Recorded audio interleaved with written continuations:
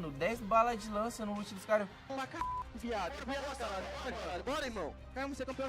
Bora, caralho. A gente não vai pegar aqui o dele. Eu não vou pegar um monte também. Olha o chupeta. Pegar um chupeta daqui. Ele tá cheio de bala de lança, a gente vai dar bom. A gente vai matar um monte, a gente vai dar o buia. Aí eu escutei eu acredito.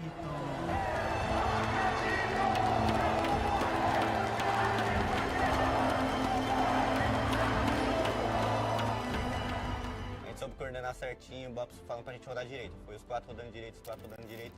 No final é só gritaria. Roda direita, roda direita. Tava uma loucura, mas o que é importante é que dá pra entender. Gira direita. E os caras rodando juntos, eles rodando junto. Mas a gente sabe a hora de parar, a gente sabe a hora de trocar tiro. Direito, tô indo. Esquerda pulando. Escuta, roda mais. Tamo atrás de tu, Babel. Tem direito. A gente passa por baixo da escadinha assim, o Gil deita um e cai.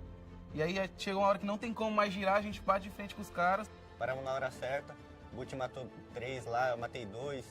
E nesse tempo que o Gil caiu, a Twitch começou a encostar, querer pegar nossas costas. Aí nós já deu dash aqui nas costas deles. E aí fica eu, Bops MT7 contra 2 deles, né? Aí o Bops derruba um, o MT cai e fica 2x1. O MLS consegue me derrubar também.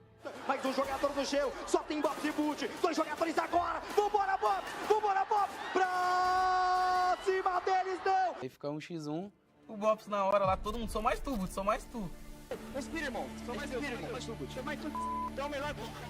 Descobri que o Guti tem um gatilho, assim, pode-se dizer, em falar, sou mais você, sou mais a gente. Aí eu falei, não, se eles eram mais eu também sou, vambora, pra cima deles. E não tinha como eu perder aquele X1 pela energia que eu tava naquela hora ali do time todo. Eu pulo pro mesmo lado que ele, a gente se encontra e eu deletei ele sem nem perder vida. Mandei ele de volta pra casa, triste. O Gutizinho conseguiu a tua histórica, porque sem ele o título não seria possível. Vambora, Guti ainda no jogo, é contigo garoto, bate no peito, chama a responsa, vai que é tua!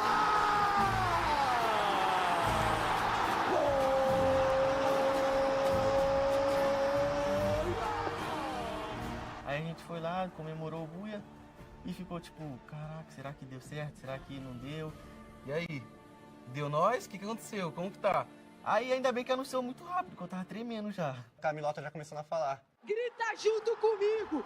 Fluxo! Equipe campeã! Semifinal! Parabéns! Do Fluxo, equipe campeão. Aí eu olhar pro lado do Guti já chorando muito. Mano, fala qualquer coisa e ele começa a chorar. A primeira reação é tirar o fone, começar a chorar assim, igual uma criança. Passa um filme na cabeça que você passou o ano todo, a vida toda, tipo, vivendo pro jogo. Aí mudou, tá, eu não... Gente, não vou conseguir mais. Esse assunto do Mundial é muito delicado. Chororô, aí eu chorei, meu pai chorou, minha mãe chorou, aí meu irmão tava lá no sobrinho. Então acho que esse título é pra todos eles que me ajudaram a ser quem eu sou, me educaram e estiveram comigo nos meus melhores e meus piores momentos. Uma palavra? Nossa senhora. De gratidão. Acho que a palavra certa é gratidão. Gratidão? Gratidão é bom? É realização. Acho que união. Grato por tudo, grato pelo título, grato pela minha família bem, meus amigos bem, todo mundo bem. É muita emoção pra família ver um filho sendo campeão mundial. Se tornamos as pessoas com mais título dentro do jogo. Bizarro, porque até ano passado, 2023, eu não tinha ganho nada ainda. Eu era só um molequinho feliz jogando a LBFF. Eu acho que nesse próximo mundial vão aprender a respeitar mais a gente. E pra quando trombar com nós dentro de jogo, ficar em choque, sentir medo, tremer. Porque todo mundo sabe quando é nós. Os caras ficam em choque, os caras tremem, porque sabem que nós não vamos errar. Foi glorioso, foi grandioso, nós conseguimos. Nós somos campeões.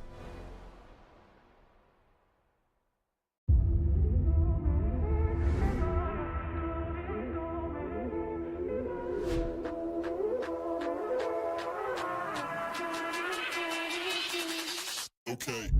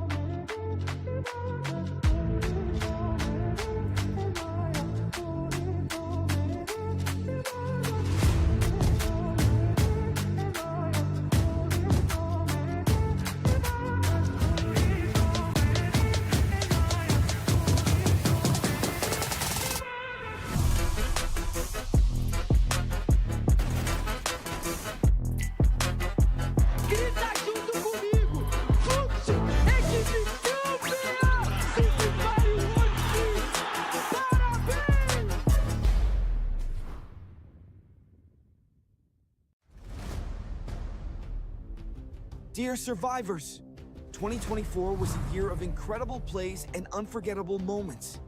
But legends are forged in the fires of competition. From zero to hero, the journey to victory starts again. 2025 promises even more intense action, more thrilling victories, and a legacy that will be shaped from passion. Let's dive into the roadmap and major changes of Free Fire Esports 2025. First up, let's have a look at the FFWS series. We're bringing you all the thrilling action from top-tier regional leagues in Brazil, Latin America, Southeast Asia, Middle East and Africa, and Pakistan.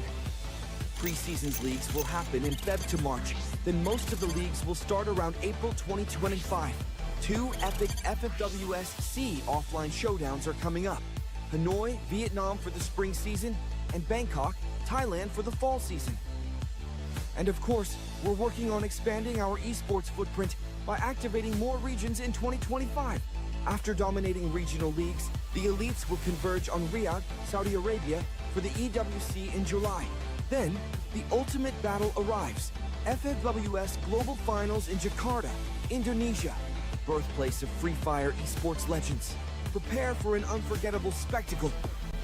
Next up is major changes in our format in 2025 to enhance audience experience. Get ready for a thrilling new format called Champion Rush.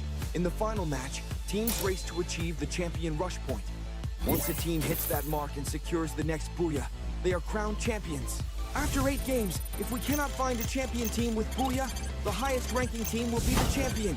This high-octane format will push our top players to their absolute limits, delivering adrenaline-fueled action in every final match.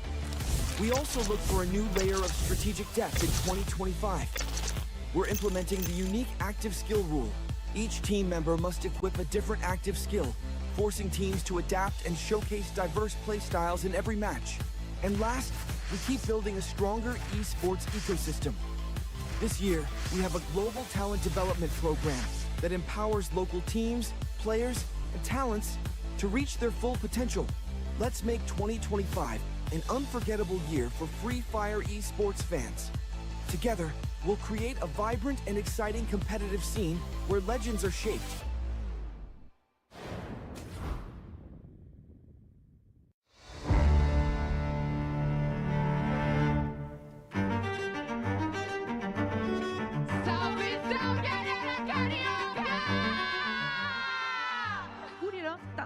São 17 pontos na mão deles e 3 times brasileiros gerados. A missão difícil mas no fim das contas são 6 quedas que vão ditar quem vai ser o grande campeão. Será que o Bops pode ser um jogador que vai ganhar 2 títulos seguidos no Mundial? Será? Respira, entrega nas mãos de Deus, vamos fazer dar certo, tá bom? Marcha, mano, nós ganharemos, mano. Nós venceremos, nós venceremos, rapaziada. Nós iremos vencer, mano.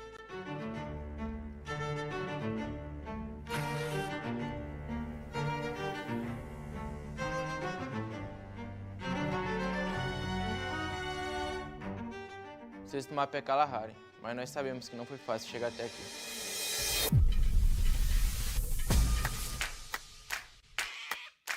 O Mundial no Rio foi uma grande felicidade pra todos nós. Mano, aí eu, fiquei na mente assim, caraca, eu tenho que ganhar logo em casa, minha família vai estar. Quem não gosta de ganhar em casa? Quando anunciou que teria torcida, eu fiquei muito feliz porque poderia ser campeão e mostrar pra minha mãe, pro meu pai presencialmente, pra minha irmã presencialmente.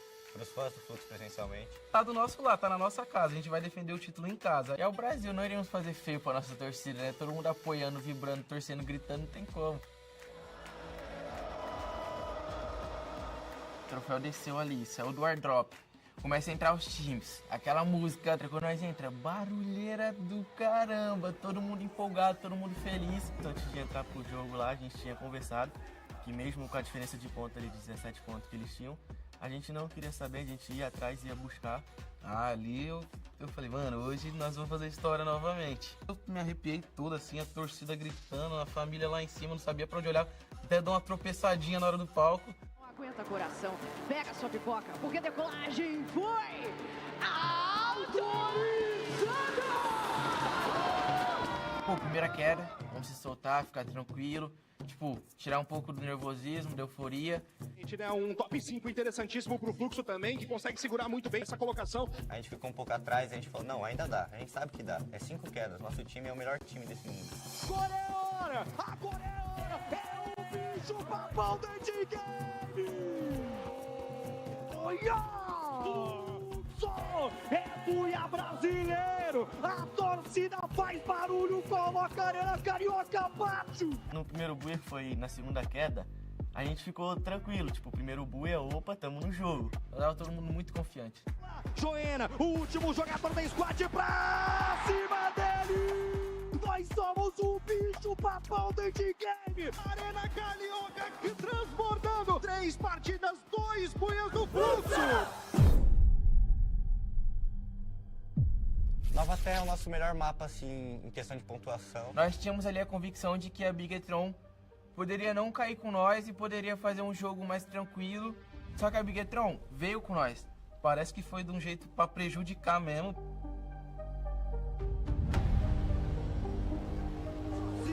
Abandonado, MT7, último jogador da squad, não!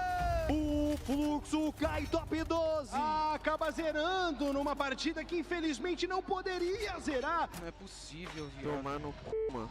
Filho da puta ainda, Vitor. Os caras conseguiram cair melhor, mataram a gente, caímos no top 12. Depois daquela queda zerada, você dá uma respirada assim, aí você olha assim em volta.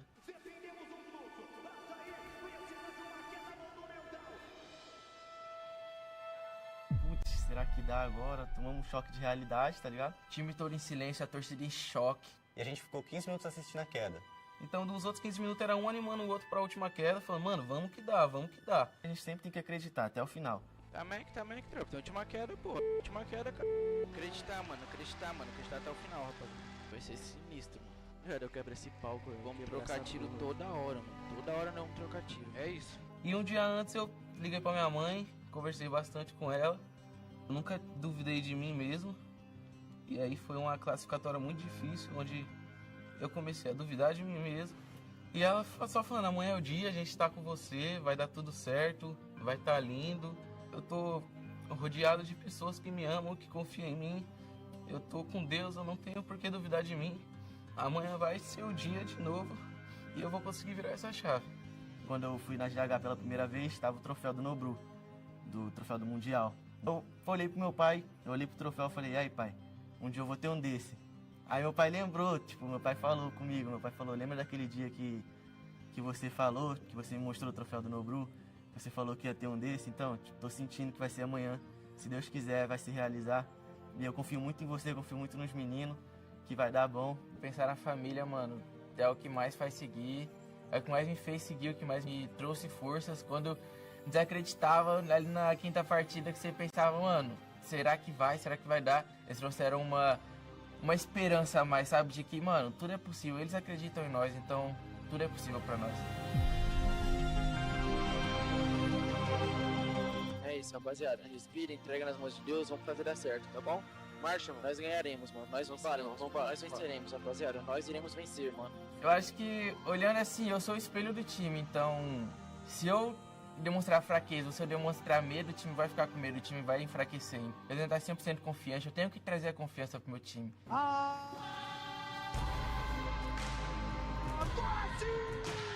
Começou! É a última partida, nosso último game. É hora de fazer história. Tudo nosso, nada deles, pra cima! Ali era a queda da nossa vida, a gente tinha que, o ano todo que nós treinamos, nós tínhamos que dedicar naquela queda.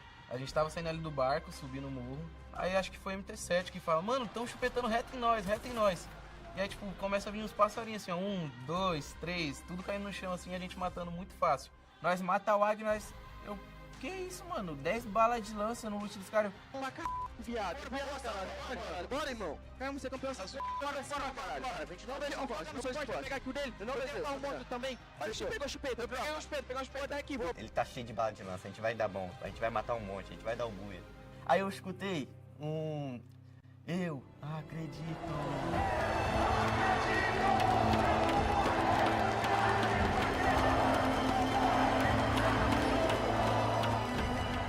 A gente soube que o coordenar certinho, o Bops falando pra gente rodar direito. Foi os 4 rodando direito, os 4 rodando direito. No final é só gritaria. Roda direita, roda direita. Tava uma loucura, mas o que é importante é que dá pra entender. Gira direita. E os caras rodando juntos, eles rodando junto. Mas a gente sabe a hora de parar, a gente sabe a hora de trocar tiro. Direito, tô indo. Esquerda pulando. Escuta, roda mais. Vamos atrás de tu, papai. Mais dois giros só. Tem direito. A gente passa por baixo da escadinha assim, o Gil deita um e cai. E aí chega uma hora que não tem como mais girar, a gente bate de frente com os caras. Paramos na hora certa, o Guti matou 3 lá, eu matei 2.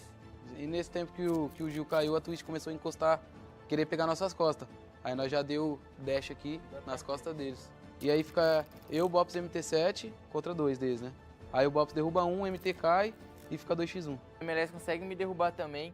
Mais um jogador do Geo, só tem Bops e Boot. 2 jogadores agora, vambora Bops, pra cima deles não. Aí fica 1x1. O Bops na hora lá, todo mundo, só mais tu. Respira, irmão. Então o melhor... Descobri que o Guti tem um gatilho, assim, pode-se dizer, em falar, sou mais você, sou mais a gente. Aí eu falei, não, se eles ainda mais eu também sou, vambora, pra cima deles. E não tinha como eu perder aquele X1 pela energia que eu tava naquela hora ali do time todo. Eu pulo pro mesmo lado que ele, a gente se encontra e eu deletei ele sem nem perder vida. Mandei ele de volta pra casa, triste. O Butizinho conseguiu aqui o histórica, porque sem ele o título não seria possível. Vambora, Boot ainda no jogo, é contigo garoto. Bate no peito, chama a responsa, vai que é tua!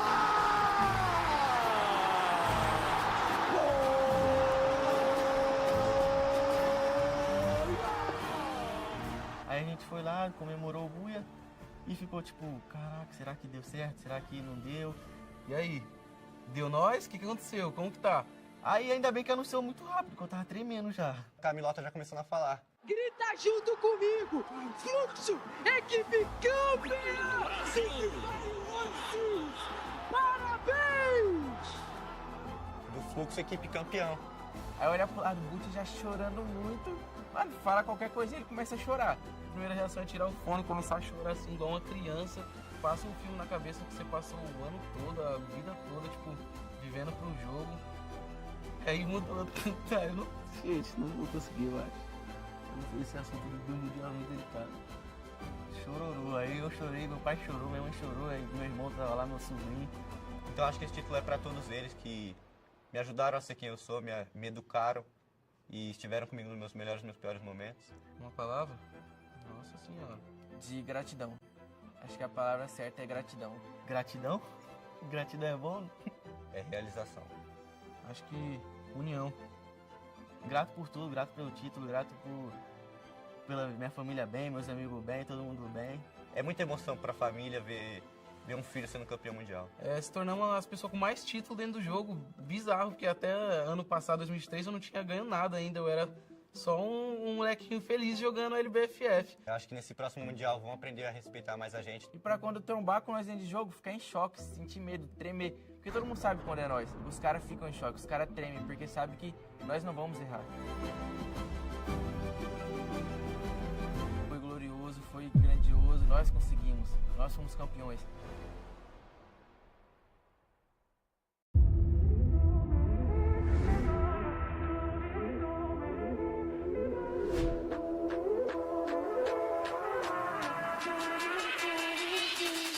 Okay.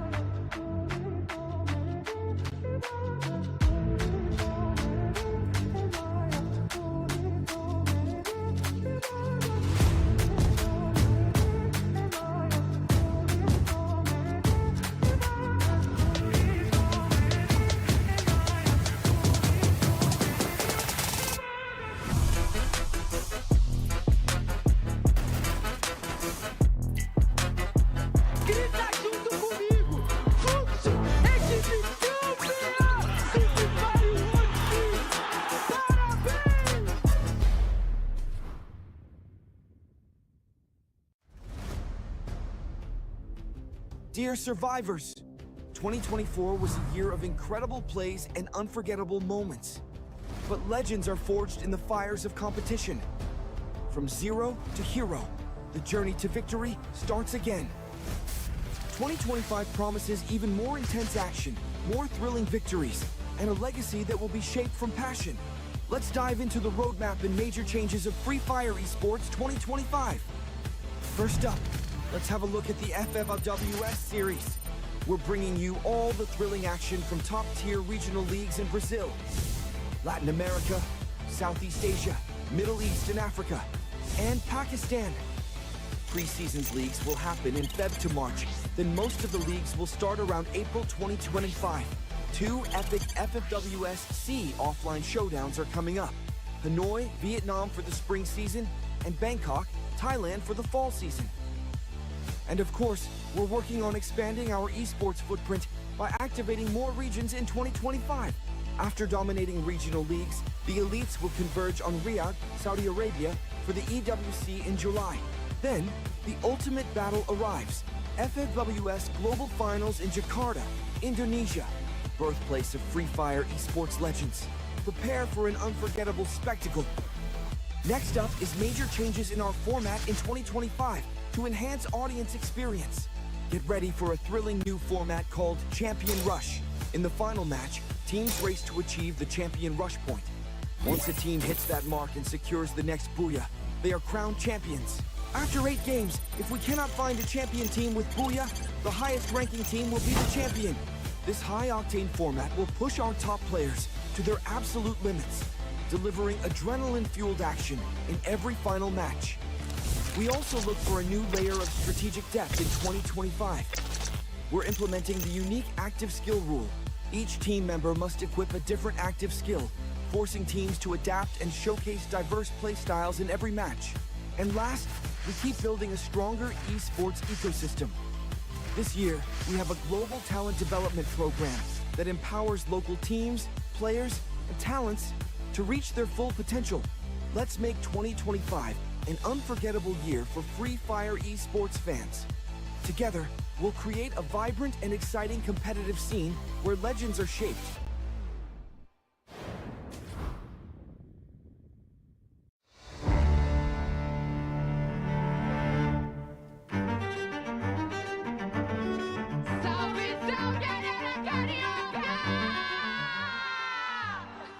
Tá na liderança, são 17 pontos na mão deles e 3 times.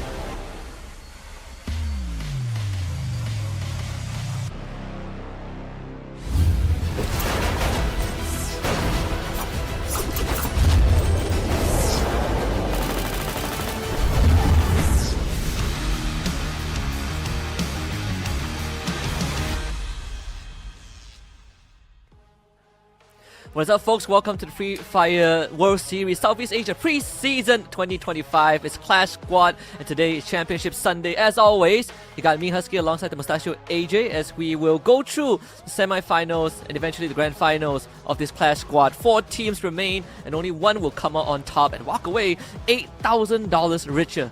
$8,000 richer for sure, and that's a lot of money on the line. The MVP of Clash Squad walks away with an extra $500. Technically, everybody gets the slice of the pie. How big that slice is determined as to how you perform out there. Yesterday, we kicked 4 squads out of the competition. One of them was Buriram United Esports, a shocking loss for them, but a phenomenal victory for WAG as well, Husky. That was exciting to close the day off. Today, WAG continues their battle, and they face off against Falcons. Yesterday was the 2-time world champs. Today, the EWC champ. I wonder if Vietnam can get it done. It would be crazy if this is how it's going to go down with WAG essentially taking down all the champions that we have kind of crowned over the years. But it's going to be, I think, based on what we saw from Team Falcons and you compare to BRU, Falcons definitely is going to be a tougher opponent for WAG, so they better get their homework done overnight. But then again, we also have the Indonesian Derby, right? We've got RQ Kazu against Onyx Olympus. It's a David versus Goliath maybe a year ago, but right now it's the clash of the Titans. Yeah, absolutely right. And of course, both of the Indonesian games yesterday went into a Game 3. We did see a lot of effort put in by them. And of course, at the end, it was RRQ and Onyx Olympus that prevailed. We're going to take a look at the prize pool here. What you see is a division of $20,000. A total of 50,000 USD was prepared for the preseason. 30,000 of course went for Battle Royale. 20,000 USD is for the Clash Squad, and of course the largest slice of that pie, the $8,000 US for the champion of our preseason Clash Squad. Yeah, and on top of that, the icing on the cake, the MVP gets an extra $500 US. So it's a bit of a bonus and incentive for the players to keep on doing well. We had a couple of players essentially that have multiple MVP titles under their belt. Dutz is a very good example. He got both MVPs in the series that they won yesterday against Todak. And of course, just to give you guys a refresh on the tournament timeline, we did have the quarterfinals yesterday. We had 8 teams, 4 best of 3s, and we cut that down to just 4 teams, starting it off with the semifinals, which will be played in a best of 3 format. And then when we head into the grand finals, it will be a best of 5. And of course, the one unique skill rule still applies. So a total of 3 series here for all of you to enjoy.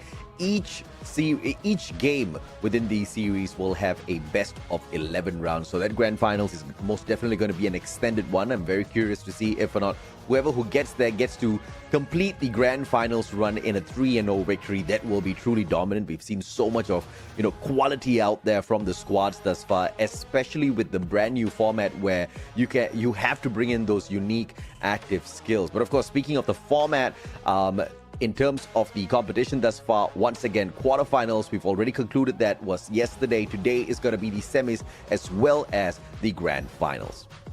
And of course, every single game consists of 11 and only 11 rounds. There's no overtime, so first team to get to 6 points is going to take the dub. And we've seen long and extended games, right? We even had one match that we went the full 11 rounds between Hua Esports and Onyx Olympus, and that was on, I believe, match number 2 on Nexterra. But aside from that, we see some pretty fast ones, 6-1s, 6-2s, in the earlier matches. So today, I expect it to be a lot closer compared to what we see in the quarterfinals. And once more, only one unique active skill is allowed for each team. So if you see Skylar on one side, you're not going to see Skylar on the other. Yeah, you're most definitely not going to have that the possibility of seeing that, right? And of course, one unique active skill applies across both squads. We've got the team bans coming through as well, and that has been pretty effective thus far in the competition. We can see how some of these bans are really rocking the momentum of the squads out there, right? The Steffi has been a super favorite pick thus far, many of them wanting to bring her in because of the reduced damage from that shotgun as well, right? The super overpowered M590. It has been a menace all this season. Yeah, we've seen the evolution of the meta, right? It's just a little bit across the board, but just to remind everyone, we did have 8 teams to start off the Clash Squad tournament, but now we're down to 4, and it's Onyx Olympus, RQ, Kazu, WAG, and Team Falcons. The other 4 have been eliminated yesterday. Essentially, Todak putting up a fight. They got 1 game off of RQ Kazu. Hua Esports also took 1 game off of Onyx Olympus. Whereas for Twisted Minds and BRU, they both got swept by their respective opponents. And I think, you know, I think WAG was the biggest surprise for me.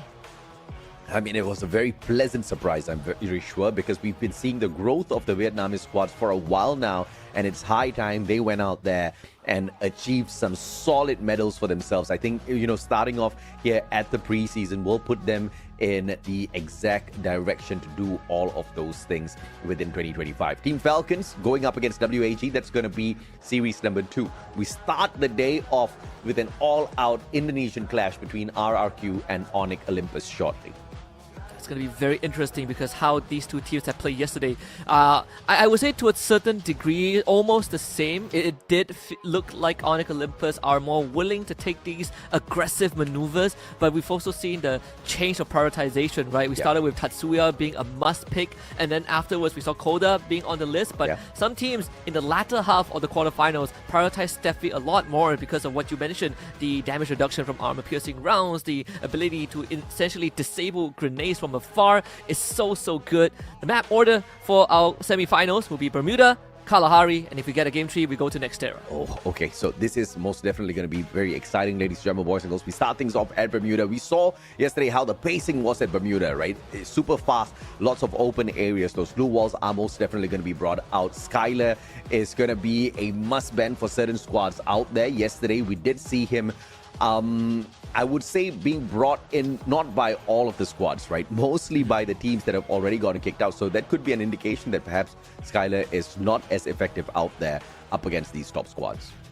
Yeah, same for Santino. I know Ryder, was it Onyx who picked Ryder or RQ? I can't remember. But yeah, that was also brought in, was pretty funny as well. We also saw the combination between Cassie and a +1, you know, Cassie A124, Cassie Tatsuya. But I think the one that really shook things up was Cassie plus the Zane. The extra healing from Cassie plus the extra 80 HP from Zane just makes him a machine in of his own. But the bans I definitely have changed a little bit. Koda and Tatsuya both ban now, so priorities are going to shift. We might see the Steffi first pick. Yeah, so Onyx Olympus is trying to nerf Abe as much as possible, because yesterday what he used that Tatsuya and what he could do with that ability was just way too much to deal with, right? And Onyx taking that out of the equation very quickly. And of course, this Koda ban is targeting 18DS specifically from the side of Onyx Olympus. Let's see if or not things do make, sorry, not Onyx Olympus, Adam, my apologies, from the side of Onyx Olympus. But A124 being dragged in here, this one's a basic pick. We saw how effective she was in battle yesterday, Aski. Well, so they initiate a trade. In fact, it's not going to be a Steffi pickup. It's going to be a Cassie for Onyx Olympus. They really want that Cassie.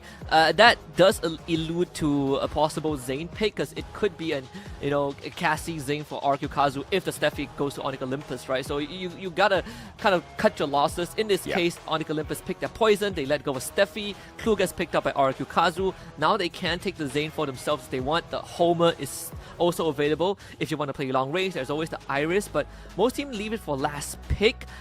In this case, you could second phase it because RQ Kazu still has room for that. Yeah, absolutely. No, they still go for Raiden, okay. Okay, well, Raiden wasn't super effective yesterday, but we'll see if or not he can get the job done today. Of course, Wings will be looking for that Skylar unless Duts rips that away from him. But it'll be Ignis that's dragged in here by that. So we saw how Ignis was very effective yesterday in terms of, you know, that wall of fire, which was just so annoying to deal with, especially when all of these players are holed in a small little spot. And as expected from the side of Onyx Olympus, Wings with that Skylar. Yesterday, he was the more effective user of that Riptide Rhythm yesterday. We did see a couple of knocks on those blue walls, but not a lot of conversions. Hopefully, it'll be a little bit of a different story today for the band. Yeah, especially, you know, we saw, I think WAG demonstrated that firewall very well. You not only get to flush out areas, but you also get to essentially divide the battle lines, right? That's how they dismantle BRU, who wanted to always play together, but WAG just says no. Every time the firewall comes out, it's green light, you get to isolate your targets.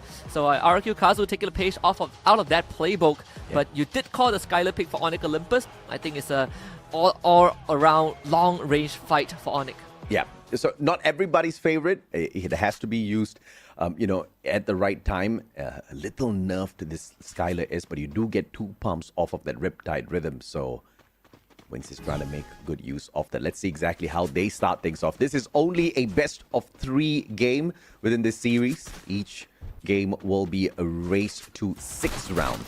That firewall is going to be sent out from the side of RRQ, but touches absolutely no one. Not the ideal firewall, in fact, right? Again, affects nothing, and you don't really get to flush Adam completely out of that container because there's so much cover for him, because he is going to take the aggression. Mao, on the other hand, does take down Crime MKS, so it doesn't really matter for RQ Kazu, as they are just so much more superior in team fights.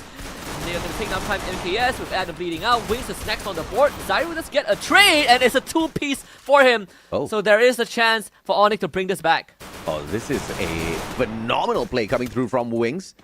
Has got that M500 in his clutches. Adam crawling his way to Wings, hoping for a pickup, but 18DA just way too smart for an engagement like that. Swoops on in to finish the job. RRQ, what looked like it was pretty much an easy round for them, got turned 180, all thanks to Wings. 18DA with the emergency backup was able to take down Zyru, because that could have been a turning point for Onyx Olympus, and obviously missing your initial shots wasn't exactly what Adam would have wanted when he went for that white swing. So little errors at the beginning, not too big of a deal. It does affect them in the second round. We've seen teams win on the eco disadvantage, and in this case they do have the deco to make it happen. That firewall's going to be sent out, and it does manage to tag one. And a baby, the mini Uzi, that range is just not going to work out for him. And the rest of the Onyx Olympus players already all lined up. That's from outside, trying to get a flank around Crime MKS and Zyru. This may just be a peekaboo that they cannot handle, but no, that's his second thinking that. If you're Ma'ao, you have to be extra careful against some of the Onyx members, right? No helmet, no vest, but a pretty darn good gun. So if a deagle pops in right now, that is going to be collection for Onyx. That's why they're gonna try and full stack onto the outer layer. Adam, that's why we talk about the deagle. Takes out Deus in an instant. He does get picked back up though. Zyru needs to put in a bit of work. Adam finally gets run down, and now Zyru is in a bad spot. Mini Uzi in the hands of Zyru, and the players just rush on him. They will be able to get the knock. Wings, once again, the final player left on the side of Onyx Olympus, trying to make some sort of a miracle happen here, but it's up against 4 players. It's not going to be easy at all. Can he sneak one? Answer is no from Ma'al. Just one shot to get the job done. Almost a disaster for RRQ. Able to instantly pick up their teammate, which salvaged the state of the fight, right? Like this 4-man stack. Pistols can actually be incredibly deadly if you underestimate their capabilities, and Adam definitely proved that. So now we hit round number 3. That's where the big guns are going to be brought out. Once more, Onyx still focusing a lot more on that close range, understanding that that's what RQ Kazu wants to do, get up close and personal. And this is the round where things can most definitely turn around for Onyx Olympus. A triple buy on the M590 here. That shotgun can most definitely turn the tides if used well, and Onyx Olympus, no stranger to running that shotgun. And as I talk about that, Adam will drop a bay. Wings finds one from afar, and this is a quick shutdown coming through from Onyx Olympus.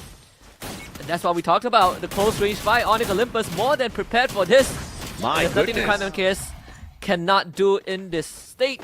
It's such a quick cleanup. I mean, like RQ Kazu, they were not prepared for this one. The Cassie prioritization. We saw what happened when Adam had the support, and not only that, you have disruption in the front line by Adam, and you have Wings uncontested. It's a perfect scenario for Onyx. Yeah, the DSK headshot through the smoke was just sick from Wings. And as predicted, that comeback zone, round number 3, has done Onyx Olympus well. Had just enough resources to buy the big guns to go in there for the shutdown. And so impressive because two of their players did it without any helmet or vest. So they barely took any damage from RRQ. Now Firewall sent out, tags up nobody. But here comes the grenades as well, raining down on RRQ. 18 here just tagged up a tad bit. Adam going on for the push. M590 has got one in backup as well as that electrotherapy from across the container. And Firewall really not doing RRQ any good. They've tried to use a couple of ways to utilize it. Not able to flush out the target that they want, but good spray through by Abai through the gaps of the glue wall, so that will be a bit of an unlucky scenario though. With Zairu down, RQ Kazu will have the man advantage. Thankfully, Cassie is still up, so it's not between Adam and Crime MKS who's going to be able to, or at least need to do a bulk of the lifting. It's a 2v1. Ma'al shut down from Wings from afar. Amazing play once again. Wings was definitely on point today with his shots. In the 2v2, potentially a 3v2 here if Wings can get picked up, but Adam just a little bit too far away from his buddy. Yeah, a good attempt. And it's an ace for Abai as well. Single-handedly taking out the entirety of Onyx Olympus. Just started with the mini Uzi spray through the gap. Zairu definitely wasn't expected to get taken down because the rest of Onyx Olympus were in a pretty decent position to provide the support fire. And Adam just didn't have the time to heal back up. Didn't even use any of his medkits that round. So very unlucky for Onyx Olympus, but they did scrounge out enough economy to get the guns at least. But on the defensive side, not so much. Onyx Olympus took Tatsuya out of play, thinking that that can nerf Abai, but they forgot he rocks that A124 so well. And once again pushing on fourth, but it will be a heavy tag onto Abai from across the battlefield. Onyx Olympus with the opening shot, and that's just going to slow RRQ down a tad bit, but not Abai. Look at this guy go. Medkit used up already. Through the smoke, then Ma'al finds that headshot. Wow, a little spray and pray situation that ended in disaster for Onyx Olympus. Did they really need to do that? I don't really think so. You know, like your sniper was taken out from afar, so good map awareness, I believe, from 18 Deer. But for the rest of Onyx, you didn't need to push that, right? The Ignis wall was already out, you didn't take damage, you see the smoke grenades, just play it slow, get that intel. I mean, they left it up to chance, and chances ended with them losing another round. A race to 6 rounds, and RRQ not too far away from that at all. Onyx Olympus needs to find a way to turn things around. And thus far, they have just made these small little errors here and there. It's just not putting the situation in their favor. Ignis once again with that firewall will go ahead to tag up no one, but slows down Onyx Olympus as it intends. They can start using utilities grenades onto Crime MKS. That's 3 utilities thrown at him. He still survives thanks to the Cassie, but he is so low. And it's more than enough. The A124 clips him over the wall, and Crime MKS needs a bit of help right now. Glue walls will be taken down, and RRQ will spring the offense. Adam not being able to do anything in this round. Wings also taken out by Ma'al from afar, and it's just 2 more members of Onyx Olympus wounded, battered, and bruised. Zairu wants to run away. Crime MKS takes himself out, commits seppuku as Onyx drops another round. RRQ now up to 5. Amazing map awareness from Abai. He knew exactly where to toss those grenades, and he knew exactly where his opponent would run off to as well, just chasing him with that A124 on that pop, knocking him down with the skill. And then from then on, it was just clockwork. The rest of his team members just flooded into the house from that left-hand side flank. And Onyx Olympus just having no answers whatsoever for RRQ's aggression so far. Not sure if they used a clue in that situation, but either way, you do have plenty of intel gathering abilities. Onyx Olympus, they're going to go into this final round with Scrap and RRQ. Once more go for the push. That wall is really going to cause a bit of damage, but Abai is taking some himself. Rush forward, that glue is going to get taken down. Wasn't ready for that! And Wings will find a punish.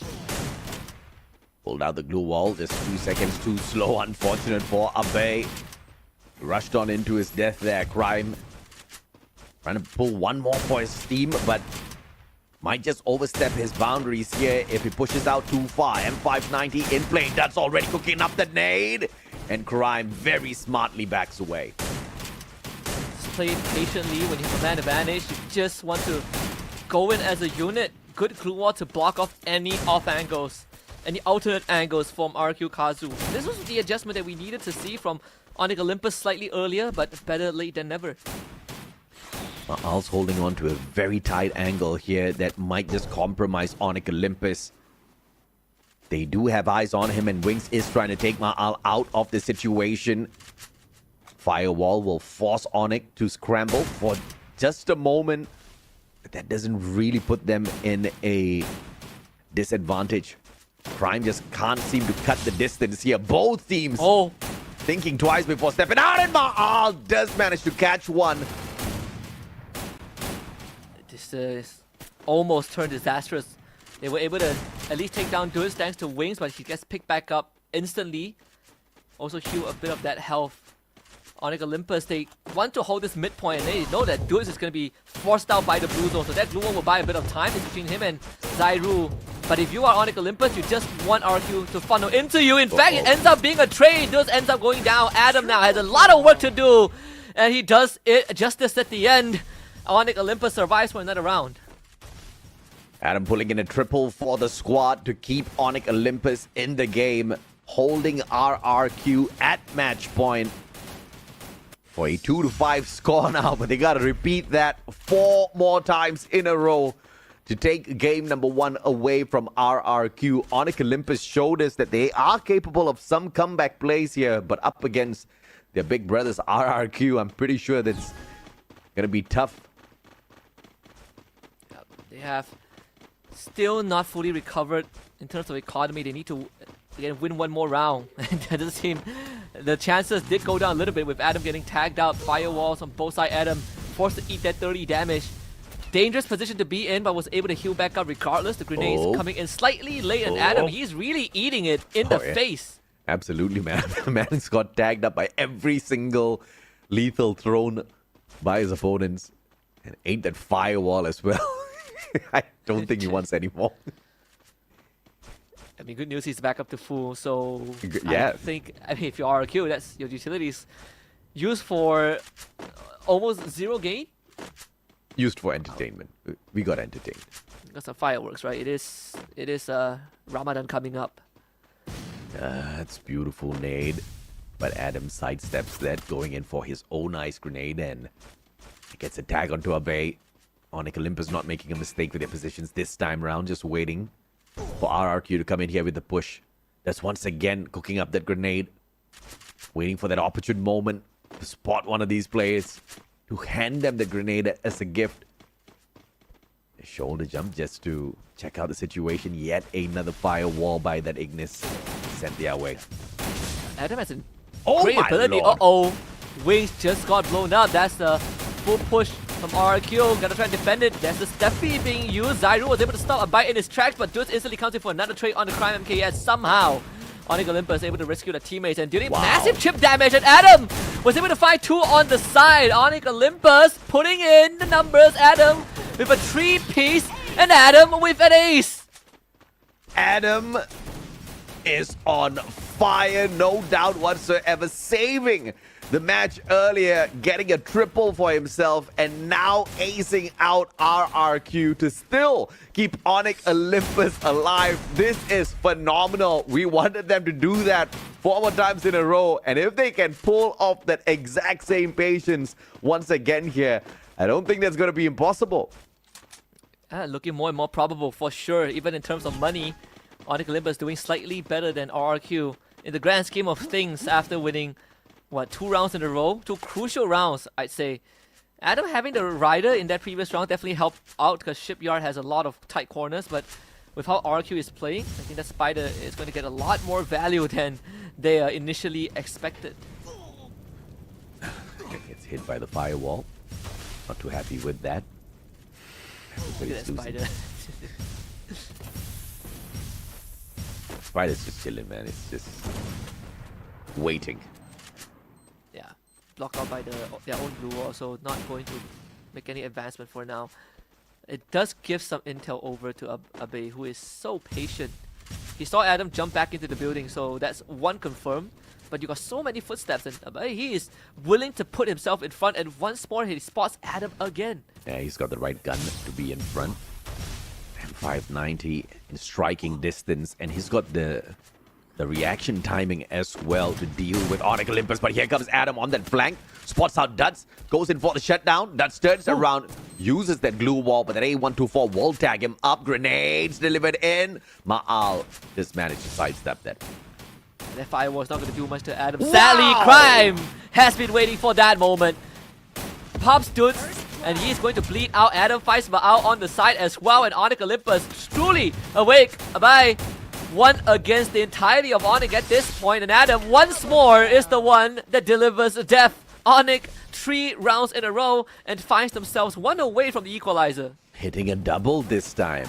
Just in these past 3 rounds, Adam has picked up a total of 9 eliminations. This man single-handedly carrying his squad. I mean, obviously, you know, massive teamwork out there from the side of Onyx Olympus, but these eliminations are so crucial, obviously, because if you don't shut them down, RRQ is just 1 round away from closing this game.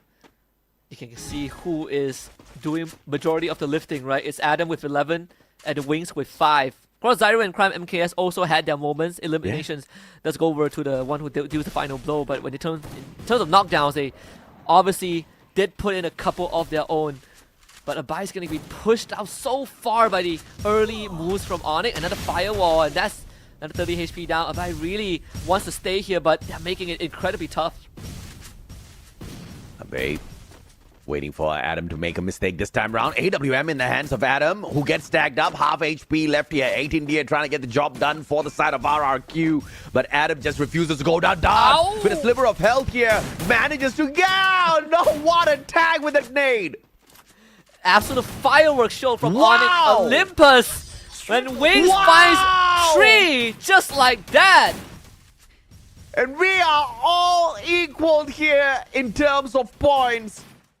11 rounds available in a game, and we are on that 11th round thanks to a undying Onyx Olympus refusing to give up, and Adam putting on the show of his life. Wings finding the clip onto everyone. My God, Onyx Olympus, they do not want to lose here. Definitely not. They've come so far. But this sudden death round, everyone's decked out in economy. You get to buy whatever you want. The system gives you the best of the best. And let's see if Onyx can really cross the finishing line. Only one team has been able to do it, and that was Hua Esports. And funnily enough, it was against Onyx Olympus, so they know that feeling. Abai getting pushed instantly. That could have been disastrous. But he finds 18 Dia at the back of it to keep Adam away. And still, it is RRQ that takes the damage. Wings again finds the shot. My God. What an awakening of Onyx Olympus right here in front of us. RRQ initially taking such a massive lead, and now Onyx, not only do they turn the tables, they're 1 man up. Wings super clipped. Abai bleeding out on the ground. Ma'al about to be shut down. Crime with the M590 gets the tag, but the mini Uzi in the hands of Ma'al scares him away for the time being. As Iroh wins this 1v1 with a sliver of health, Ma'al finds the knockdown, but this is done and dusted. Onyx Olympus with a comeback win to open up the semifinals run. What a beginning! What an opener! My God, Onyx Olympus, the comeback was phenomenal, unbelievably phenomenal. And it initially looked like they were cooked. The players were not finding those eliminations at all, and in fact, half the team still was struggling to find eliminations all the way down to round 11, right? But 2 players, man, Adam and Wings, they put on a show of a lifetime. When that AWM got picked up by Wings, my goodness, he cooked. Yeah, he cooked and he served a full course meal in this first game on Bermuda. It all started when Adam started waking up, getting a triple, and then afterwards an ace, and Wings was like, I have to match that energy. And again, radiates, right? It resonates with the rest of Onyx Olympus. They just kept doing what's right. They kept stopping the front lines of RQ. Kazu, and I did mention the team that experienced a comeback yesterday was Onyx Olympus themselves, right? The Hua Esports was able to make that 11th round, that 6-5 run, and Onyx now pulls it off themselves. I am just in super shock right now, because it's not that they were not capable of beating RRQ, but that resilience from just being one round away from being annihilated 5-1. They went back in there, won 5 rounds in a row. To dig deep and to pull out performance like that, to not get nervous and make, unfortunate mistakes out there on the battlefield, but instead play, some of the best rounds of their life. I hope we see more of that. But of course, I'm pretty sure that performance of theirs pissed RRQ off. They weren't going super serious.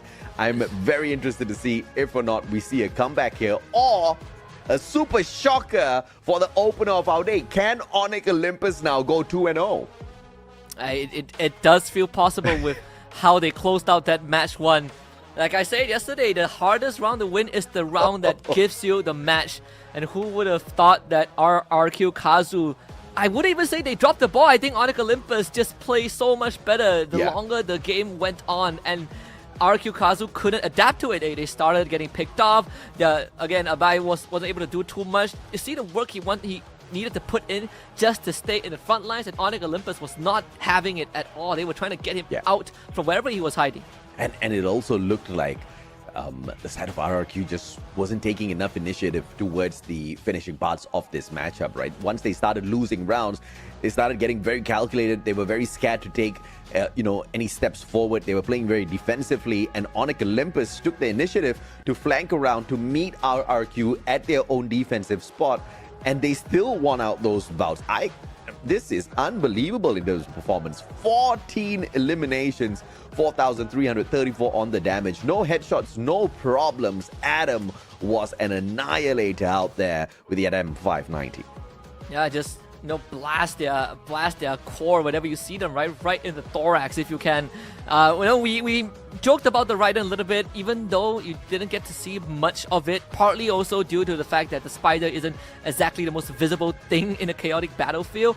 Adam, with the help of Crime MKS on that Cassie, was just a beast. It was so hard for RQ to deal with them. We even had that round on Shipyard, the second round that they won, where Adam ate everything from the side of RQ Kazu and still walked away with full health. I mean, this man is just a Terminator for sure. But what's more interesting is how he just works himself up when the team desperately needs him, right? He doesn't let them down. Instead, he shines like the North Star. Take a look at these numbers. Adam, 14 eliminations, 8 assists, but it's not like the rest of his team members were not doing anything. I mean, initially it looked like Zyru was bringing in low on those numbers, but the amount of damage and the assist this man brought in, he clearly was cooking up those players so that Adam could finish them off.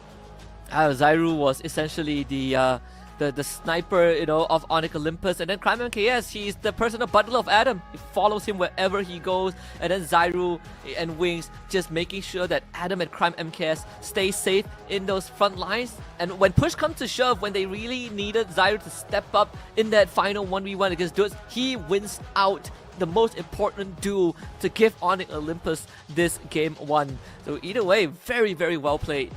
I mean, I am still speechless from what we just witnessed, right? Because that was one of the most beautiful comebacks we have seen out there throughout the whole of Clash Squad. We've seen some comebacks, but that one was just on a whole other level with Onyx Olympus. Now, this is where we get to see the mental strength of RRQ. Did they allow that to break them? Are they going to show us something fancy now to put us in a 1-1 equal situation to push us into game number 3? It's a best of 3 series. There's not a lot here to play around with. RRQ messes up one more time. If Onyx Olympus carries this momentum into game number 2, that's game over for RRQ. Yeah, and on top of that, these two teams were the only two teams that played a full best of 3 yesterday, right? It would be quite a shocker for it to end in a 2-0. And not only that, I think a big part of Onyx Olympus, in their unyielding spirit, like you pointed out, was I was checking their player cams when they lost rounds. They were having a lot of fun, so you can see the mental is definitely in the right place. Yeah. But with Bermuda out of the way, we're heading over to Kalahari, and this is the Indonesians' favorite map. and coincidentally, RRQ Kazu's favorite, which they did lose yesterday against Todak. They most definitely did, right? So a little unfortunate on that map for them. But as far as the performance between these two go out there on game one at Bermuda, there was no complaints. I'm very sure the audience doesn't have any complaints. The biggest question now is, what are the bans that are going to come through here? Because we did see, we thought Raiden was not going to be super effective. I didn't see the active skill in, perfect effect out there on the battlefield, but you still had this guy just, all over the battlefield slaying everybody else, right? So I don't know what kind of secret sauce Adam brought in, but I'm pretty sure the team of RRQ needs to figure out exactly who they want to take out of the list here. I would take a wild guess. Probably it's that Indomie, right? Because I had 2 packs this morning. Tasted amazing as always. So maybe it's that secret. I mean, and they have some great unique flavors that you cannot find anywhere else, and which I'm still trying to hunt for on my next trip to Indonesia. But for RQ Kazu, they gotta dig deep, as deep as possible to find a comeback and push us to Nextera, because this is the final straw. And with such a strong start, you would think that RQ Kazu, is going to be in a good shape, but apparently not. But then again, they did drop game 1 yesterday to Toda before completely demolishing their opponents in game 2 and 3. You are correct. Perhaps they are going for the exact same maneuver in here today. If it was intentional, then perhaps it may just be sweet if Onyx Olympus punishes them for being cheeky for dropping 1 game up against them. RRQ Kazu this time around taking Koda out of the equation, and Tatsuya banned out by Onyx Olympus, still targeting Abe, and obviously RRQ not wanting Onyx Olympus to use their Koda. So the bans are the same, but Onyx Olympus gets priority this time, so Steffi is an instant pickup. This could be, so now it's between A124 and Cassie, right? We did see RQ Kazu, they take the A124, and Onyx Olympus traded with the Cassie. Yeah. And RQ Kazu again gives Abe the A124. Now Cassie is open. Does Onyx want it? Well, Cassie open. I'm very sure the Cassie will be dragged in here. And yes, it does. Alongside Raiden, this time used by Crime MKS. And Cassie's just going to make Zairu a little bit more annoying to deal with, a little bit more annoying to shut down out there on the battlefield. And he's most probably going to be fueling up Adam to take the fight up against these boys.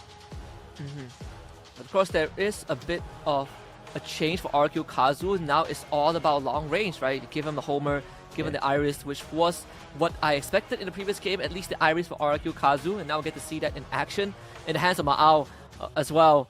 So he now has an even more important role, but Onyx Olympus have their own tricks up their sleeves. Mr. Skyler.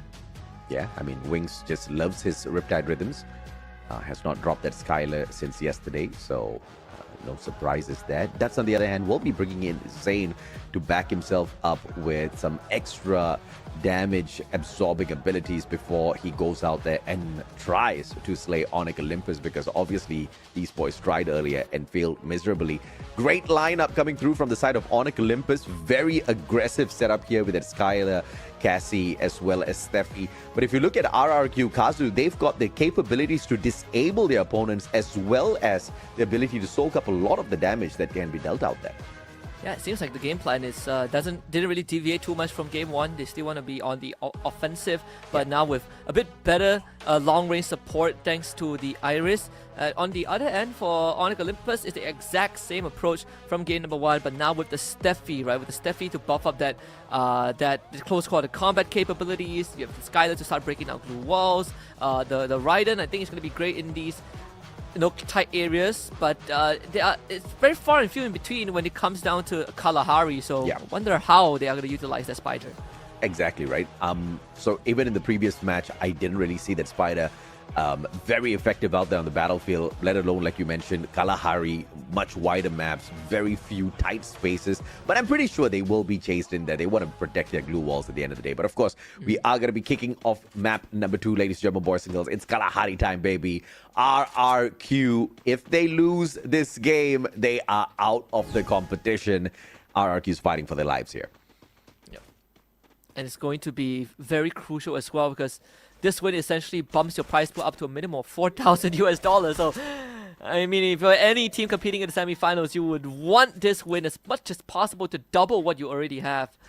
Of course, we saw that early grenade in Trona, I believe, is the A124, which connected, but Onyx Olympus, they're not looking to push anyway, so sure, you can throw that utility out, but we are not going to be bothered.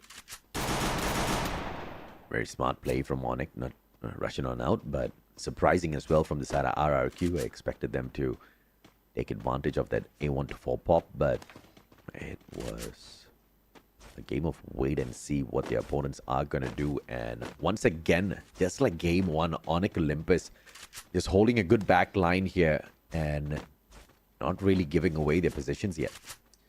I believe I saw an attempted boost. Wonder if Onyx Olympus has someone on the roof of the tent. Apparently not, so they decided against that. They did get some couple of chip damage, which is about to be amplified. Ma'ao down in the red. Abai also needs some time to heal back up, and Onyx Olympus, they're gonna skirt the edges of the circle. Adam right in the face of 18 Deer, and Dus, his back is turned to the side out, takes down Wings somehow. Zyru was able to take down Abai, so at the end of the day, it's gonna be Onyx Olympus coming out strong. Guns blazing, and just taking down member after member of RQ. Kazu and Dus only has the sight in hand. What can you do?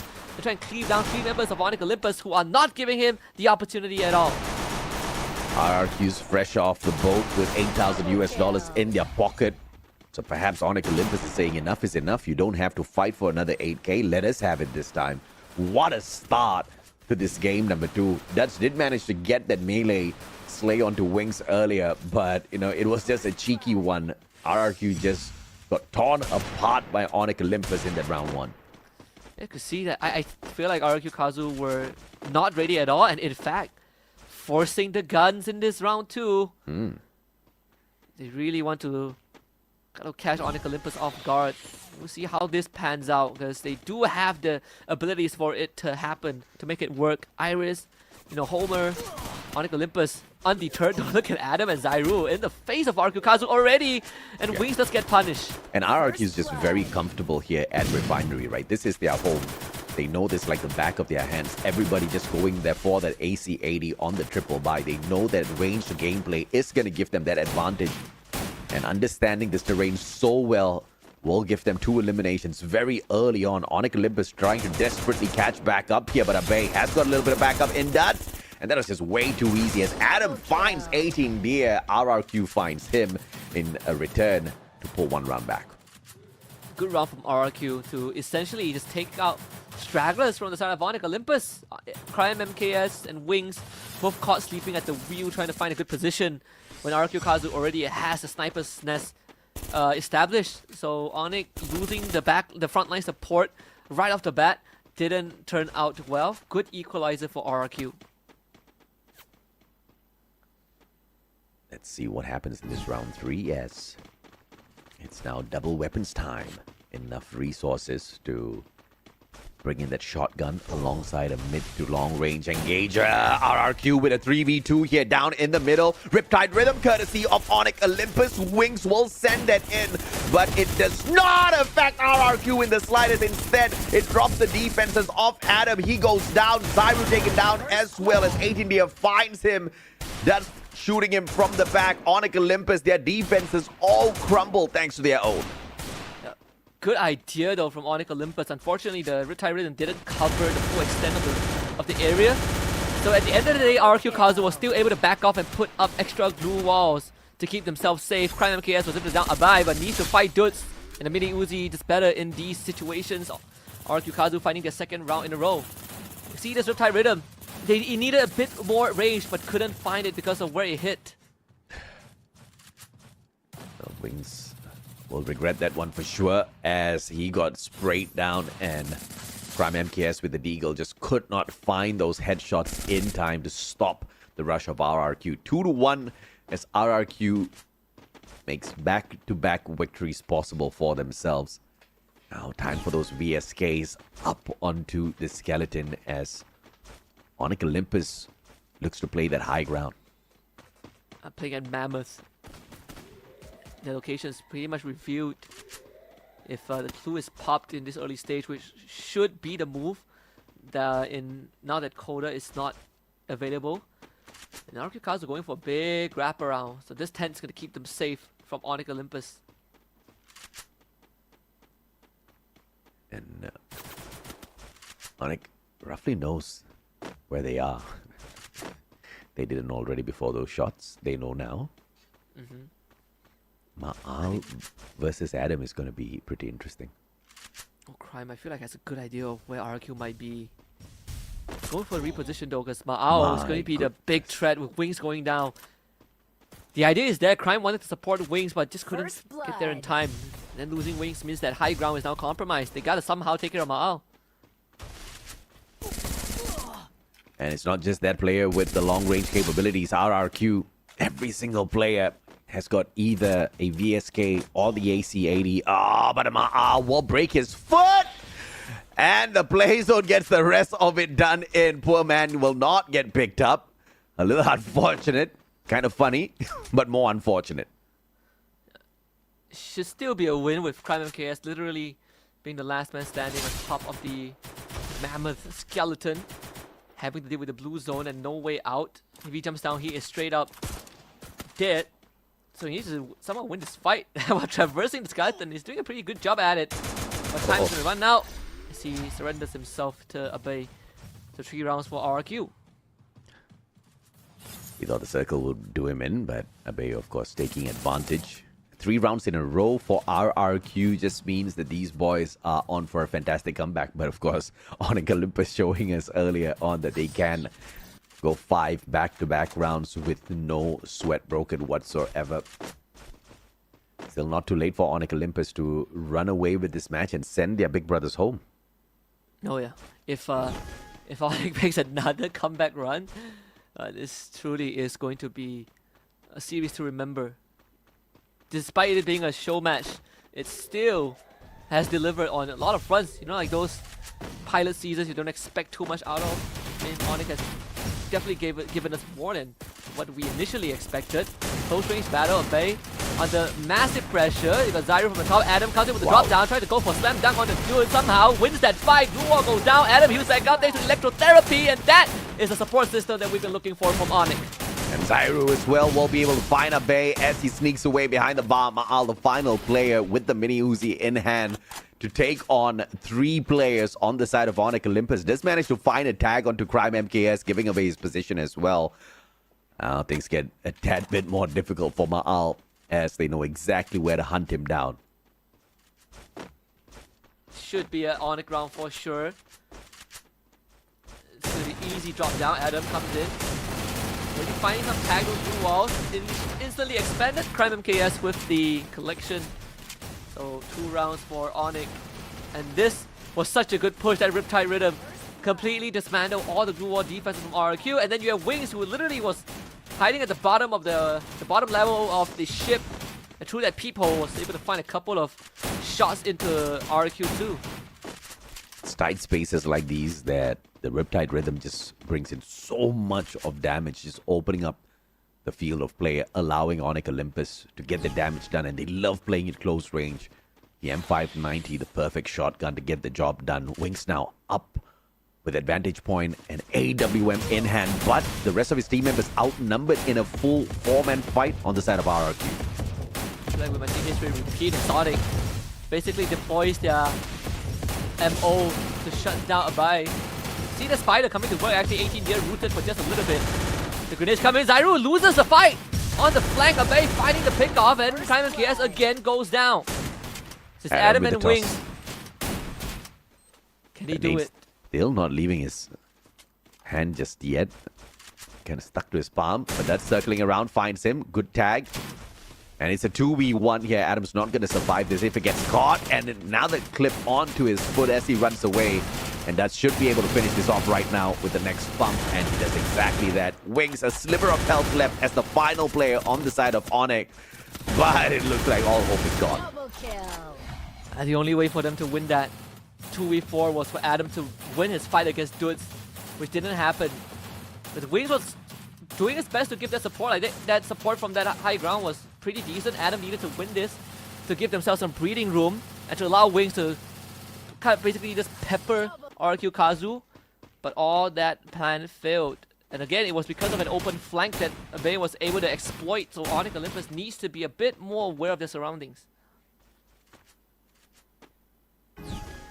Onyx Olympus now with a 3-1 split, once again sending Wings to the vantage point. But by the time he gets up to that second floor, the rest of RRQ already meeting the rest of his brothers in the middle of the battlefield, and Zyru getting the tag with the ice grenade because it was his buddy up close and personal, pumping everyone down with an M590. Zyru did get taken down. Abe needs to be picked up for RRQ to have the chance. Zyru is certainly leading up, but Wings was able to find him out this time. That's Iris eliminated. Good ice grenade from Wings that takes out Dudes. He is doing everything, but Adam loses it out to 18. Abe takes out Crime MKS, and now there's a turnaround. And RRQ pulls it off from the brink of defeat. Wings was late to his spot, but very effective with that vantage point, managing to get a double knock, one with the ice grenade and another one with the VSK. But unfortunately, up close and personal, outnumbered, could not get the job done. And RRQ now on match point to find the equalizer and push us into game 3. It was pretty unfortunate for Onyx because we did see the Rider Spider essentially revealed where RRQ's front line was going to be. That's why Onyx Olympus was so determined to go for the push, and they still lost despite having that intel. We're back to where we were in game 1. RRQ at match point, Onyx having to make that marathon of a run. Grenades all laid out. Now the lethals on for the pop. Ignis and his firewall will be able to burn up too. Abe spotted out Adam, giving that information away to the rest of his team members. Tries to get to the back, but will be punished by Duts, who gets away. Wings is just not aware of his surroundings at all. He's just allowing Bao to run up to him like that. RRQ Kazu will give us game number 3. We're going all the way to Nextera to decide who makes it to Grand Finals. Oh yeah, absolutely. And of course, RRQ making the finisher look way too easy. Initially, as we opened up Bermuda earlier on, it seemed like RRQ had everything in the bag until, of course, Onyx Olympus turned on beast mode and made the phenomenal comeback. But of course, RRQ is not going to let the opportunity to walk away preseason $16,000 richer slip away just like that, Husky. It's going to be such a massive boost, right? Essentially, you're winning a mini tournament like that. But again, Onyx Olympus, some minor errors in terms of how they approach some of these fights. You know, even when they had the advantage, I feel like it's a bit of lack of awareness from the backline, right? Like game 2, I think the weak link was definitely Zyru and Wings, and crazy enough, it was Wings who was the one who stepped up in game 1, but game 2, he was just losing every single front. Yeah, unfortunately, the plan for the side of Onyx Olympus was to get him onto a vantage point and split away from the rest of the team members, whereas RRQ, they just chose to stick together as much as possible. Ma'al, of course, was holding that back flanking position as the sniper, but he wasn't too far away to give them that assist to go in there for the pickup when it was truly needed. Wings, on the other hand, was just way too far from the party. Even in that final round, we saw, by the time he kind of caught up with that VSK, it was too late. The 3 of his team members were already down in the dumps already. So perhaps that can be something that is fixed on the side of Onyx Olympus. If they don't play together as a squad, the least they can do is not have their players rush onto the middle of the battlefield before Wings gets to position, because it's so crucial. When he is in position, he's able to hit those shots. Oh yeah. So again, a bit of oversight, I think, from the side of Onyx Olympus. They definitely could have made that round so much easier for themselves. Either way, I think, for this round, for at least for game number 2, RRQ Kazu, we talk about them waking up, and they surely did wake up when you needed them the most, and they made it look so easy. Absolutely, man. And of course, initially in Bermuda, they made it look easy as well until Onyx Olympus showed that they can do the same. This didn't work out in the favor of Onyx Olympus here at Kalahari. How they managed to go beast mode towards the second half of Bermuda, that just did not get turned on this time around. And obviously RRQ showing that they can find the phenomenal finisher towards the very end as well. So that was sweet to watch. As we head on into game number 3, I don't think RRQ is going to leave any room for chances whatsoever. They are going to go in here for a quick finisher, and this man is going to make sure of that personally. Abe with an A124, 3,782 damage, 8 eliminations, 12.5 on the headshot rate. Not too bad, not too great, but it doesn't matter. He's getting the job done. Oh yeah, he definitely is. Look at that on the front line. I mean, Abe was able to really slip through the cracks of a lot of these rounds, right? Finding the back line of Onyx Olympus, which shouldn't be possible, but he gets it done anyways, and it really contributed to RQ Kazu winning a couple of these rounds. And in fact, it was the late game rounds as well, so the value essentially just doubles. And of course, he brings in the Rocky as well, who very conveniently reduces the cooldown time for this A124. So, you know, just getting her to pop and disabling the rest of the Onyx Olympus squad also is one of the key factors here that allowed the whole squad of RRQ to overwhelm Onyx Olympus in those close range fights, which they could not find any counter to whatsoever. 8 eliminations here for Abe as well as Ma'al. Duts and 18D finding 5 each for themselves. The numbers just don't look so convincing on the side of Onyx Olympus, except for the damage here on Adam. Oh yeah, and you see overall for Onyx Olympus this game, Adam still putting in the numbers. I mean, even Wings had 3 eliminations, but it was again the late rounds that Onyx Olympus started. The engine started cooling down a little bit too early, and they were not able to constantly keep up with RQ Kazu, which essentially allowed Abai and Ma'al to run around. In fact, Ma'al stepping up as well, winning these long-range fights was crucial for RQ Kazu. Absolutely right. And Ma'al, his main mission was to shut down Wings from the opposite side, and he did that phenomenally well multiple times. And even if he could not find Wings sometimes, because Wings was always late to get to his position, he was finding the rest of the players on the side of Onyx Olympus, not for the full, you know, knocks at least, but at least the damage was chipped in by Ma'al to allow players like Abe to get the job finished down in the middle part of the map, where RRQ just kept rushing into time and time again. So hopefully that's something that Onyx Olympus picked on as well, and they avoid in this next era map, because if they do rush in to meet RRQ once again, I think this one's going to come to a very quick end, Husky.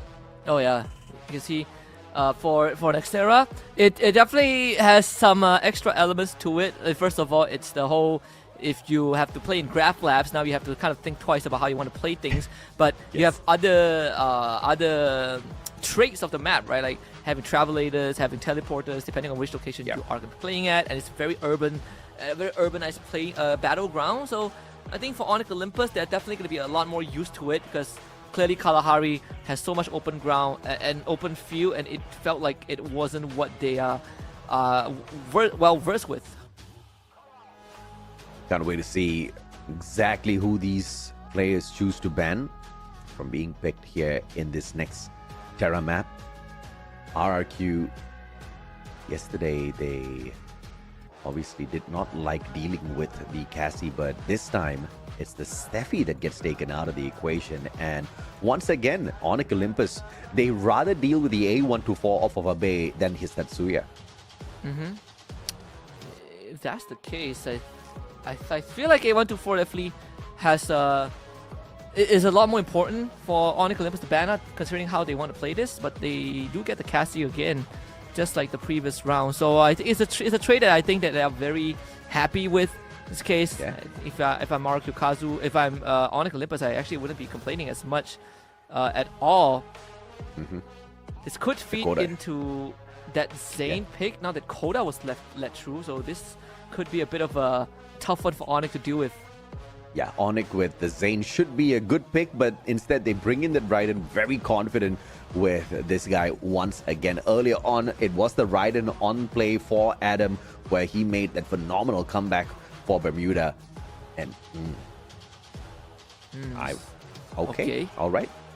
I thought this was not possible. No, it shouldn't be. I would go take a wild guess and say it's like a Skylar or an Ignis. Yeah, so if it's not, then it's probably Clue for Ma'al. Oh yeah, it could be. Okay, there you go. There it is. It's Skylar and Ignis for the side of Onyx Olympus. We were wondering what in the world was going on, but it's all right. Skylar in the hands of Wings. This one is bread and butter. He knows exactly how to get the job done out there. Crime MKS bringing in the Ignis. I don't know, because Ignis isn't really something that RRQ finds difficulty dealing with. They just sidestep those firewalls. Even if it does manage to touch them, you know, losing 30 HP has not been much of an issue for RRQ so far. If they take a page out of how WAG played yesterday, maybe they are gonna have a decent idea on how to play this out, right? Because again, on Xterra, Ignis, Skyler, the values are there. It's an urban warfare. It's so much easier to take care of, tight areas. I think Onyx Olympus are onto something with this comp. They probably looked at how WAG beat VRU and figured that this is the way that they want to approach it. I have no problem with it at all. It is so heavily focused on just taking down your glue walls and forcing you into an honest, front-to-front gunfight. And I don't like that, right, for Onyx Olympus, because that's not supposed to be something they focus on, because in a straightforward gunfight up against RRQ, it's going to be RRQ walking out there as the champions. And, we've seen that encounter happen on the battlefield once too many times on Battle Royale. Perhaps, they fancy it's going to be a little different here in Clash Squad. At least it was different in Bermuda when we started things off with a phenomenal comeback. Maybe they can just do that again. And the fact that RQ Kazu was able to stop it in game 2, it's a good start. Again, if I did say if it ended 2-0, it would be quite a disservice to both teams, but they did play a full series yesterday, and now they get to play it again today. Of course, one of them will move on to grand finals and guarantee at least 1,000 in the bag, and look at that, an instant move. What was that from Adam? Abe just could not get it done with the G18 and will get sprayed down with the M500. Adam just took one shot straight to the head to put down his opponent. Abe could not do much with that A124 in that sort of situation. Now in a 4v3, RRQ, one man down, but still not impossible land just yet. That was a Mission Impossible-esque shot, right? Right off the zip line.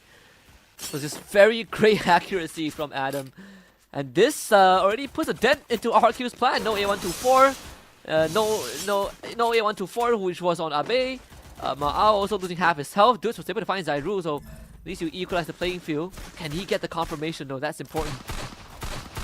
Oh, just not getting out of the way.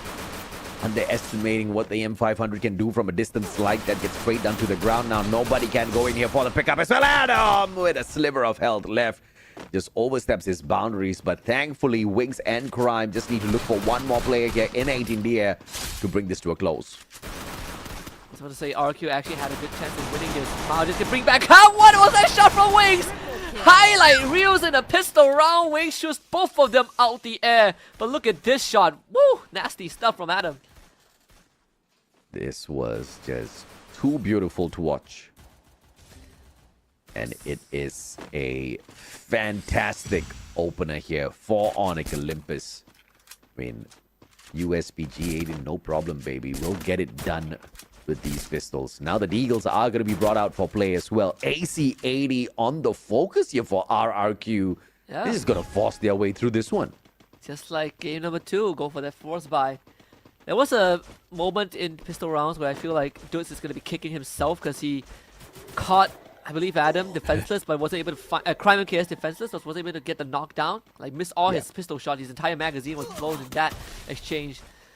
It's a small loss, but we've seen RQ force buy the second round and win either way, and Onyx should be aware of that move already. Adam with the mini Uzi will be able to sidestep the players of RRQ who are forced back. And back up the stairs. Now he can maybe sneak in the backstab. Zairu caught out. RRQ all stacking up the door. Zairu will get sprayed down. Adam not in position to go in here for the pickup as Abe flanks around to find him as well. Yeah, Crime MKS, let's lose the nades before he goes down, but can he do enough though? They have 2 members on the ground inside of RQ already, but Wings is now left alone. And this time, a big task on his hands against Abe and Mao, the 2 deadliest members of RQ Kazu. Gonna take a travelator. 2 Wings. It's gonna drop down to the first floor. Abe should be waiting for him already. Wings taking too much damage from the blue zone. Didn't think this through, so RQ Kazu gets their first round. That fall animation just kind of keeping him grounded for too long. Couldn't really run in and avoid the blue. And obviously Clash Squad, the blue is very unforgiving. And RRQ now with 1 round back in their pocket. This is the final game left in this series between RRQ and Onyx Olympus. The loser goes home. Winner moves on to the grand finals to play for $8,000 US. High stakes for both teams. Of course, if you're RRQ, you're looking to exert dominance at the start of the year. Onyx Olympus in kind of on their way to prove that They are still one of the few up-and-comings. Adam just blows off the heels of 18 Deer through that gap. Abai was able to find his shoulder peeking out. A bit of an awkward angle that Onyx Olympus didn't pay attention to, but Zyru gets the trade back very quickly. Finishing off Abai. So at the end of the day, it's Onyx Olympus coming out on top. Needing to find Duts and Ma'al as well out there. Onyx Olympus will be able to pick Adam right back up to his feet. 18 Deer too far away from the rest of them as Duts gets clipped by Wings and his VSK. Ma'al, the final player in a 1v4. That AC-80 is too slow of a gun to go up against 4 players. Nothing much that Ma'al can do in the situation as they just run him down. So Onyx Olympus takes the lead again, getting the 3rd round. Very quick recovery, you know, primarily Mini Uzi. This one was, you can't even blame 18 Deer, right? Like, most of the times you forget that there are these small gaps. I mean, it's unfortunate that he went down like that, but of course it was a very, very smart play coming through from Onyx Olympus as well. Map awareness, knowing where they can go in there for the spray, exactly where to look, taking opportunity of every single mistake RRQ makes. And this time you've got your teleporters here on play as well. Ma'al flanking from that right-hand side, but Onyx Olympus already stacking the cinema. I think if you are Onyx Olympus, you can stick to the game plan. In fact, take the second floor first. Crucial members, of course, on the side of Onyx Olympus that needs to survive. We've talked about this. It's going to be Wings and Adam, but most importantly is you want Adam to be able to get to the front alongside that Cassie without taking too much damage, and that's too much damage. Adam just got knocked down. Abe and Duts just stood no chance whatsoever. Oh, the firewall! Sent out! And Crime using that as the opener to go for the pickup, but will fail. And Ma'al drops him. RRQ thought they got away with that one, but Onyx Olympus shockingly steamrolls them for a 3-1 scoreline now. Right into the meat grinder. A good crossfire, a fantastic crossfire set up by Zyru and Crime MKS. And RRQ Kazu, they dropped down, all looked at the same direction, giving Crime MKS the easiest spray down of his career. And that is going to be a stinger. With Onyx Olympus now 2 rounds ahead of RRQ Kazu, 3 rounds away from netting themselves a ticket to the grand finals. 1 hour into our broadcast, this is actually quite a fast series between these two Indonesian squads. Yeah, so the end of game 3, just slightly over an hour. Barring the full 11 rounds, right? It's progressing at quite a steady pace. We did see the Spider used very early on to tag a couple of members of RRQ Kazu, but still Onyx Olympus not able to capitalize on that. Ends up losing some of the health bars, but was able to heal back up in time. The idea is still there, like Adam wants to get up close and personal and finds a bear of all people! And that is going to be tough for 18 Deer Adam. He is on a rampage. Crime MKS does get taken down by Jules with the Mini Uzi in hand. Bay also chips back in as he gets picked back up, but now going to deal with Adam around the corner. Adam wins out again with the pre-fire. And Onyx Olympus in the lead is Ma'al against Wings and Adam. They are both in the red. There is a chance for a miracle play, but Adam will shut that down in an instant. The M590 in the hands of Adam. And the positional play by this player just way too good for RRQ to sidestep. And even towards the end, Ma'al just outnumbered. Tried to make a miracle play with that Mini Uzi, but could not get anything done in a distance like that up against that super shotgun in this game. 4-1, 2 rounds away from sending RRQ home. Crazy stuff from Onyx Olympus. That could be the breaking point for RRQ because it completely shattered their economy. No minimal utility, focusing a lot of it into just defense, especially when dealing with the M590 from Onyx Olympus, which has been essentially the crux of Onyx Olympus winning these rounds. As we're in graph laps now. Yeah. Wings are very dangerous with that AWM. Has the same gun as well, and Zyru with the AC-80 slowly crawling down that lower floor. Looking for one. That's Oh, in danger zone now. MP5. It's going to be that firewall that tags him up. 30 HP down in the drain already. But the jump shot will find the clip, but he gets sprayed down by Zyru's SMG. So it's a 1-for-1 trade. But Dust is still there. He's not out just yet. Good shot from out to take out Adam. But Crime MKS catches him with the nade. They're trying to equalize the playing field, but again, Onyx Olympus drops the firewall. Crime MKS pushes forward, finds the third. Crime MKS in a 1v1 against 18 here and brings Onyx Olympus to that series point. Series point for Onyx Olympus. No comebacks needed here for Onyx this time round, as they are the first one to race to point number 5, and RRQ lags behind. That forced economy is not going the way of the big brothers, and Onyx Olympus now here to shock RRQ, to shock the world, and to bring this one to a close. Look at the lineup of weapons here they've got on their side, man. Crime MKS walking in here with the VSK. I think every single player out there has got that SMG and M590 on standby. Zyru Adam meeting up in the 18 here up top. Firewall, Adam, M590 needs one more shot, but gets sprayed down instead. Massive grenades placed from RRQ Kazu to make this one quick. It started with a collateral. Crime MKS took a shot to the body, and the follow-up nade not only took him out, but also took away half the health bar of Wings. And on the other front, it was basically RRQ 3v2 outnumbering Onyx Olympus. So that round, incredibly swift, and is great for economy, because RRQ didn't have to use too much to win that round. And look at that, buying whatever they want. Of course, Onyx still has some to spare, but that massive loss did take away crucial defenses for Adam.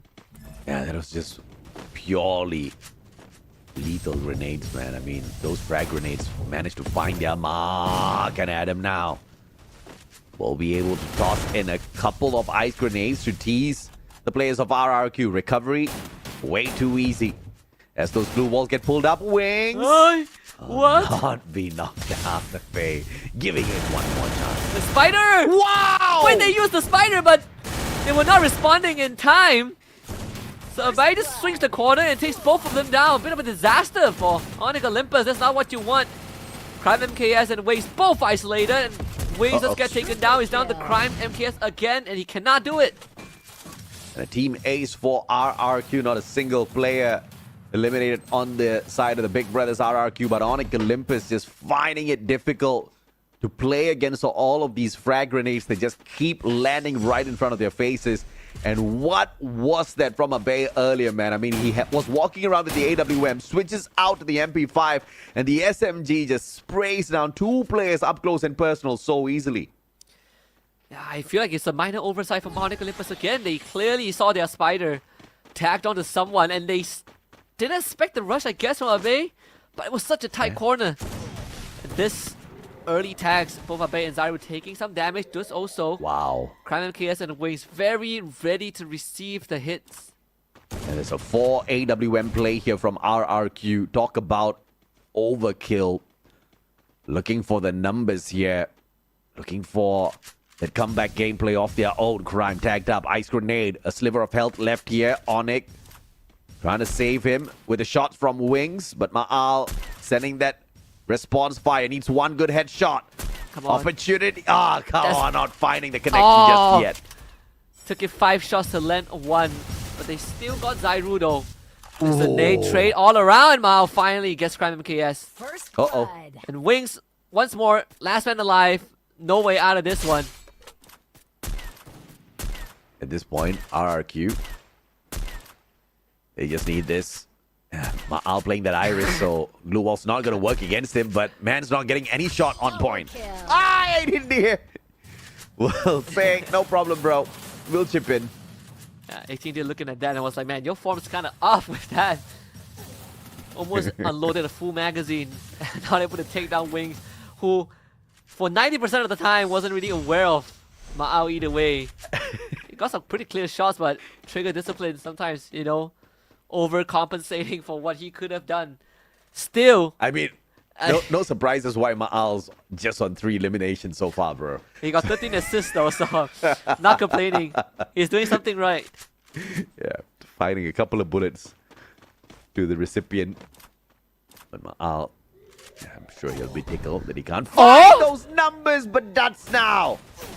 Looking for that comeback round, Wings. Response not on point. Zairu Abe will get knocked down, but Onyx Olympus with the turnaround here. Ma'al needs a pickup. This is so possible. Oh, I thought that was going to be a disaster unless... Dude. Ma'al shows up again. How do you get close to this man? What a denial here by Onyx Olympus. But now, in a 1v2, Wings very low on his health. Man. Thankfully, he has got that medkit on him. This is so doable for Ma'al. Even throws out the smoke grenade to isolate an angle. So Wings cannot see it, but Ma'al, if he pops out right now, he might be able to catch Adam. Again, we talk about them needing isolated fights. This is the perfect scenario for Ma'al. He doesn't really need to move too much. Should be able to hear the drop from Adam too. And Ma'al's the sniper, man. I mean, he's not going to be able to get up close and personal almost.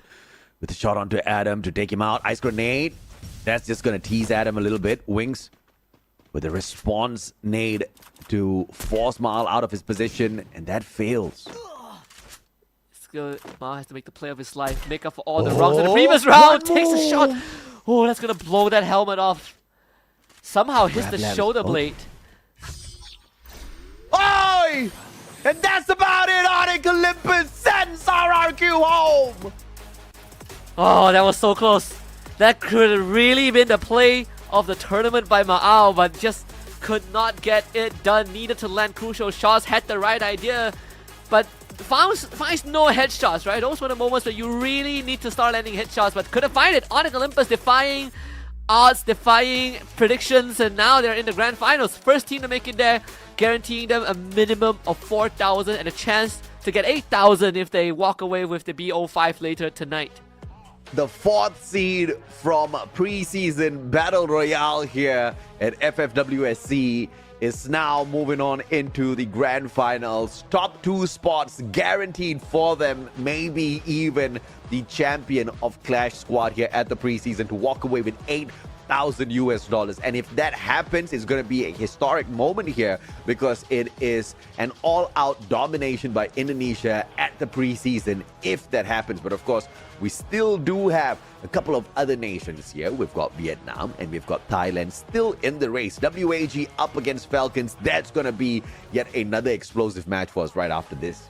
It's going to be a tight one, right? Onyx Olympus showcased some pretty clutch genes, some really good ideas on how to play Clash Squad. But then you got WAG, who yesterday gave us a heck of a match against BRU. You got Team Falcons, who looked unstoppable, right? Like Twisted Mice could not hold a candle to Team Falcons. In fact, I think Team Falcons gave us the fastest match, the fastest series overall in terms of rounds. So we'll see if WAG can find a way to stop Team Falcons, who was essentially running a Russia-less lineup and was still able to play as if everyone is a Russia. Yeah, I most definitely agree with you, man. I mean, yesterday we really saw them rock that Cassie, the lineup with the Homer, Iris, Alok. It was a surprising lineup for sure, especially with the Alok being dragged in. But they made that work for themselves, right?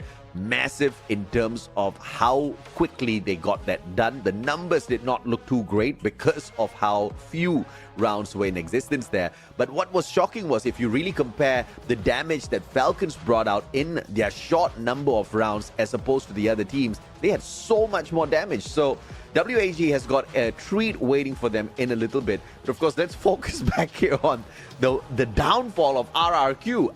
I did not see that one coming, Husky. No, I did not at all. I mean, RQ looked pretty good yesterday. I mean, shaky start just like yesterday, which was okay, forgivable. Round 2 they did come in hot, a 6-2 dominance. Round 3 it almost felt like a reverse sweep was possible, right? A comeback was almost possible, but Onyx Olympus, through some pretty good ideas, was able to shut down RQ, Kazu at the finishing line. And you got some clutch Gs. I mean, Crime MKS, he himself stepped up, was able to clutch out a round all on his own, and then you have that massive crossfire that bulldoze through RRQ Kazu and giving Onyx Olympus an even greater lead, they just have enough cushions to fall back on.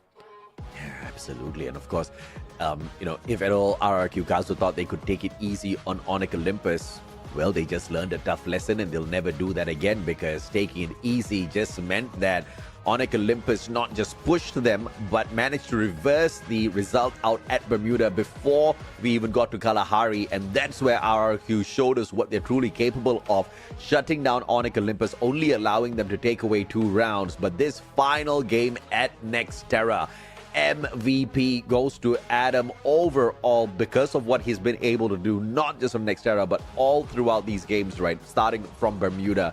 8 eliminations this time around, 3,282 damage, 25% of his shots were landing on those heads. This guy was unbelievably good today. He definitely deserves the MVP title, right? Getting 2 MVPs just off of the semifinals. Now he is in contention and getting that extra $500 if he keeps this up. Of course, the Raiden was starting to see a bit of that usage. There are a couple of moments where I catch the usage of the spider, but is it the best character? I don't think so, but in niche situations, I think Onyx Olympus definitely had the right idea to make it effective. And looking at these numbers here, a 6-4 victory on the scoreboard, and the eliminations king is the one and only Wings. I mean, unbelievable performance from Adam for sure, but Wings just with the consistency all throughout these games. But mainly these 2 boys, right, Adam and Wings, they carried Onyx Olympus on their shoulders. Crime and Zyru, they did enough when it comes to the assist and the damage, but obviously we can see some lapse in terms of capabilities here from Crime MKS. He's just not as lethal as he used to seem on Expand. I think that's also because a bit of that role swap, right? He's not in the Russia role as far as I can see. More of a supportive one. But he did step up when the team needed him to, giving us a bit of that Crime MKS genes every now and then. But in terms of head-to-head, this is pretty crazy. Despite losing, Abai still has more eliminations, more damage, better KDs. Yeah. But Adam, bit of a more of a late bloomer, was able to kind of match that firepower and give Onyx Olympus some great rounds. Yeah, Adam, of course, winning out on the assist category, but overall it was solid teamwork on the side of Onyx Olympus to shut down RRQ and make sure they don't go back-to-back on this preseason for both Battle Royale and Clash Squad, taking them out of the equation. So now 2 of the biggest teams on Clash Squad have been eliminated from the equation, right? 2 of the biggest threats. You're talking about Buriram, you're talking about RRQ. Now we are left with Onyx Olympus, WAG, and Falcons. And if WAG could do that to Buriram yesterday, the possibility of shutting down Falcons is there as well, Aski. The craziest finals would essentially be a finals where Onyx Olympus have to take on WAG in a best of 5, right? No, no, championship title holder in the grand finals. I don't think we've seen that ever in what the 4 or 5 years we've worked together. This could be the first, even though it's just a show match. It's still something that is worth looking forward to. We're gonna go for a short 2-minute break, but when we come back, it's gonna be Team Falcons taking on WAG to see who faces Onyx Olympus in the grand finals.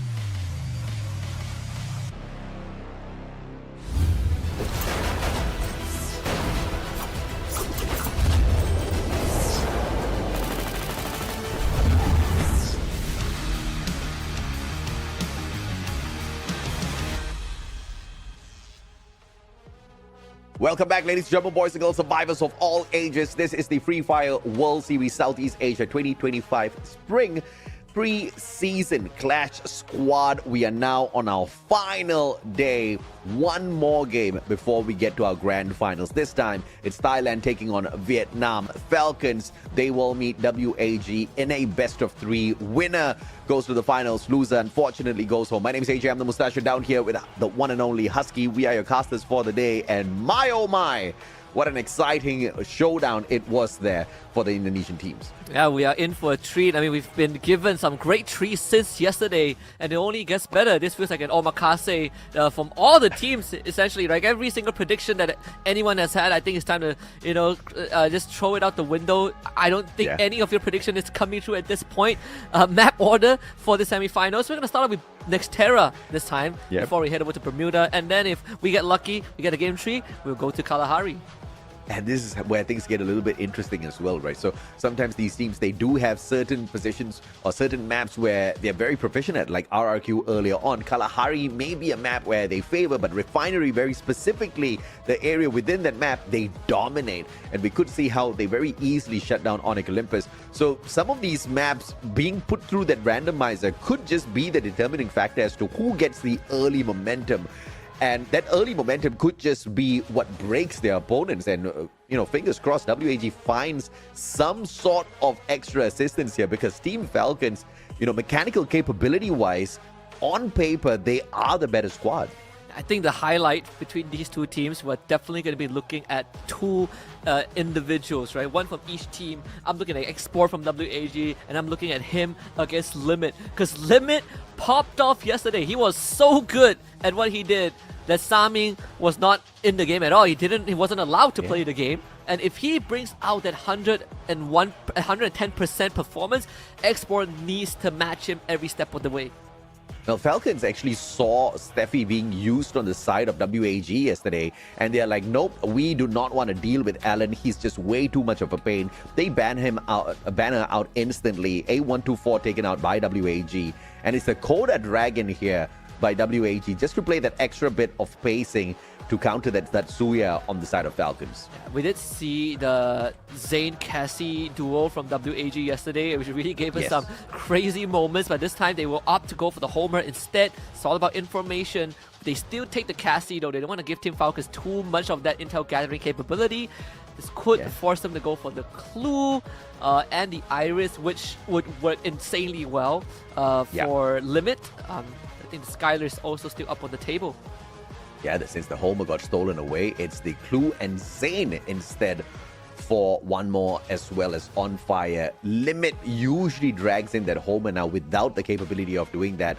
And X-Ball snatching away Iris already. Perhaps a Skylar here would make good sense for Team Falcons. Yeah, I'm looking at the Skylar too. Very good trade from WAG. Really, willing to play their cards and force Team Falcons to make tough decisions, but Santino will actually be the choice again. We actually saw this yesterday. I think two teams brought out the Santino to varying degrees of success. Some pretty comical, but let's see if Team Falcons can make this work, because we see some crazy switcheroos that allowed the teams to get an upper hand.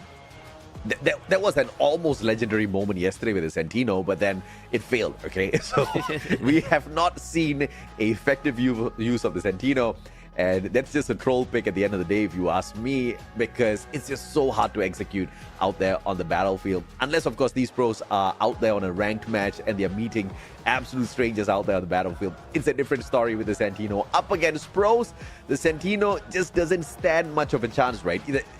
So many things need to be aligned for that Santino to work out. But if it does, though, it will most definitely be a hype moment for us.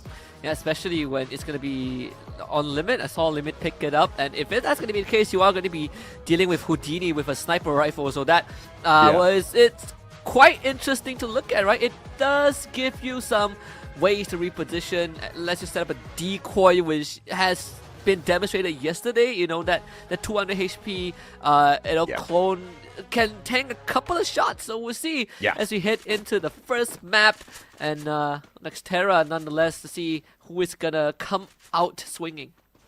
The capability to switch places with the clone, that's exactly where we're looking at the timing come into play, right? Because yesterday, like you mentioned, we did see a potential decoy. There you go, Limit. Sending the clone out to the opposite direction. And I'm just wondering exactly how he's going to play this one, because if you get too far away, you can't actually swap places. Allen! Wow! Will not stand a chance as Karoro gets a double with the M500. And Falcons off to a phenomenal start as they hunt down X-Ball. Yeah, like a flash in a pan. It just happened just like that, right? It's like a nano snap. Should be easy round one. Well, X-Ball didn't get the knockdown. Good try from Limit though. But that's the easy part of the pistol round. Now comes the hard one. X-Ball having to deal with the rest of Team Falcons. Grenade on one side. That's 2 at once. We know that Team Falcons are very good with managing that utility. Yeah. Now they just wait for X-Ball to show himself on fire, takes initiative, and yeah, just sort of take X-Ball. Yeah, 3 players hunting him down at the same time. X-Ball stands no chance in this pistol round. Totally outnumbered, and Falcons, all thanks to Karoro's double shot on that M500, man. I mean, how do you even pull off a shot like that? The man is unreal with the reflexes. And of course, X-Ball is caught with his pants down, had nothing that he could do up against 3 players on the side of Falcons. So 1 round given away to the Thai squad. That was super nasty from Falcons. I think for WAG, you didn't even have the time to react to how fast Falcons executed that move. Though, again, just pistols, we'll see no forces from WAG. Willing to play it on the downside of the economy. An opportunity to beat a double. Karoro with a mini Uzi will not get the double spray. But it doesn't matter, as On Fire is here to save the day. Tagged up now by Allen from afar. It's still a 3v3, but 1 more, and the God Nade just makes such a huge difference. I mean, just totally outclassed because the weapons are just unmatched. Yeah, I see the Santino swap too. A switcheroo for Limit. I don't think WAG even has time to worry about Limit. So 2 quick rounds for Team Falcons. Once more, Karoro having the Tatsuya in his hands. Usually he's not the rusher that you know, especially after you join Team Falcons, but given the chance, he is still a deadly force. You know, wanting to remind everyone that all the way back when he was still with attack all around, this guy was a force to be reckoned with. And Falcons looking to turn this into a speed run. 1 more! I mean, dude, come on. WAG is like, calm down, Mustachio. We'll show you what's a speed run. 1 more. Barely had a second out there before he got dropped, but thankfully back up on his feet now. And that barrier just dropped, and so did 1 more. The smoke grenade needs time to actually kind of disperse. So On Fire a bit too fast with his movement. Even the utility couldn't keep up. Now Karoro under a bit of fire. X-Ball takes down once more. And WAG, the clone, taken out by Allen, preventing any switcheroo play from Limit. He wanted to get out from the building, but that will not be possible. And the turnaround here for WAG to stay alive in this game 1. It's brought out in a timely manner. 4v1 now. Karoro needs a miracle play. And we know in Clash Squad, the numbers just don't match up unless, of course, you know, some sort of, like I said, miracle happens here. Which I don't think we've ever seen. Have we ever seen a comeback in a 1v4? No. I think at most it's like a 1v2 or 1v3, and even that is a tough ask. He will try. He's forced to try, and they will not use anything. So WAG finds their first round on the 3rd, which is very much expected. But X4 just really on the ball with his shots. This brings you back to the old days before the revival system was a thing, right? This is how high the stakes are. You go down, there's no coming back. You know, your teammates are going to be at a permanent disadvantage for the rest of the round. Let's see if WAG can find the equalizer here by digging deep. Double VSK set up by X-Ball. Pretty much insistent on engaging long range, and in this part of the map, you should be able to do exactly that. The ice grenade will find a double tag. Santino's clone taken out of the equation as well by WAG, and finds the tags onto 2 players from across. That was such a big nade. Look at all the health bars, so low. Limit and Cyrus both have the same idea. Who's gonna land? That bounce over the top! Actually, became the reason Cyrus stayed alive. There could have been something from Limit. If only there was no bounce, man, Cyrus would be on the ground now. But of course, they had a double glue wall laid out there. So the pickup wouldn't have been too tough. But back and forth with the bullets now. And a disadvantage here for Krillin.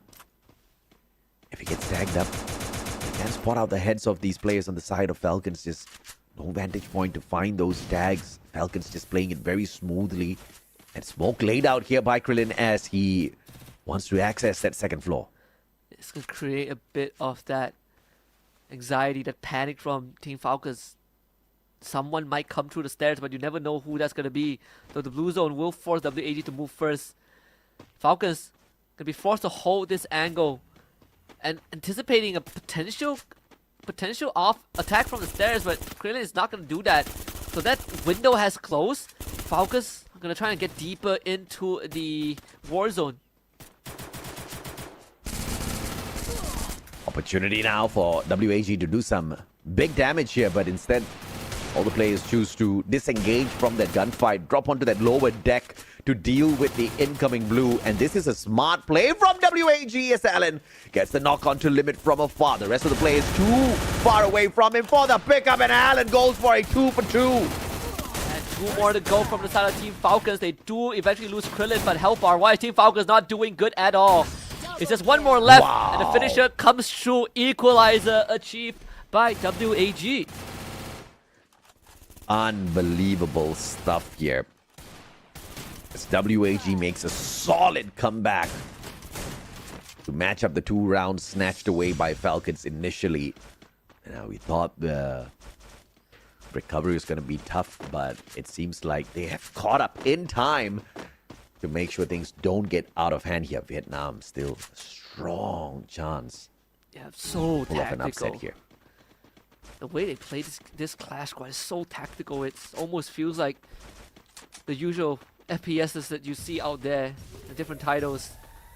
They thought this through, right? It's so many layers. And by the way, Krillin has no eliminations, but he has 8 assists. He's been involved in every single elimination in the rounds that they've won at least. You know, if you look at that on an average. How is that even possible, Husky? To be involved in every single elimination. Out there on fire.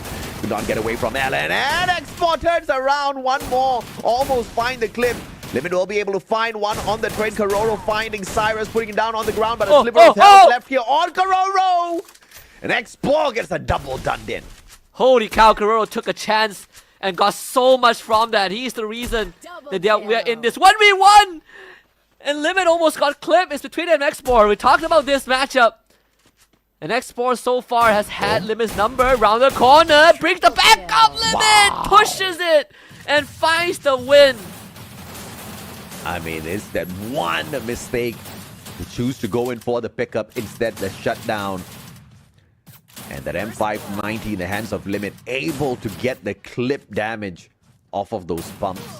Up close and personal, the M590 just way too lethal, especially when you just get picked up. Yeah. So you did ask, like literally just now, if we have seen some big clutches or plays. I think we just saw one from Karoro. Right, the Tatsuya dash, the Rebel Rush, will allow him to get 3 knockdowns. And with the M590, essentially what happens when you get a full Charge Buster Bust without having to, you know, channel it, that's what you get. It's a big burst of damage in your face on fire, gets clipped out by Export, but still was able to get away. Just a body shot, so that body arc, the Kevlar damage just a little bit. Oh, Export. Almost. And 1 more now cooking up that nade already. Export needs to be careful here. And he sidesteps that nade beautifully. Limit now spotted out by Export. Needs to get 1 good shot. Head all popped out. But on fire with the assist from down below. And Limit will get the knock to take Export out of commission. Even gets away. Allen did find Limit though on the side. Krillin finds Karoro, but good return from on fire to take out Cyrus. Again, the 2v2, 1 more taking a lot of damage. Allen just knows this. There's still the Santino clone. They switch places. Limit takes it on fire. Also backs him up. Limit is down, but the clone actually distracted Allen for a little bit. Krillin swinging on in here to get that pickup. On fire, needs to be taken out of the equation here in a 1v2. Krillin in a lot of trouble. VSK finds the connection. No knockdown just yet. Needs one more shot. Come on. One more comes out, and Krillin ran out of time as On Fire takes the shot from his back. Unfortunate for WAG. Falcons just a tad bit better in that engagement. Once more, needed to hit crucial shots, but could not do it at the moment that it mattered the most. I mean, Krillin didn't have the best gun for the occasion. Every bullet counted, but he just could not land it. The Travelator actually becoming a blessing in disguise for Falcons, right? The moving targets making it so tough for Krillin to actually connect his bullets. I mean, a 2-round deficit is not the worst yet. Falcons not at match point just yet. WAG was able to pull back 2 rounds earlier, even when they were pretty low on economy, so should not be an impossible task for the Vietnamese squad. Allen, cheeky shots, but Limit is going to be annoying from afar. BSA, WM on for that switcheroo, and X-Ball will find Limit first. That's a big knock for WAG. Yeah, knowing their priorities, they need a Limit gone, and they find it. One more on fire, all go down. WAG finds the solution. It was all about taking down Limit. The moment he pops his head out, Export just drops him. And I mean, Limit was the most annoying one in that sequence, right? Because he was just stopping the rest of the WAG players from moving on up. And once he got dealt with, it instantly became feeding time for WAG. Phenomenal shot from X-Ball to calm Limit down. Whoever tossed a smoke grenade in the middle of that building definitely did cause Limit some problems, because now he loses line of sight. X-Ball once more tagging out Limit, just lights him up the moment the round starts, allowing the rest of WAG to advance forward. This is just one of those days for X-Ball where everything's finding those connections. X-Ball though finds a little bit of revenge play courtesy of Limit, putting him on the ground. Limit will find the finisher as well. Cyrus with a sliver of health left on him. Those smokes are gonna come in handy now down in the middle part of this map. Krillin desperately trying to break down this blue wall for 1 point on his squad, and he just spends way too long, and that puts WAG in a losing spot. Kuroro buying so much time, but Limit, what a shot that was. Playing with the Santino decoy. He overlapped himself with the ability, so X-Ball didn't know if that was a real Limit or just a fake one. Couldn't see through the silhouette. So very good ideas. I mean, Santino he's really demonstrating the amount of tricks that you could pull off with that skill. And that brings us to match point for Falcons here on this game number 1. That cyber airdrop is going to be dragging both these squads down to the middle of the map. And Allen will be the first one to get there. Falcons actually not going to make good use of this airdrop at all. Instead, they are trying to flank around from the left-hand side. Once more, looking for Limit. This time, just looking for info. And got quite a lot of it, in fact. It's one of those moments where Santino works. Yeah, that's how you want to use it. Walking up against the wall. It's actually some pro plays right there. Actually a very smart way to use it too, right? You essentially get yourself out of danger in an instant. And the fact that it happens instantly when you swap places gives you a get out of jail free card, unless you somehow get headshotted from behind. Unlike the updated version of the Portal Go, where you take 3 years to portal yourself onto the opposite side. It was a nightmare. Nobody wants to use it anymore. It was either too strong or no one wants to use it, It's the ground for it on fire now. Cracking these blue walls, but finds nothing except Allen's shot to his back. Tries to respawn, but understands he's in the wrong spot. And Limit finding the access from the top floor. X-Ball's out on fire, finding the trade. But here is that comeback. Limit down on the ground. Krillin with the M590 needs one more, but one more stays alive. And Allen now to that bottom floor. Cyrus needs one more shot, but turned on. Allen needs to make this comeback. Yeah, one more is going to try and heal back up. The glue wall. It's not going to go down. The blue zone will force them out into the center. How is Allen going to play this? dangerous straights right now. 1v2, Alan will have to take a bit of a chance. Double glue wall, tries to go for the revive, but there's no time. Alan forces it to 1v2, and it's just not doable. Time of not the essence. And Team Falcons now finds their first match win. And it was once again Limit that broke the defenses of WAG early as he found that entry onto the top floor, taking out a player on their side, instantly dropping WAG into chaos and converting that match point into victory here for game number 1 in this best of 3. So the next game, if WAG does not make it back, we are done and on to the finals. Yeah, and we did, both mention that Limit is going to be the most important guy for WAG to deal with. If Limit is able to perform, life is so tough. Again, all these crucial long-range wars, you can see if Limit is around, WAG doesn't get to play, and vice versa. And he's doing so much with Santino. He's gathering intel. He's able to reposition himself, and sometimes he will get a knockdown and then he ports out, and you cannot give an exact call because you don't know where he went. Yeah, it's a great acquisition for Falcons here, right? Limit is a phenomenal player, and he's definitely earning his keep up here in this squad. I mean, in the past, we used to see those long-range shots from One More as well. But with Limit there getting this job done, One More can really focus on those CQCs. And with the M590 being so overpowered in this matchup, it just makes more sense for One More to just be up close and personal with the rest of the opponents, just popping their heads off. And Falcons have found the perfect combination of players to dominate the battlefield. It did not show, though, in Battle Royale for preseason, but it's definitely showing here on Clash Squad. But it's not over just yet. WAG has shown us in the past that they're capable of 1 or 2 tricks up their sleeves, so we're still waiting for that.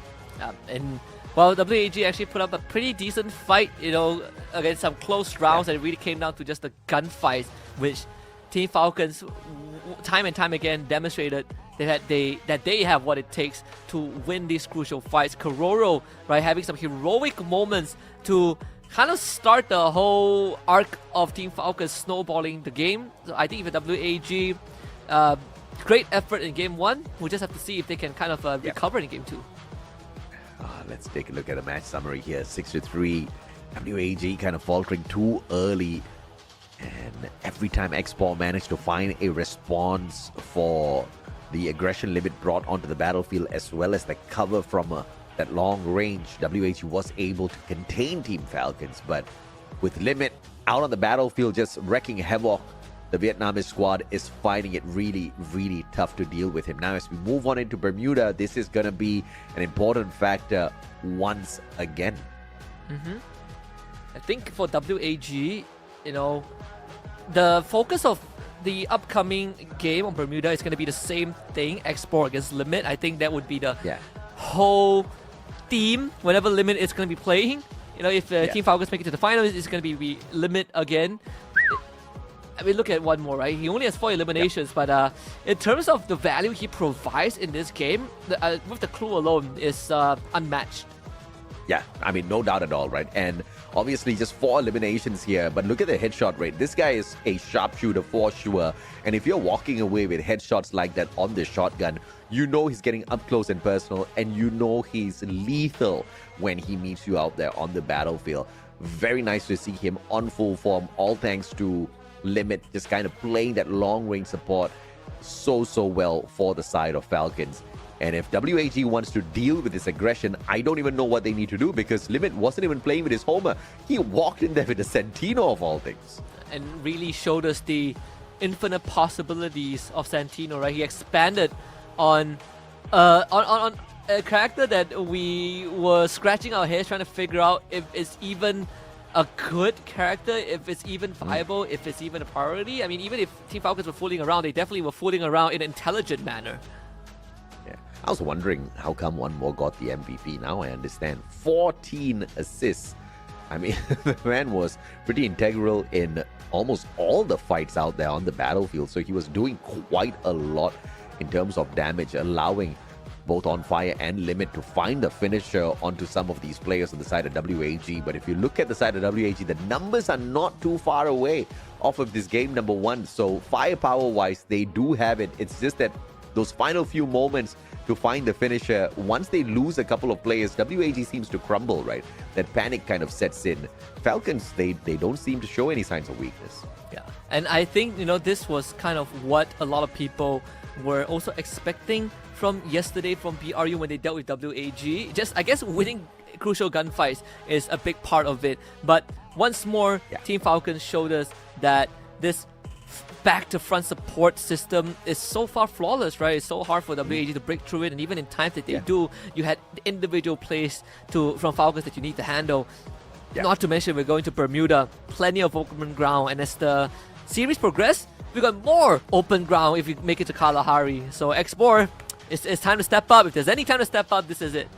I like how you cheekily mentioned if we make it to Kalahari, because Falcons look like they want to settle this right here, right now on Bermuda. And it seems like it may just be possible, right, if they continue doing what they're doing, because once again, Limit is just, he's not even playing with his main active skill there of his choice, right? I mean, if he was given an option, I'm pretty sure he'll drag that Homer in, and he will be pretty annoying to deal with on the battlefield, because instead of just playing these long-range engagements, he will be very annoying because he'll walk in with the shotgun and the sniper and try to wreak havoc all across the battlefield. But perhaps that is what's needed for Falcons to slip up, allowing Limit to get involved in the fight as well. That too, I think if you could force Limit to, get out of his comfort zone, there is definitely a good chance. Although I would say that the bans now are slightly different, right? Zane being banned out by WAG, Tatsuya is open, Koda as well. Falcon gladly takes Koda for themselves, and now you gotta make a choice. Tatsuya or Cassie? There's no Steffi for WAG. Yeah, no Steffi at all, but that Zane's already been banned, so the Homer and Cassie could definitely be brought in here, but it's that A124 pick for Krillin instead, just so that he can stop Team Falcons from activating their active skills very early on in the game. Perhaps WAG is going in for more of a rush setup this time around. Falcons can easily pick Tatsuya up right now. Tatsuya and Cassie, I think it will be decent.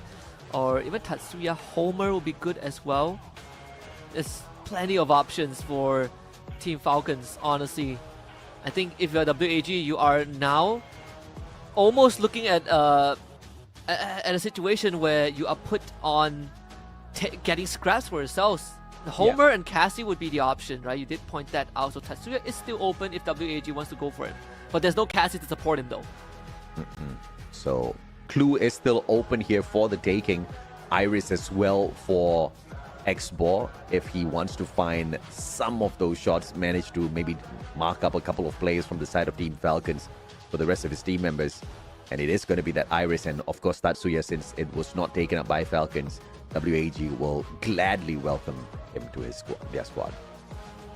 Alright, this is going to be another Santino. Okay, alright, let's go. Why am I even asking that question? Another Santino for Limit. WAG, one Come last on, Clue. pick. Give me a clue. Clue or Come on, Skylar? Cyrus. Not Skylar. Chrono! Ah! Okay. Alright. Okay. I mean, alright, I'll take that.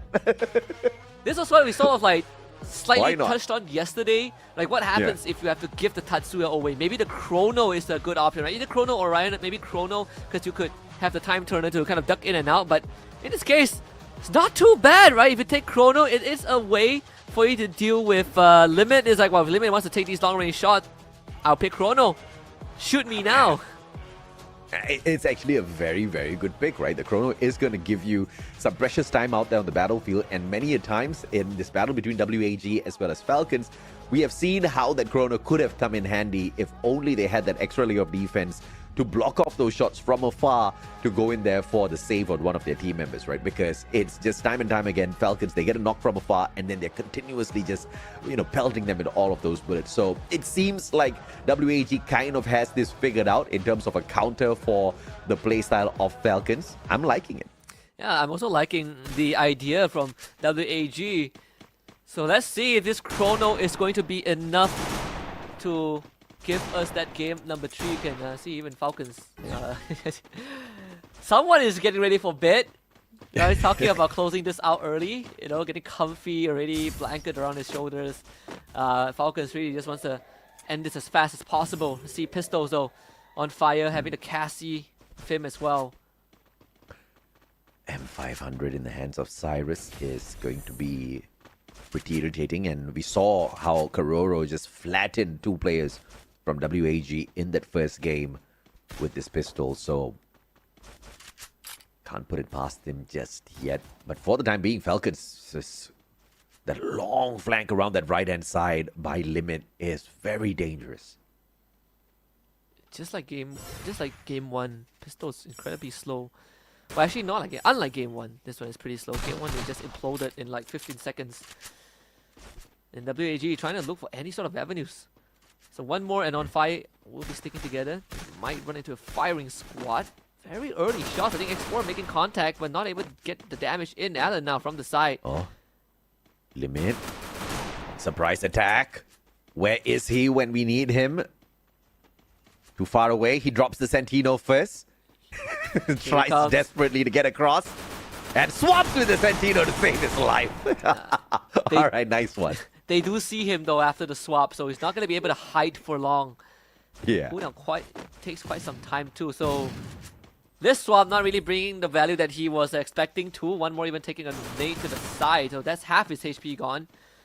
Alan against On Fire is going to be a crucial one. The reposition once more for Team Falcons. Alan holding the front.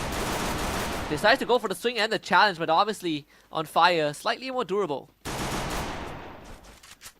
Alan still has that Rebel Rush untouched. Waiting for the opportune moment for the pop. And Falcons, on the other hand, just on the opposite side of this barricade. And one mistake made there. But no advantage taken at all. On Fire really low. Finally gets sprayed down. But Falcons just open up a can of explosion on WAG with that encounter to flatten them out. Nasty angle from Team Falcons. I mean, On Fire was just a bait. Forces WAG to go for the commit. Had the electrotherapy healing him up, so he was a lot more durable than WAG would have liked. And because they overcommitted, got shot through the doorway. So Team Falcons, they thought that through from start until end. And sometimes it's not the brute force, it's the wits from Team Falcons that has allowed them to win some of these big rounds. There's most definitely some big brain play there. Giving that electrotherapy boost to On Fire.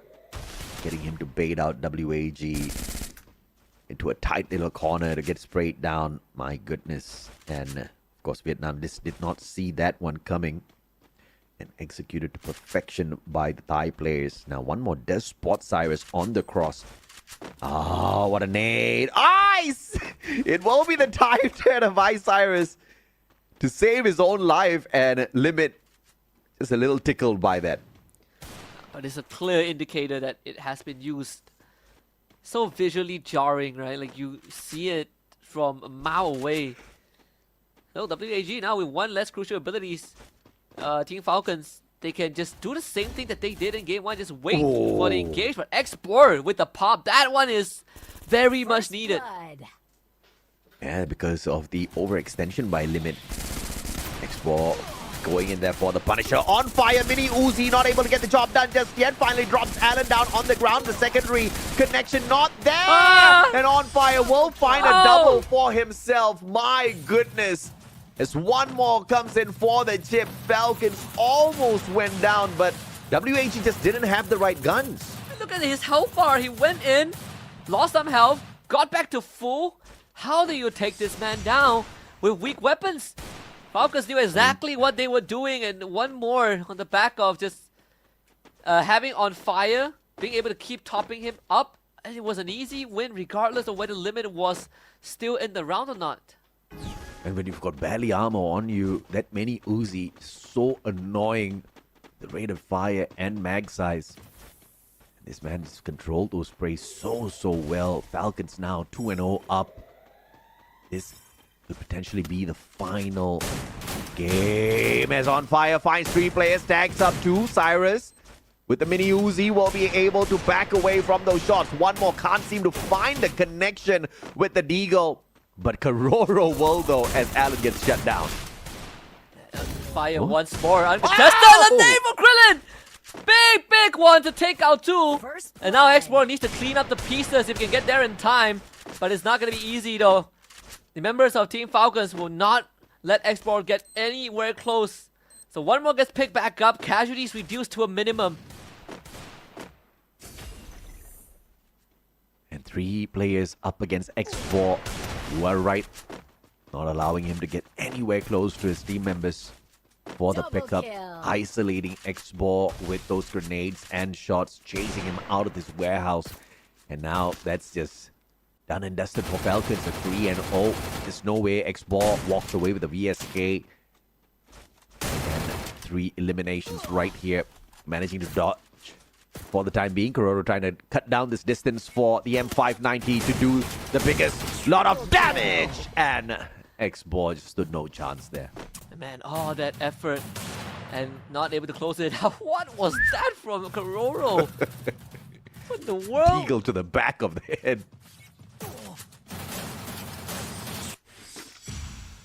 We should see more of that in Battle Royale, honestly. You wish, right? We bring back our Vector Kimbo, maybe. Let's start with that one. It does sometimes show up for a guest appearance. Yeah, I mean, the good old days when the Vietnamese squads were into double Deagles, especially Buffalo. What a legacy player. Oh, He was one of the most proficient guys with the gun. Ooh. Right in the hamstring. Yeah, Krillin just got tickled a tad bit there. Recovery, not impossible. On fire, trying to take advantage, but he gets spotted out by 2 players. Ice Grenade tags him up, and On Fire almost down, but the electrotherapy pumping him right back up. Smoke Grenade dropped out, and On Fire looking for the recovery. In the Smoke Grenade, Limit somehow finds Cyrus still from behind. That's a pickoff. That is gonna hurt a little bit. X-Born wants to deliver on his own, but Limit, look at that. He is doing whatever he wants. No one can find him. He's switching places left, right, and center. One more under fire by Allen, but still can't find the conversion until now. Allen commits to it and finds the knock. Oh, beautifully played here by WAG. Now X4 though has the medkit on him. Just no space to get himself patched up. Finally finds the opportunity to do so. Limit holding that cross on top of the roof. Karoro joining him with that vantage point as well to play this up against WAG's numbers. WAG have a good chance of finding the first round unless another miracle happens. You're looking at Karoro and Limit. Literal miracle workers from the side of Team Falcons. Can do no wrong. Karoro takes out Allen. And that's step number 1. Krillin needs to bring Allen back up. Limit with the support fire. They did not know where he was the whole time. And now he shows himself and ready to deliver another round. What was that mid-air shot from X4 to keep the run alive? A flying Limit, but an impatient X-Ball has 2 medkits to work with. And now in a 1v1, does he have the right gun? Manages to find the first tag. Cooks up that nade to perfection. Karoro eats it up, but barely tags him. The glue wall right at the end negates any sort of damage. It's an honest fight in the front. Glue walls all expended. They have nothing left. First shot from X4. The clutch genes at the end. And round number 1 for WAG. VSK, baby. I mean, that's game sense right there, knowing exactly which side of the glue wall to look based on the position of the blue. Obviously, there's only one side Karoro can go. So pre-aim and the work from then on was just too easy for Mr. X-Ball. 1 to 3. I mean, at least we've got 1 round on the side of Vietnam. Getting 2 more shouldn't be a problem now. Very doable, for sure. I mean, if Falcons pulled off another clutch just now, it would be over. And I say that Allen just lost half his health bar. Whatever shot, I believe it was from Karoro. That smoke grenade is going to make things a bit tough on fire, though. Look at the amount of utilities he's eating up. He's still alive. All thanks for the time turner there. Cyrus just stepping away, smiling ear to ear. On fire, tagged up, but just no follow-up coming through from WAG. Limit very cheeky from the second floor window, trying to find a player with a VSK. But unfortunately for him, WAG just chooses to play all of this compound to perfection on the defense. Well, with that being said, that's a lot of commitment from WAG. Look at the pocket, right? Only 2 members have blue walls, but they have no utilities at all. Krillin doesn't even have a helmet to work with, so a shot to the head is going to instantly drop him. All things considered, Falcons still not able to find much just yet. Limit, in fact, now needs to take a back seat. Utilities-wise, they sim pretty close to each other, so should still be a 50-50 battle. On fire, though. With a Scar. Level 3 on that roof. This is gonna hurt if it finds the connection. Krillin. Oh, beautiful tag with an A124. That'll immediately put a little bit of a stop to their aggression. They need to wait for it to wear off first. And fire just get dropped by X4. Great stuff.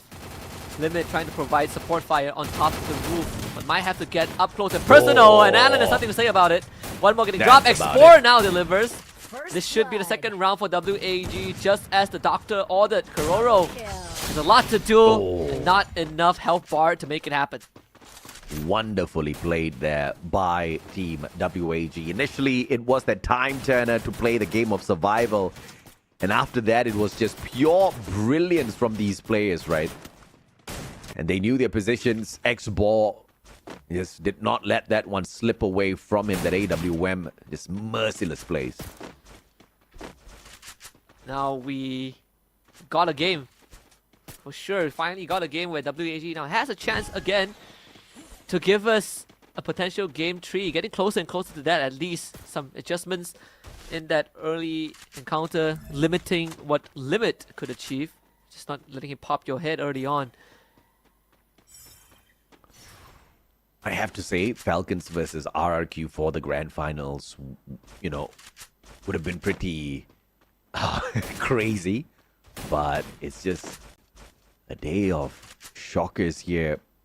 And WAG managing to show up in a few of these rounds really gives us quite a bit of hope. But the question here now is, can WAG pull off a shocker just like Onyx earlier on and stun Falcons, who just seem so comfortable, all thanks to Limit?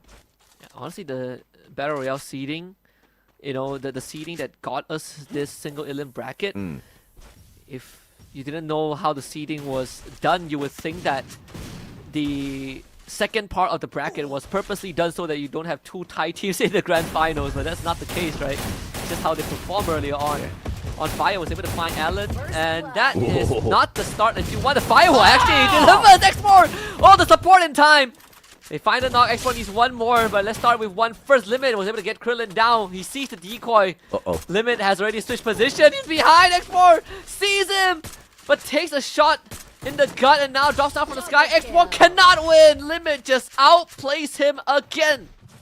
The battle of the snipers, and once again, Limit will rip it away from X-Ball to show that he is the better sharpshooter out there on the scopes. But still, valiant effort from WAG. X-Ball just unfortunate because the game of numbers clearly against him. And now, one more round victory away from series point for Falcons to move into the grand finals as they kick WAG out. A comeback, not impossible, but it is looking rough. That Santino is such a headache to deal with in the hands of Limit, who has been... He's everywhere! He's everywhere at once! You really never knew where he is, and he's constantly getting these snipes. Speak of the devil, he just found one more. Oh man, that's Cyrus of all people, and it's not looking good. Cyrus was already struggling earlier on, but X-Ball with a good trade round. On fire, down on the ground, and that's a nade to finish the job of Limit, going in there for the support. He gets tagged up by the nade. Ignis tags him up as well, but one more will assist Kororo to get that knock. One more finds Krillin, and Falcons out of nowhere, they turn the tables. Only X-Ball on his feet. Kororo potentially to finish this off now. Team Export, this is going to be a tough one. Not the best gun for CQC, and still was able to get initial tag, but Kororo has limit and one more by his side. This should be match point, should be series point for Falcons, and one more makes it happen. Willingly Trace fires. And so close to that grand final slot. Team Falcons looking unstoppable so far in this Clash squad. And Limit just looking like he is beyond the limits of WAG to deal with out there on the battlefield. They have no answers for him. And when you only have your sniper on your squad putting in so much of efforts and capable of taking away lives whilst the other players struggle in this map, WAG is having a rough time as Falcons sit on the series point. We definitely expected a full series, but at the same time, seeing how Falcons dealt with Twisted Mind yesterday, we knew what was coming for WAG if they're not at their best, and I think even at their best, they were still getting outclassed by Falcons. The Limit is in a bit of a problem. He's out of there. Only leaves the decoy. Export still finds him at the end though, so that's a good start for WAG, but countless of times they take out one member of Falcons, but was not able to close out the game anyways. Well, so they take out two then. Let's see if they can close it out right now. On Fire, going in for the chase, and he will find the Punisher onto X-Ball. Krillin on for the hunt. On Fire put down on the ground. On one more now as he circles around. X-Ball down on the ground as one more finds the connection. But in a 1v3, that's a no-go as WAG extends the game by yet another round. A lifeline. X-Ball finding Limits, slacking behind that vehicle, getting a two-piece. Ends up trading himself, but the job was done, you know, the early lifting. Of course, one more didn't have the best gun for CQC. Always at disadvantage when you have a sniper rifle against that M590. 2 more rounds for WAG to find the equalizer. 3 more to force a game 3. Never say never. In WAG, as they move on out, all they need to do is just deal with Limit. X-Ball looking to do exactly that. Spots out one more. Connection just not there, and Cyrus gets tickled, but he will bring out the time turner instantly. Oh, the X-Ball, he unscoped just as the second member of Falcons was going to, just as one more try to show the peak that. So the timing was missed a little bit. Here comes the fire water. One more, just all of the tank hits.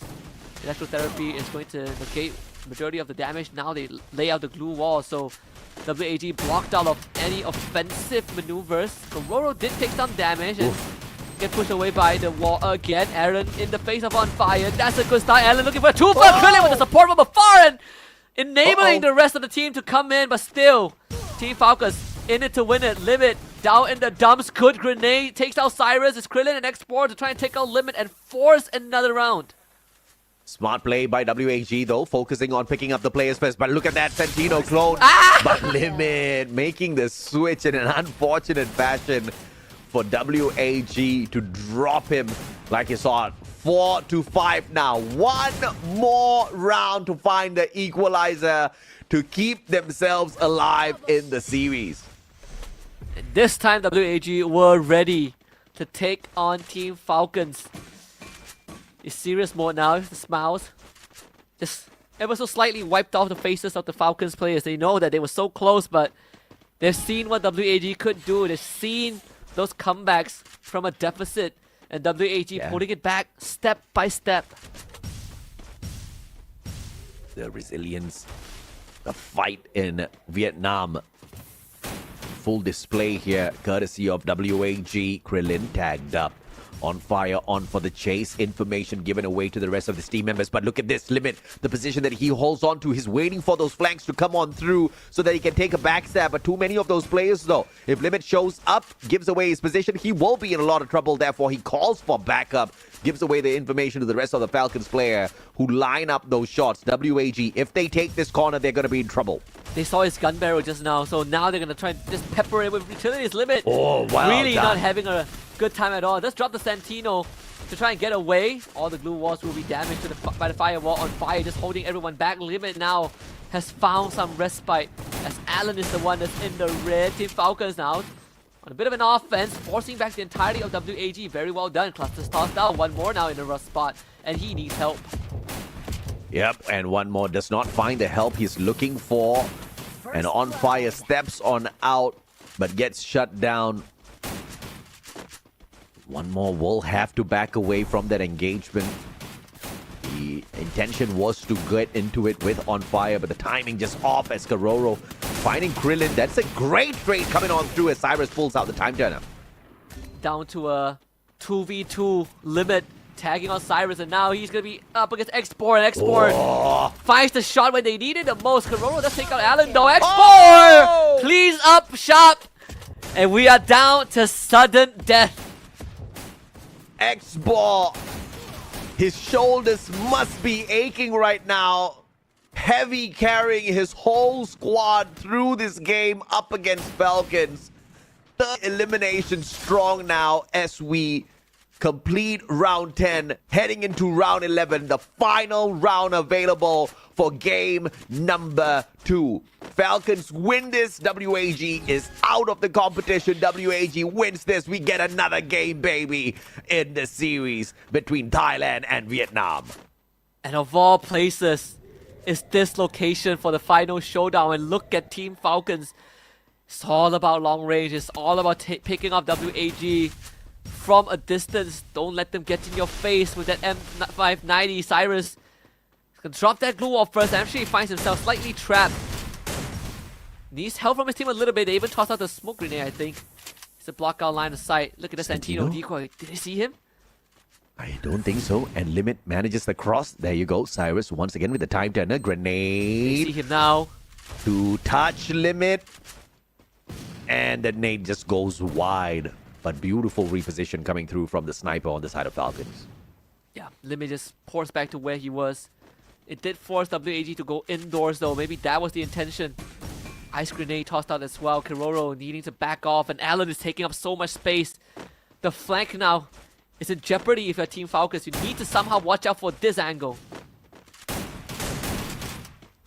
Blue wall taken down. Karoro knows what to expect. The Rebel Rush my god. gets Allen into position, but he just can't take the shot in time.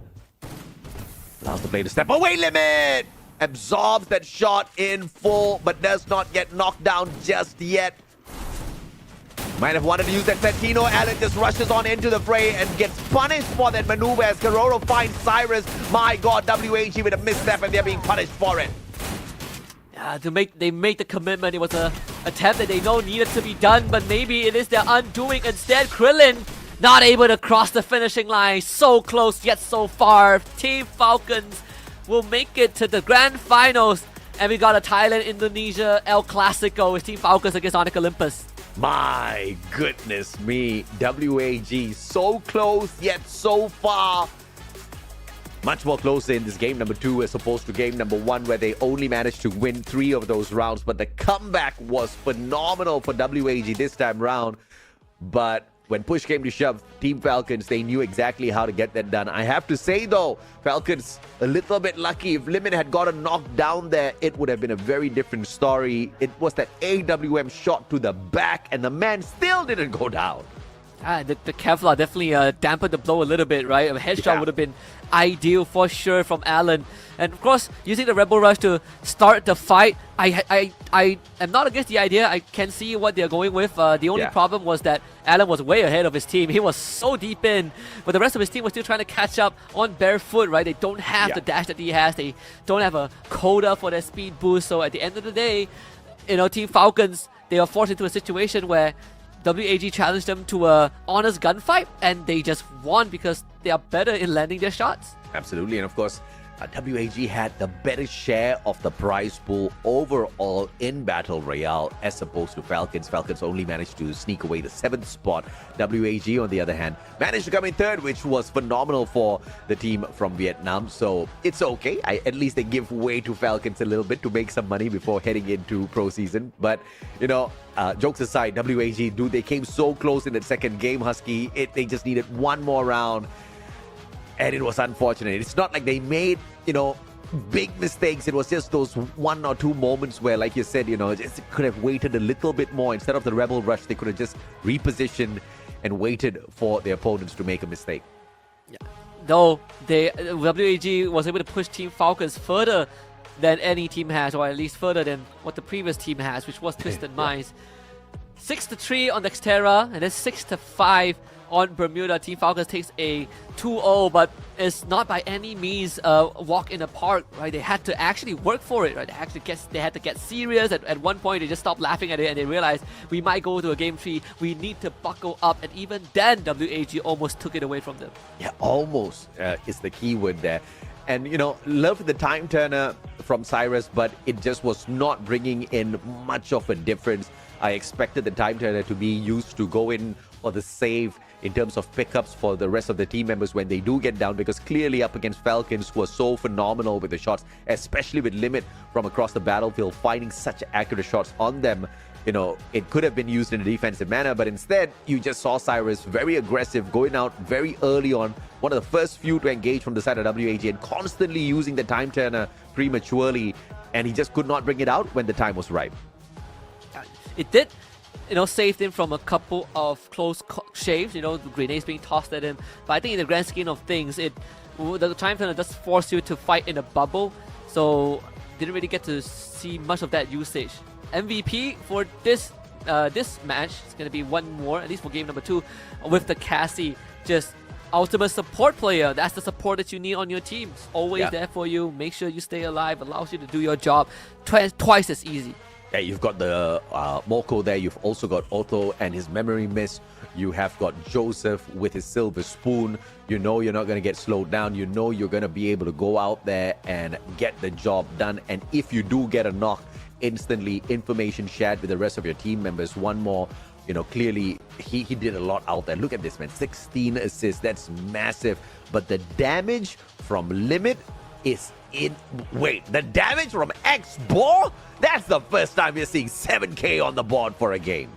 13 eliminations, 11 assists. X-Ball, you just say that he is putting majority of the weight, and then you look at our MVP, one more 7 assists, but he got 16 assists too. So these players really playing out of their minds this game. X-Ball, a core reason of why we even got to a full 11 rounds. It's not enough. They needed, you know, Krillin and Cyrus to step up, especially Cyrus, who was not having a good time because he kept getting gapped in terms of these fights. Yeah, true enough, man. I mean, Cyrus just was having a terrible day out there. And like I said, the time turner just didn't help him change his playstyle. Instead, it gave him the confidence to make more mistakes. Unfortunate with how that was played. But it's all right. That's exactly how the cookie crumbles here at Clash Squad pre-season. WAG's Alan in a head-to-head up against On Fire. You can see they were pretty decent up against each other, right? All equal on the eliminations. Damage side, Alan actually takes the cake here with 6K as opposed to On Fire's 2K.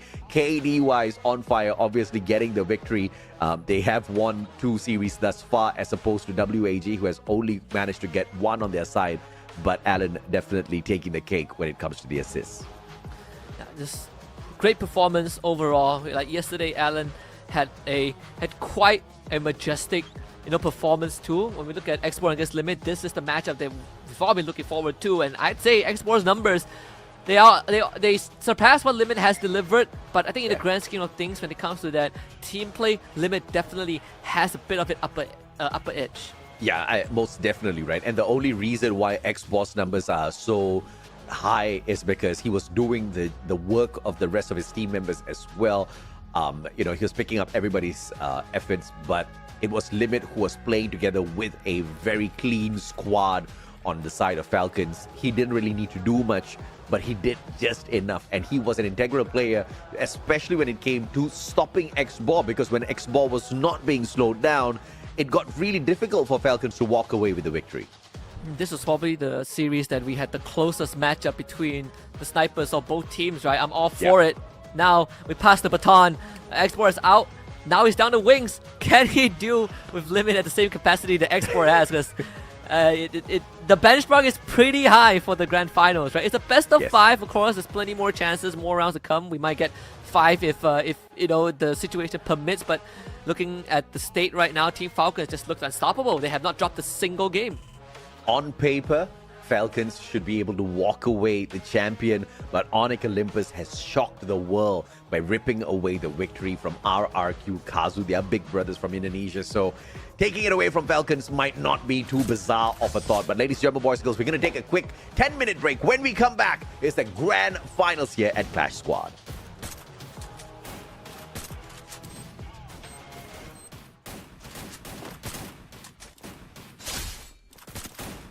Double kill.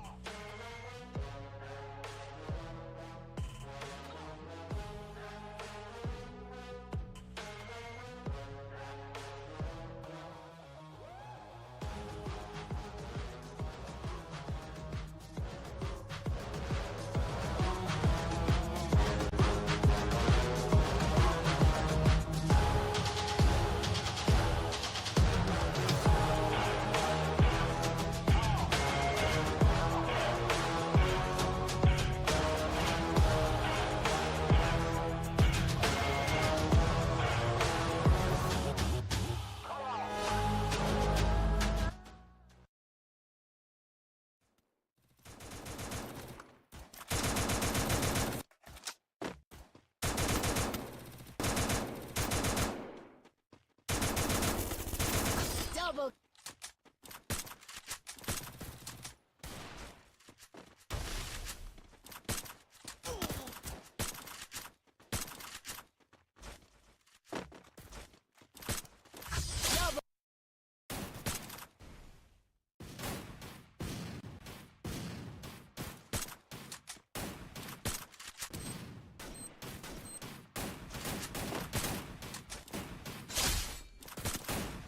Double kill.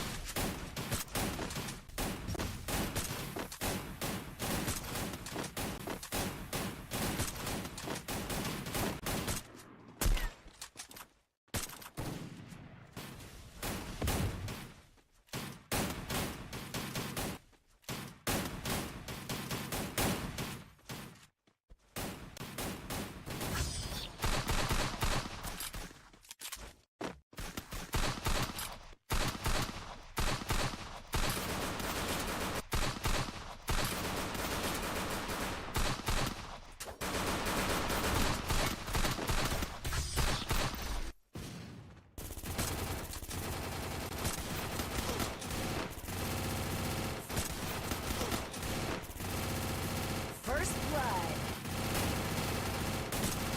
Double kill.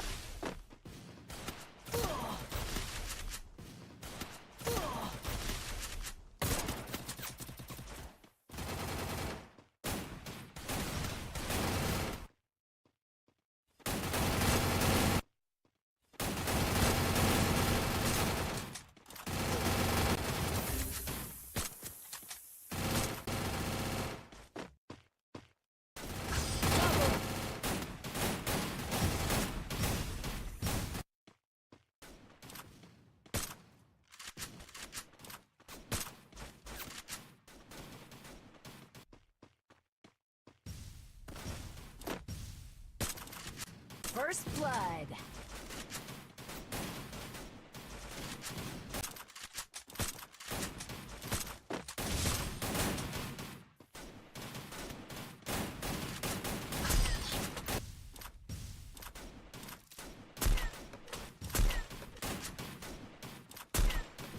First blood.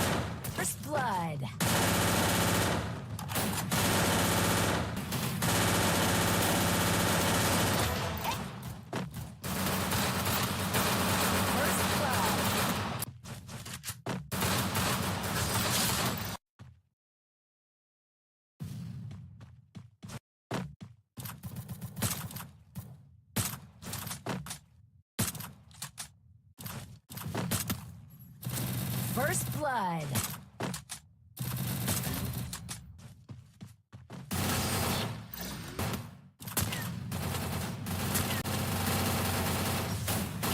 First blood.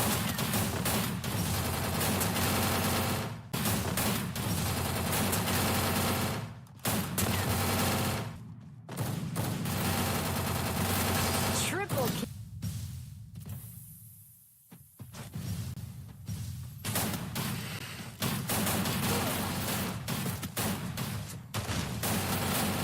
Double kill.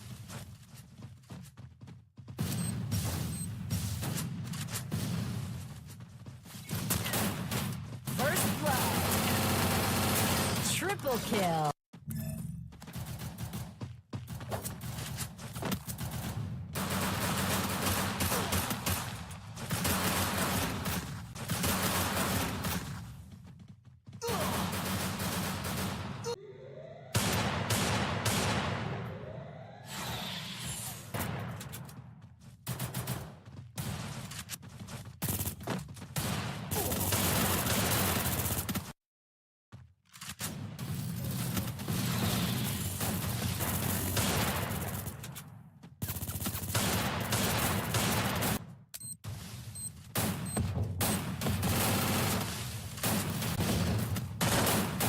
First blood.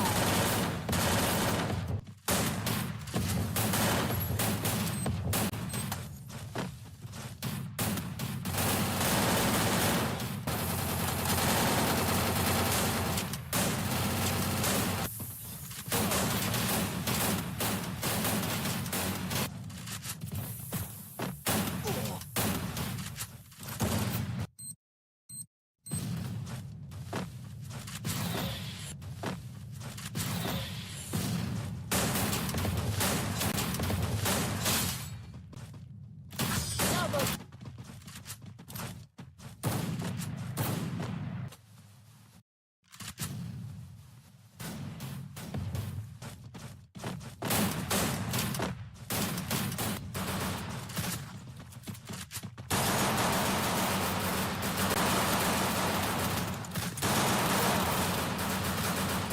First blood.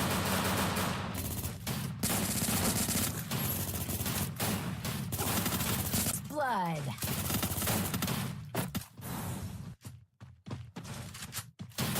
Double kill.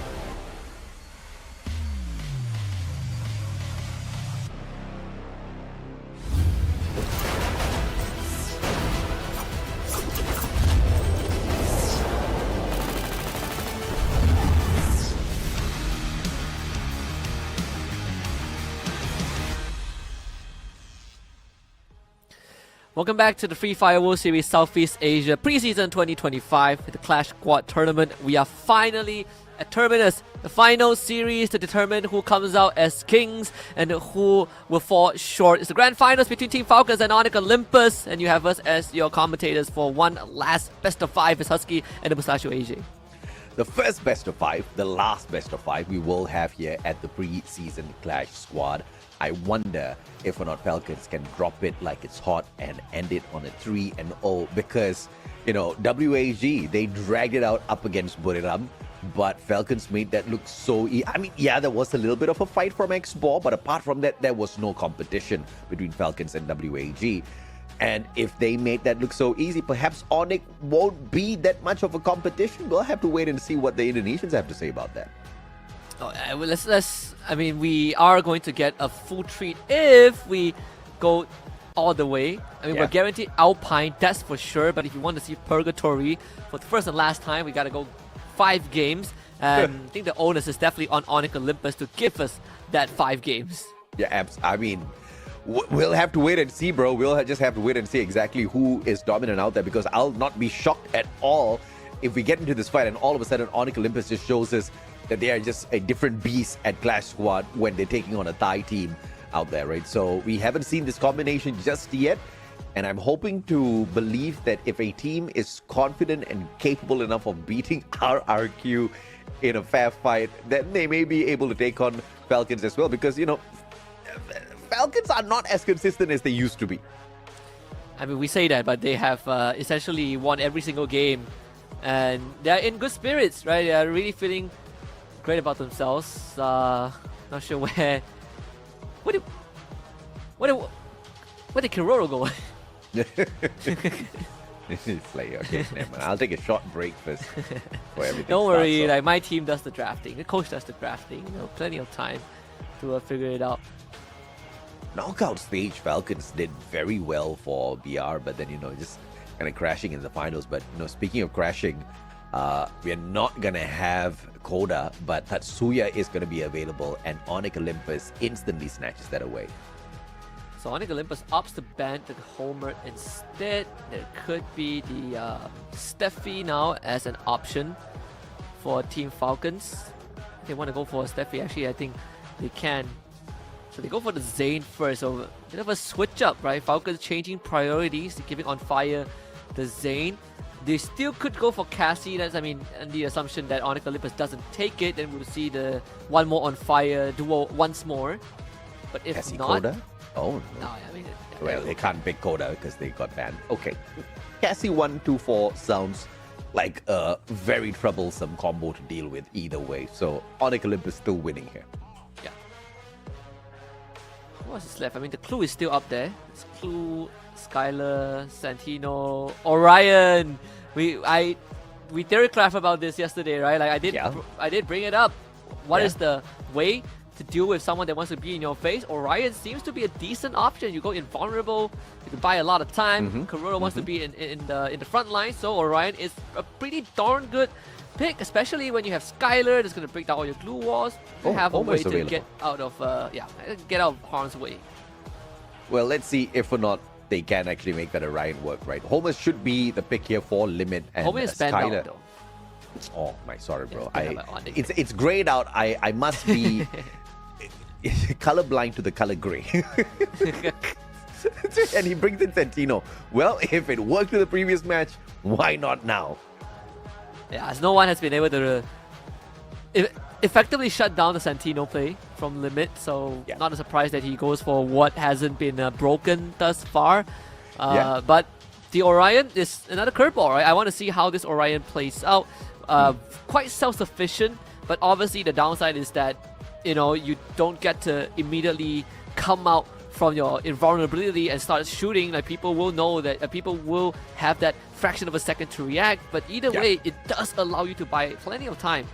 Yeah, especially in the chaos that Clash Squad brings in that final circle, right? Of course, we have to see exactly how these skills get managed out there by Onyx Olympus as we start this matchup. Falcon, obviously, the attention is going to be on them. So we see how this Orion and whether or not the man is going to be effective enough to take down the Indonesians. Pretty interesting to see how this one plays out, especially when the Falcons clearly are going to play for a more split, split formation, whereas the rest of Onyx Olympus are just sticking together as a unit, looking for on fire. Good pick up by Adam. Good shutdown indeed. Karoro, a sliver left here. He wants the good shot with the M500. He can step on out. I mean, this players are right there, but just bides his time first. They're able to take out on fire, so Falcons already down a man, and I believe who is still up. We still got the Orion for Karoro, who once more can still buy some time, but Team Falcons are really getting pushed back. Cluster grenades thrown out to clear out space, and Onyx Olympus systematically taking over the area. Karoro gets knocked down. Beautiful stuff, and one more does not get to sneak away from this one. M500 from a distance, and Limit making it work for a double of his own. knocking Zyru and clipping those wings of Onyx. Kill. But he will not get far at all as Adam is there to save the day once again. My, oh my.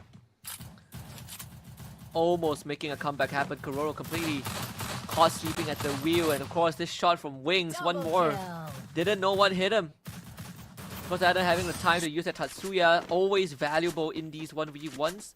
Great pistol round for Onyx. Falcons actually going for an investment onto Limit. Very worthy investment since he is the damage dealer, life taker of Team Falcons.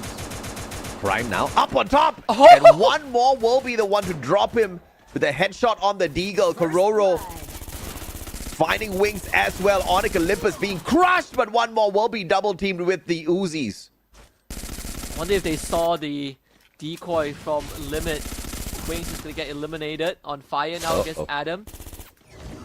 As Onyx Olympus will be on the back foot, down one man. Gotta play together with the Cassie on fire, taking out Adam. Zyru, the only one left on fire, cleans up house, and he is the man of the hour, taking down Onyx Olympus for the second round. Made easy by the assist of his team members, Mini Uzi. The rate of fire there, all he needed to do was just manage that recoil, go in there for the spray towards those final moments. And fantastically executed by him. 2 eliminations, but Adam doing phenomenally well so far. 4 eliminations on the side of Onyx Olympus, but we're still waiting for Crime MKS to start taking things a little bit more seriously. Snake in the hands of one more. Again, double up from Zyru. Adam, to see that whenever you have a Cassie, this is how you want to play. So Falcons blocks off the entrance. Wings actually loses half his health bar. Not sure if Falcons are going to pursue that because Wings is essentially stuck. Limit repositions with the Santino, so they can't find him yet. Come online now! And even without bringing that active skill into the play, on fire does manage to get that knock and a fantastic grenade follow-up from the back to get that elimination. What an assist, Wings. Now, what a clip from Limit from up top. VSK perfection. And Crime is in no man's land, stuck between 2 players on the side of Falcons. Double kill. I mean, just clean shots from Falcons made that look easy. Oh, yeah. I mean, easy round number 2 for Team Falcons. This one didn't look like they break a sweat at all. Look at Limit. Woo! So clean. Perfection indeed from the Thai squad. And of course, they take the lead. And on the side of Onyx Olympus, we've got a good balance between the mid and short range engager. They've got a Mini Uzi, 2 M590s, that AC-80 for the distance. But obviously, Falcon's going to be the ones with the better guns on their side. And then double up. Adam going for very aggressive maneuver. Sees Limit already. But again, he has a Santino reposition if ever needed. On fire, losing half his health bar. Adam steadily getting healed up. Zyru and Wings taking massive collateral chip from grenade. Kororo just deeks him. Zyru didn't have a chance to respond, and that he is gone. Team Falcons now opens up the game. Most of Onyx Olympus stuck in a tent. They're shooting fish in a barrel. Turn the corner. Crossfire set up. On fire. Crime! Fight 2 of them with the splash. And Team Falcons now suddenly on the back foot. Absolutely, and Kororo with the Orion just surviving all of that chaos for the time being. Hops on back in, spots the 2 players, but just can't find it on point. Crime really putting in the clutch, takes out 2, they get revived, and he does it again. Tells himself no matter how much time it takes, he will do it over and over again. And Kororo now has some work to do, comes up with the Orion. Adam reposition a little bit. Crime MKS finding the ace and the equalizer. If you were waiting for him to wake up, and it looks like Crime is finally ready to take things seriously here in the Clash Squad race to that top $8,000 US. Enticing Crime. And this is the version of him that is going to be so lethal out there, right? If Onyx Olympus can keep this up, if Crime can keep that up, then Falcons will stand no chance because Wings is more than capable of controlling Limit. Really, Crime MKS putting out all the stops. We thought that Onyx was trapped in the tents, but Falcons didn't have utilities to flush them out, so they went for an honest fight and just got collateral by that M590. Yeah. Here, plenty of tight corners as well. No Skylar available, so Adam forced to back off. And see a Rebel Rush coming back out in just a second. Doesn't get to use it in time. And Falcons strikes back as quickly as they were struck down. They pay it back tenfold. A big mistake by Adam there. Just a little bit of a panic moment. And the Falcon players did what he did not expect. They just hopped on over the glue wall and met him halfway through. Wings will find the initial clip, but Falcons finishes the job to bring themselves ahead now, 3-2. This is closer than I expected it to be, right? Pretty even, back and forth. Yeah. Falcon gets one round, Onyx gets another. So you head to Mammoth, this should be long range. Look at the weaponry. Seems like Falcons have no intention to play too far. Just leave it up to limit. The rest of the team just wants to get in the faces of Onyx. I think both teams will agree that as long as the rounds go back and forth and not the series, they'll be pretty happy with that. At least the winning team will be thinking that. So it's 3-1. It's a 2-2 split, in fact. I mean, Limit just lost a big chunk of his health.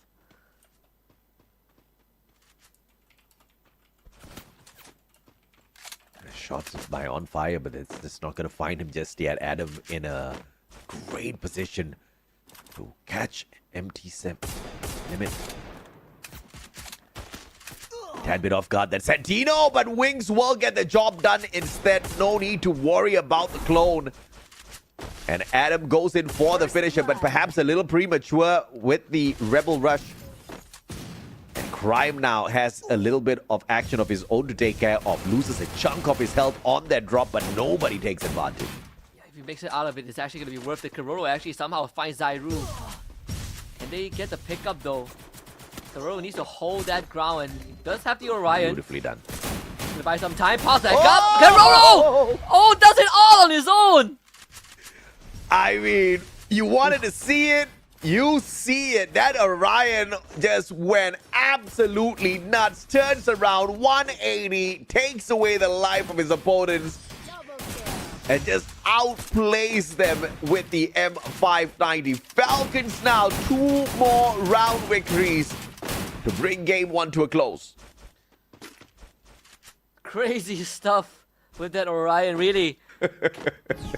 How could you figure out the timing when he's going to pop out of that ability, right? Onyx trying to wait patiently, but didn't really have the time to be patient. You have to, at a snap of a finger, make a move, and Falcons just were faster. I mean, the Orion is a game changer right here. Sneaky keeping it for grand finals. Karoro with a headshot from afar. God damn, the Deagle just cooking Onyx Olympus. But Adam with the comeback, one more, instantly putting a stop to that. And Wings now the final player alive. But they know exactly where he is, and he cannot do anything to save the rest of his team members. And this finisher, a jump shot from Limit to bring them to match point. God damn, the Deagle shot, you suddenly feel like your torpedo just got fired. I mean, it's just crazy stuff, man. So on point with those shots. It's just... I don't know how these guys do it. I mean, even the audio when you fire a single shot, right? It's so distinct. Like when it hits you, it really felt like you got hit in real life. The truck just ran over you. And these headshots is so deadly when you don't have a helmet. In this case, Zairu doesn't have one. But even if you do have, who needs an AWM? Oh, that's the guy without the helmet. He's gone. Limit just putting a quick end to that. Oh. Falcons looking for the finisher. One more with the God nade onto Adam. And he is not going to survive that one. They've spotted out Wings already. On fire going in to finish the job. And 590 in hand. Wings not keeping an eye on that lower deck. And On Fire says, hello, son. Oh, On Fire. Even scoping onto Wings. They know that this is done and dusted. Prime MKS against Karoro.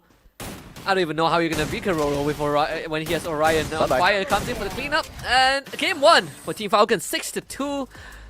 and making it look all so easy. Oh, that was the Orion. Ha! What a play! What a game changer! Kororo, the man. It's just so unpredictable on the battlefield, bro. And you know, the mechanical skills, the 180s, and the combination with the overpowered M590. Kororo was unstoppable. Yeah, I mean, that Orion really changed how Onyx Olympus had to fight into Team Falcons, right? Previously, you don't really have to worry too much. You find a guy, you shoot him a couple of times, he's down, you get the win. Against Orion, you find him, you shoot him, and then you wait. Yeah, nothing happens, right? You shoot him again, nothing happens. And in fact, he's taking away your life. And then when he comes out of that form, that Crimson Rush, it's just game over, especially when you're going up against a very, very well-oiled machine like Kororo. And I mean, once again, it's the right gun, right about a distance from your opponents to make magic happen. And he made magic happen in that round. And in the other times where that Orion got caught out as well, it was just no stopping him. And the timing was just played to perfection.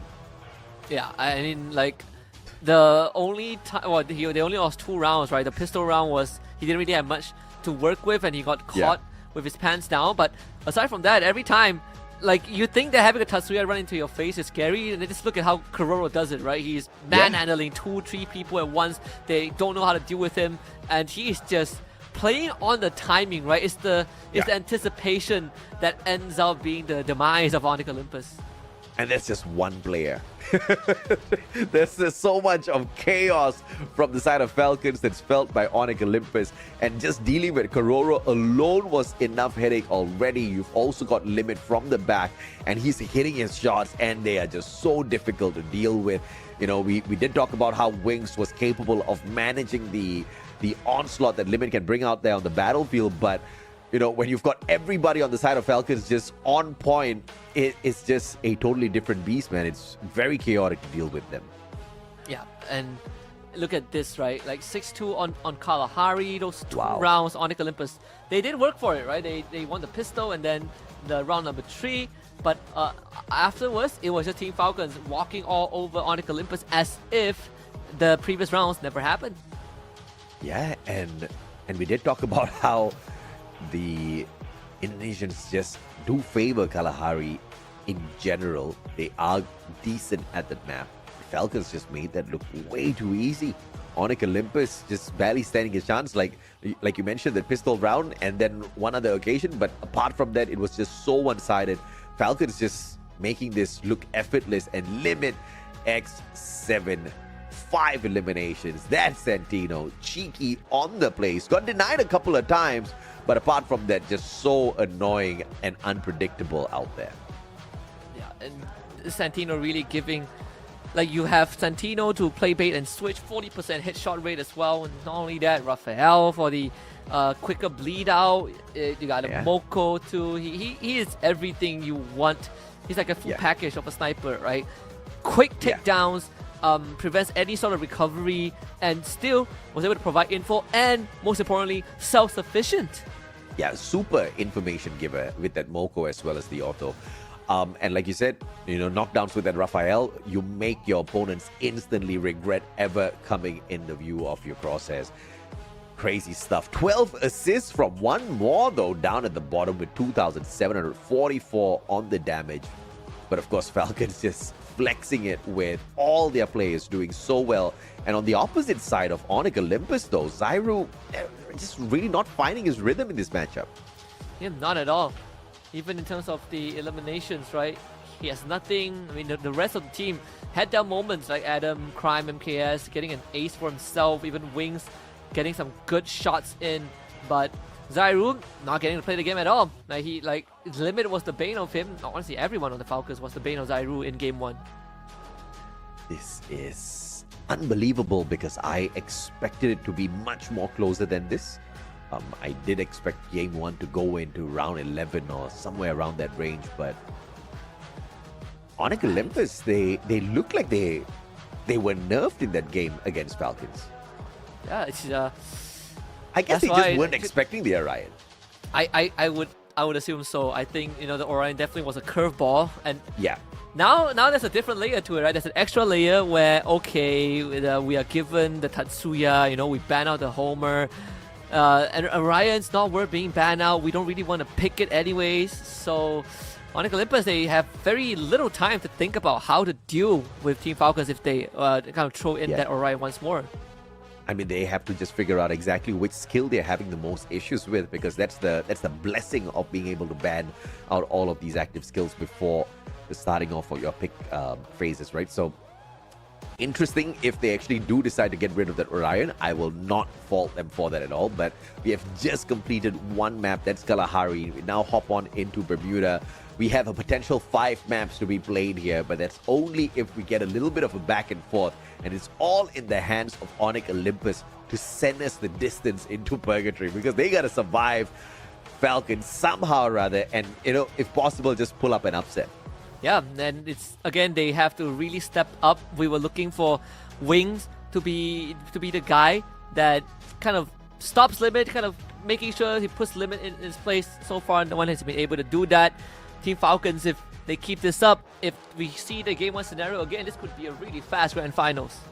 You know, we came prepared for anything, and if Falcons wants to make this a quick one to make a statement before we get down to the rail shenanigans in a month, then that's exactly what Onyx Olympus has to deal with. But of course, I would love to see a comeback from the Indonesians as well. They have been phenomenal throughout the competition, but it is Coda and A124 that gets taken off of the menu instead. It's a bit of a switch up from Team Falcons, but it is one of the few, you know, sought after characters. Now they get their hands on the Tatsuya. Kororo very happy about it. Yeah, absolutely. And you know, usually I thought Onyx just did not like dealing with the Steffi, but you know, in this sort of a situation, I guess it's a different story altogether. They walk in with the Cassie, I guess, just to reduce some of the damage that those M590s are bringing in as well. But a good defensive setup here from Team Falcons, responding with the Zane and Homer pick. That's gonna make Team Falcons very deadly. You got a lot of offensive capabilities. You know, Zane is tanky, Tatsuya can bob and weave around these tight corners, and then you have Homer for information. And then it could be a Santino finisher once more for Team Falcons. So now they can be all over you, and you have no idea where each of these players are going to be at. Leaving the Steffi open for themselves, they bring her in. And of course, Limit X7 once again with the Santino pick, allowing Wings to walk in with the Skylar. So this time, even though the Orion was there, you know, you just don't see them going in for that. But Kororo might just be a tad bit more annoying with the Tatsuya on his side, and it's Skylar's Riptide Rhythm being dragged in by Wings. Classic pick for him. Onyx Olympus. This looks like a basic setup for them that they have mastered already. Let's see if it's enough to counter Falcons. I do want to see if Onyx Olympus is going to be able to stop this very offensive lineup on Team Falcons, right? Like, if Game 1 was any indicator, I think this one is going to only amp up. So for Onyx Olympus, they got some decent intel gathering tools. We saw that Rider earlier also, and you know, has been put into pretty good use. But against the bulk of Team Falcons, I think Onyx Olympus needs to really start thinking about how to utilize their utilities to get rid of Team Falcons, because that's how Falcons have been winning most of their rounds, even yesterday. Yeah, and the pace of gameplay from Falcons just a little bit too quick. Onyx Olympus, they usually hang back, you know, playing the pace very slow, getting into the circle, and then, you know, just getting into battles where they're really, really forced into. At Clash Squad, you don't have the luxury of doing so. You have to fight. You have to get into the thick of things instantly, and that A124 pop instantly coming on through, tagging up these players. But the grenades just flying wide as Falcons fall back. Yeah, we saw that Steffi used as well. Oh, because the Spider, that one actually doesn't tag onto anyone from Team Falcons, which is pretty unfortunate. Right, just out of radius. Adam still has a tiny radius. Spider. It is a tiny radius, 5 meters, right? Not that much. Still has it. Someone thought someone was behind the wall. It was. And a good reposition by Falcons, so... It's flying Limit, to though. anyone watching this. Deadly on the headshot. And you know he's waiting for it. The spree aim is there. Adam. Oh my god, misses the opportunity and puts himself wide open for the takedown. Limit goes down and so does On Fire. Kororo with a comeback though. Crime down on the ground. Finishes him off very quickly as there was no backup there for Crime at all. Adam with the flank. And he just finds no players to shoot down. That's a disaster. Limit missing everything. They say you miss every shot you don't take, and then Limit misses everyone that he took. But still, his teammates can still bring this back. The 1v2 is one more. 1v3, in fact, okay. That's number one. Zyru was spending his time healing up. Pops his head out right now. Trying to clean up pistol for Onyx. And things started off a little sour for Falcons. The recovery just could not be pulled through, right? And it was initially by Crime and Adam. As they found Limit out in the open, it was Limit that made the mistake, like you mentioned, missing all of the shots that he took. I guess finding one connection, but then barely tickled his opponent, so gets sprayed down. As it was a 2v1, and Onyx Olympus taking advantage of that initial mistake. But do they only count on the mistakes of Falcons here to pull away rounds? We'll have to wait and see. Kororo on for that right-hand side flank. One more backing him up as well. And the numbers game here for Onyx Olympus if Kororo makes a mistake. All of the... Oh. It really started with just, missed shots, right? Again, minor errors that Onyx took advantage of. Saw a couple chip damage early on. Wings and Adam took it. They do have the capacity to top each other back up if ever needed. So not too big of a problem there for Onyx Olympus. They did have to concede some space to Team Falcons. Adam really low. Hey, I thought he got away, but Limit with the follow-up from afar! And Kororo as well finding Zyru just as he was about to go for that final shot onto Limit. And Limit hanging on with a sliver of health as the rest of his crew members clean up house to pull the round back from Onyx. Again, the round just imploded on itself. Team Falcons moving so fast, like a machine, and it's not like they stuck together as a unit. They were doing their own thing, but they all knew what the job was. They cleaned it up, just like an expert elite SWAT team, special forces, if I may call them. Just like that, they won the economy war, right? Just by winning the second round. Who needs round 3 for a comeback? I mean, it's just mechanical play supremacy here for Team Falcons. There's a best of 5, so Onyx still has 2 more opportunities for a comeback before Falcons brings this to an end. Riptide Rhythm breaking down the defenses, but Adam just walking out into the open. No one. On Fire got into position, so but look at where Limit is! Oy. They definitely didn't expect that, but good punish by Zyru. Limit needed to go down because that Santino play could have been deadly, but still, the flank exposed either way. One more finding the knock on the Crime MKS, and this round might be over. Yep, Zyru now gonna get caught by On Fire, and it is that backstab by On Fire that puts him in an unfortunate spot. One more with the pistol to find the finisher. Falcons now with the lead 2-1 after a questionable approach here by Onyx. I assume that this is just a show of strength for Falcons at this point. They are rocking the Deagle. GFL. Apparently, it does exactly the same thing, as any other gun. It's in their hands. Who needs an M590 then? Yeah. Right. But of course, initial rounds where the helmets are not that thick. And it looks like Onyx still doesn't have those thick helmets yet. Adam and Zyru running with none. So if the Deagle is still here, it can do quite a bit. Give him a big cranial restructuring. No, so Team Falcons still have that nade from one more. This one get tossed out.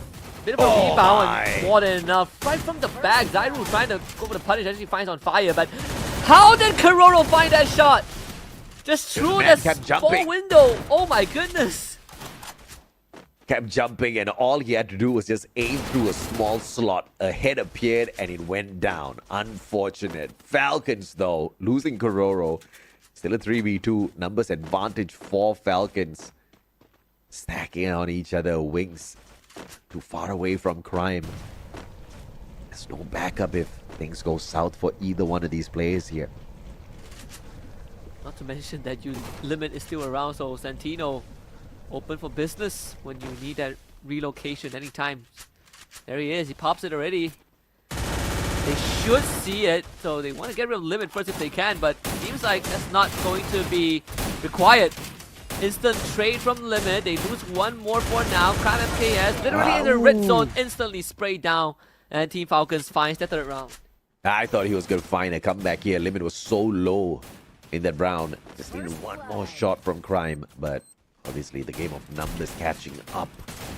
And Falcons, once again, this is that comeback 3 in a row now for them. Looking for a strong finisher to game 2 as well, as it looks like. Yeah, I see the smiles back on their faces, especially Limit. Having a pretty good time, honestly. You know, just having fun with the Santino. He knows he's not going to be able to use it if this was Battle Royale mode, so might as well have his moment. I just savor it. Another snipe. What was that? Kororo finding wings? Oh, that's insane, man. On fire! And Limit now finding Adam. Oh my goodness, they all just get picked off one after the other. Crime is that's the Falcons are just unmatched right now by Onyx. What was that? Insane stuff from Kororo. And of course this reposition with the Santino too. I might say that Team Falcons will be everywhere on the map with the draft that they have. Yeah. Exactly it. You really don't know what to expect. And they're all just running solos out there at this point of time. And it's really not respecting their opponents at all. And Onyx Olympus, nothing seems to be going right for them. Even the mechanical skills, they just seem to be outgunned round after round. And a lot of times it's just them getting picked off because they didn't expect, you know, where Falcons were coming from.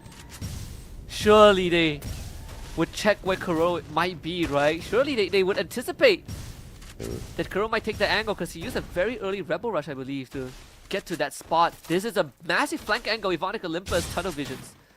Here he comes. Yeah, Riptide Rhythm doing nothing to On Fire. He will be able to push on fourth. Crime in a lot of trouble now. Kororo, sliver of health. Turns for a 180. Does not get punished. Finally, follow up by Adam. Fights Kororo. One more down on the ground. Onyx Olympus has an opportunity to make something out of this. But Adam, so low, and Limit takes advantage. First blood. And Limit was able to at least make it winnable. But Zyrus shuts it down. Finally. I was getting worried that Kororo will get the flank because no one was paying attention, but this one was a great punish. He ran out of Rebel Rushes, and Adam was able to get the first one in, and Zyru with the ambush onto one more as well, as backup was the intention from Team Falcons. So Onyx keeping themselves within touching distance of Team Falcons. Now this is where the game gets a little deadly on the side of Onyx Olympus. Look at their weapon layout here, man. I mean, you've got two players running that M590 for the close range combat. You also have the Groza in the mix there. AWM in the hands of Wings. They've got the weapons all going their way. Now it's just about the skills. Zyru. You see that Raiden going out? It should be able to get the tag. And he knows. He definitely knows that someone is there. Kororo is long gone. Limit actually taking massive damage. 1v1. Around the corner. And Limit wins that one against Wings. Backline completely exposed. And one more finds a nail to Adam. And once more, this round over in a flash. I mean, that shot by Limit, illegal. He did not have enough life to pull that off. That was so impressive. Poor and dude. I mean, they're just outplaying on it. You can see that Wings wanted to pull the trigger and he was like, the angle doesn't seem that right, and he got wide swung. Maybe he should have taken that shot, right? But who knows in that situation.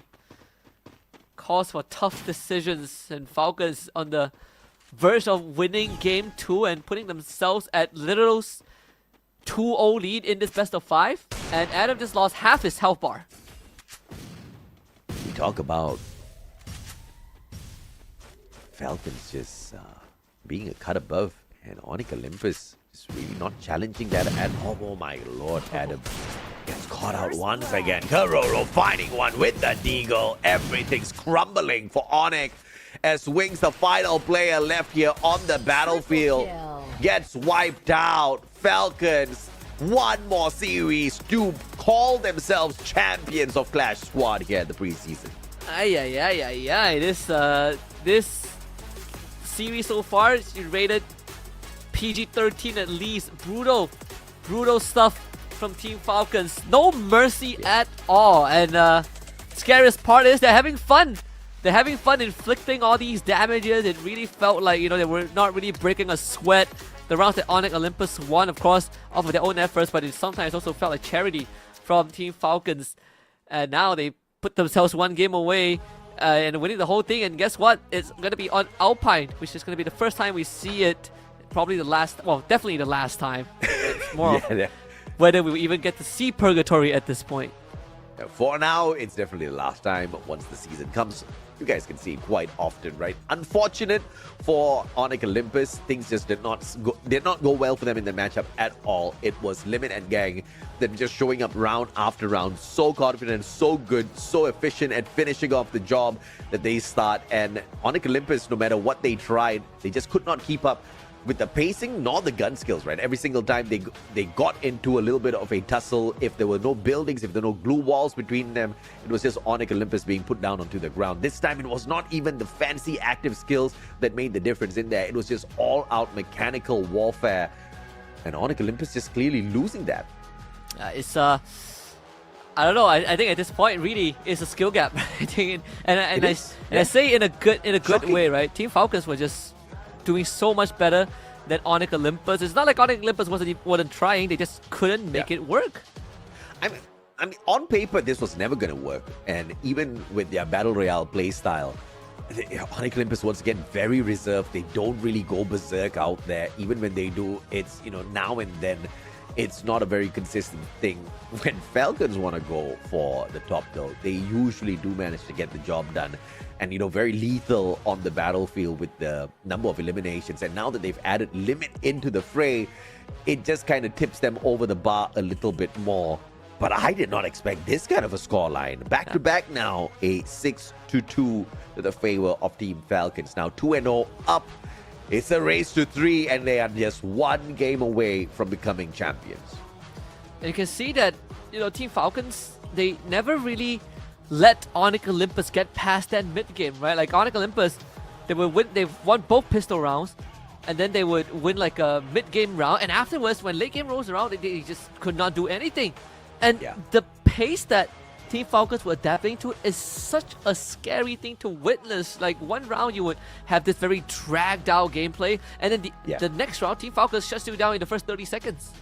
And we also did talk about how Falcons actually had lesser games than RRQ and Onyx Olympus yesterday, but they still had more damage on each and every single player out there, more eliminations. The stats were really unbelievable on the side of Falcons, and now once again, one more is on fire, pulling the MVP title to his side. I think there's a high probability this man's going to walk away with the extra 500 USD in his pocket by the end of the day. Yeah, at this rate, I think he has already guaranteed it. Unless they lose this, okay. Unless there's a massive comeback after this. That would be, for now, I will call it early. It looks quite impossible, for that to even happen unless something really, really goes wrong for Team Falcons or Onyx Olympus. Really just, some switch flips in them, and then they started hitting every single shot. But at this point in time, with how things look, Team Falcons just look unstoppable. And it's really cool that once again, gets to play these more aggressive role out there on the battlefield and does not need to be the main sniper of the squad anymore, right? You've got Limit. He's now the backup sniper. And that just makes him so much more lethal it is a trouble to deal with him, but he's not even the biggest of issues on this squad this time around. It's Kororo, 9 elimination strong, 4,300 damage. My God, he's hard to take down. I mean, you call him the backup sniper. I feel like he is everything. You know, he's doing everything on his own. Either way, even damage numbers, Kororo putting in the work, it make Onyx Olympus look like a bit of a child's play. Look at Adam, right? Like, he has 4 elims, efficient damage, you know, only 1,000 damage to achieve that. But a lot of times it's a 1-for-1 trade, which in the grand scheme of things is just not good enough. It's Falcons, right? Falcons doing Falcon things before we get into FFWS Sea Pro Season, before we get to the Esports World Cup. They just want to prove themselves. They just want to warm themselves up for a back-to-back trophy, maybe. We'll have to wait and see for that one. For now, they are blazing Clash Squad, and they're making it look way too easy, right? They shut down WAG in a fashion where it was... I don't know, man. This is just a little out of the norm because of how difficult the other matches have looked. Falcons are making this one look like it's a walk in the park. I say it's pretty fair to put it out there right now that WAG put up a much better fight than Onyx Olympus so far in their series against Team Falcons, right? And that was just the semi-final. So again, some people might be in for a bit of a disappointment with how this might potentially conclude. But again, Onyx Olympus, they're lucky. It's a best of 5. They still have a chance on Alpine, a map that hasn't been playing Clash Squad, at least not in this Clash Squad tournament up to this point. An RRQ Falcons would have gone the distance, right? No disrespect to Onyx Olympus, you know. And I don't know, man. At this rate, they better step it up. At this rate, I can't be sure. I don't even know if it's going to be the case with RRQ or any team at this point. But I agree. I think you know, the fact that Onyx Olympus took down RRQ is already pretty huge news. So now Team Falcons making quick work of Onyx Olympus definitely feels like Onyx Olympus are not exactly ready for this grand finals. Or maybe they just used up all of their wishes, bro. Their wishes were just used to, like, let us get to the grand finals. Let us beat RRQ. It takes a lot of pixie dust to get that one happen. And yeah, I guess they ran out of pixie dust. Struggling up against Falcons. Of course, we tease them. There's still a comeback possible here. Onyx Olympus, you know, you can't count them out just yet. It's just like how we could not count on some of those rounds where WAG made it back, right? So phenomenal stuff. If that was possible, you know, Onyx Olympus might just be able to show us some miracle here at Alpine and try to drag this out at least for another series. I don't know. I mean, we actually bet Santino. Okay, finally someone thinks Santino's annoying. I don't blame them. I honestly don't blame them. Because Santino has been causing so much problems for Onyx Olympus. They're like, we're so done with Santino. So okay, we ban out Santino. This is gonna kind of force Falcons to default a little bit. They're like, okay, we don't have to decoy anymore. What is Limit gonna get? Probably the Iris once more, right? But here they're gonna take the Tatsuya first. A124 and Cassie both are open. The Zane as well. I have a feeling Cassie is gonna be the Cassie 124 will be taken by Onyx, and then you trade like Clue or Zane or something for Team Falcons. I think Limit's going to go back to his homer if nobody takes it. Go A124 Cassie on the side of Onyx Olympus. They're stacking themselves right now. Falcon's probably going to be bringing in a Zane here, just for that extra layer of defense. One more, and the potential of a Koda is not even possible because they banned him out. But a Zane and Homer pick. Oh, all right. So you maybe just be right, sir. Limit might just swipe away Iris if Wings doesn't, because he's going to take that Skylar. There you go. And so this should your girlfriend's going to be playing. Last I checked, she was cleaning her room. Come on, Limit. Just stop the suspense. Should be Iris, right? Oh, he's going to bring out something wacky. Let's see. Just do it. Orion? No way. I mean, if you want self-sustained, self-sufficient character, it could be thing. Nah, actually, I'm thinking too far. Go. So we go back to Onyx basics. Yeah, back to basics for Team Falcons. Onyx Olympus. This is as strong as a build can get, right, for the squad. You've got that Steffi there, you know, reduced damage from that armor-piercing rounds. You've got an A124 to disable Team Falcons from even coming online. You've got Cassie with that electrotherapy. You've got Skylar to break down the defenses. Onyx Olympus will have no excuses whatsoever. They have to win this next game. Funnily enough, it's also a composition that I can see very well be picked up in an actual BR round.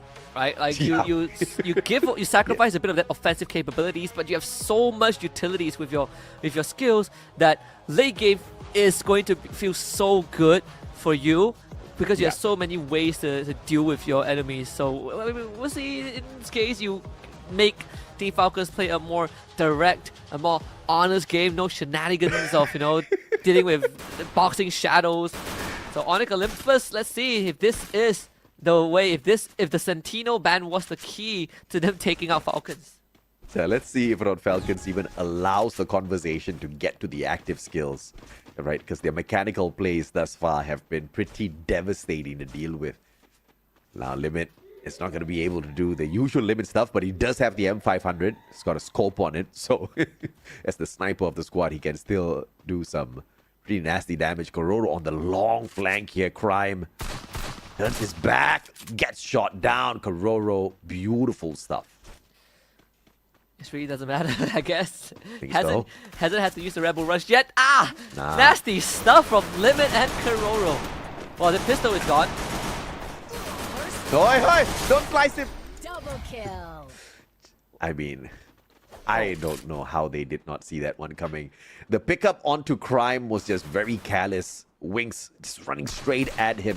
Obviously, somebody was going to be there. It's just headshot after headshot after headshot. Everybody with the M500 winning big there. Yeah, no helmet, so eats a 208 in the face. Instant knock for sure. That, well, could you believe it? That's actually the first pistol round that Falcons won. Because they lost the previous two. And now with the extra economy, look at the armor, right? The Kevlar on 3, a full set of Kevlar helmet on 2 out of the 3 people. These 2 players on the side of Falcons just running the Deagle. You can say no, Onyx, no. Not running those helmets, but Adam, mini Uzi straight to the head. Looking for more heads. Alright, this completely gone fell out of control. This shouldn't be the case. Oh no. Wait. No. Come on, Onyx. You gotta finish this one off. Just Kororo now. One more bleeding out. Kororo caught out. It's a 1v2 and Adam gets the job done for the squad. It's a triple for Onyx.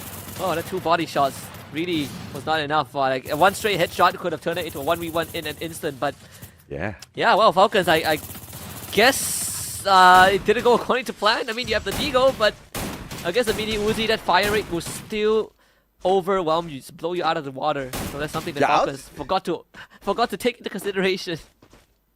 I mean, if you want to play the Deagle, you got to play the distance, right? They just ran straight at Onyx. I think they were a little overconfident there, and Onyx just had the right purchases to handle the Deagle up-close situation, right? I mean, up-close and personal, obviously, the mini Uzi is going to be winning out these battles hands down. Now Adam and 590 in hand. Beautiful job, but does not find the full connection. And one more from afar will be knocked down to the ground. Adam's on fire, needs one more. Turns the 180. And Zyru with the backup. Onyx Olympus finally finding that focus in this game. Oh my goodness, Kororo still sharp with the Deagle, but should be another round for Onyx Olympus. Round the corner. Nah, the second one is not going to miss, so Limit is going to be knocked down and taken out. So that's how you got to play the game. And now it's down to Kororo again with the Deagle. 1v3. Sure. Still not going to go the way of Falcons here. There you go. Crime would say it's a crime against Onyx if they let that one get away. They pull that round towards themselves. Maybe this is that comeback. Yeah, I mean, they didn't let the second round slip, which should even be a thing. No, kind of goes against what what the general trajectory should be. Yeah. And obviously Falcons, they kind of threw that previous round now for the full-on 590 setup here. Except, of course, Limit, who brings in the BSK for that ranged capability. Kororo. Can't see that Tatsuya burst! But he gets shut down by Zyru. And the shotgun too good. On fire, finds the connection. And Wings just sidesteps him, not wanting to get involved in more battles. You can see the idea from the side of Onyx Olympus. They just stacked up in the building, knowing that Falcons is going to make that early move and punish Falcons right off the bat. So 3 rounds in a row for Onyx Olympus. I guess there is a little bit of an extension here. Onyx, I mean, this is so on Falcons, bro. They should have not been cheeky in that round 2. They should have just gone for that purchase instead of trying to be cheeky with the Deagle down with that rush. They paid a high price for that, and Onyx Olympus, with this momentum, they are now running away with it. Actually starting to run away with the game. So Team Falcons feeling quite uncomfortable so far on Alpine. Another close quarter combat, big warehouse right in front of them. So this time it seems like Limit is going to join the rest of his team in the front lines. Still with the VSK though, but it's a map situation, decision making. Yeah, beautiful stuff as the Riptide Rhythm breaks down the defense as Wings finds On Fire with a sharp shot.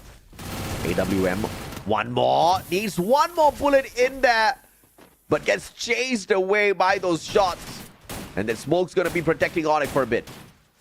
Wow, this actually isn't really going the way of Falcons at all. They just lost 2 guys. Kororo needs to salvage this, and finally his whole team is down, and Kororo needs to do it again, all on his own, just like the previous few rounds. Could be a tall order, swap to the Deagle. He runs out of bullets, no time to reload. Falcons drops another round, so that's 4 in a row for Onyx. Wow. So perhaps not as one-sided as we thought it was going to be based on the previous game. Previous 2 games. I have to say, Onyx Olympus showing a lot of promise here in this matchup. Maybe Santino ban was the key. I don't even know how that changes it, but I guess Limit feels a little tickled by this. 3 frag grenades each. Question is, who's going to be wasting that? Crime MKS on that right-hand side. Oh, instantly tagged up by one more. And Crime cannot participate in this next bout, but still outnumbering Team Falcons with this push here on Olympus. So much firewall. Kororo, he doesn't know this. Nicely done! Adam just follows the firewall and sneaks to the backline. Smart gameplay. One fire, that's fine. Crime MKS, and now it's going to be Adam against one more, and his teammates all got shot down in the backline. The idea was there, but Falcons found a loophole, and now Adam has to clutch this out. And it's not possible. On Fire with the shutdown, Limit helps him out, and Team Falcons finally stops the bleeding. I mean, On Fire was literally on fire there to save his squad. But, my oh my, what a gameplay by both sides now.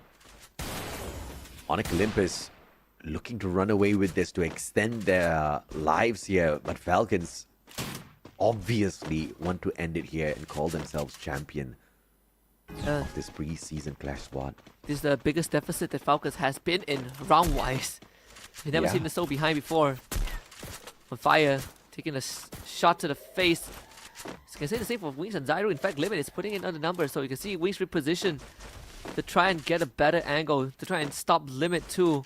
But he does have support, so it's not just Limit alone. And that makes it tough. Adam just got shot down. Oh, then Raphael in play. Look at him just bleed away. But picked up in the nick of time. Wings with a fantastic response now. On Fire, bleeding out. Crime getting too close to Kororo. And the lethal slice to finish that off. Kororo backs away as the whole battalion of Onyx Olympus players show up, and Kororo's unscathed. Oh, what a play! Ooh. Oh, what a play!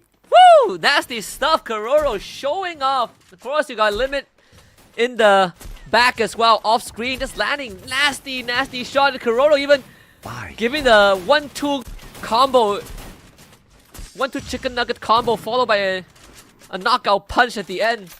Oh, Falcons putting it back bit by bit. I mean, jump shots with the M590, ice grenade perfection to follow up the damage that Limit already put in there for the knock, and then more M590s just without skipping a single beat.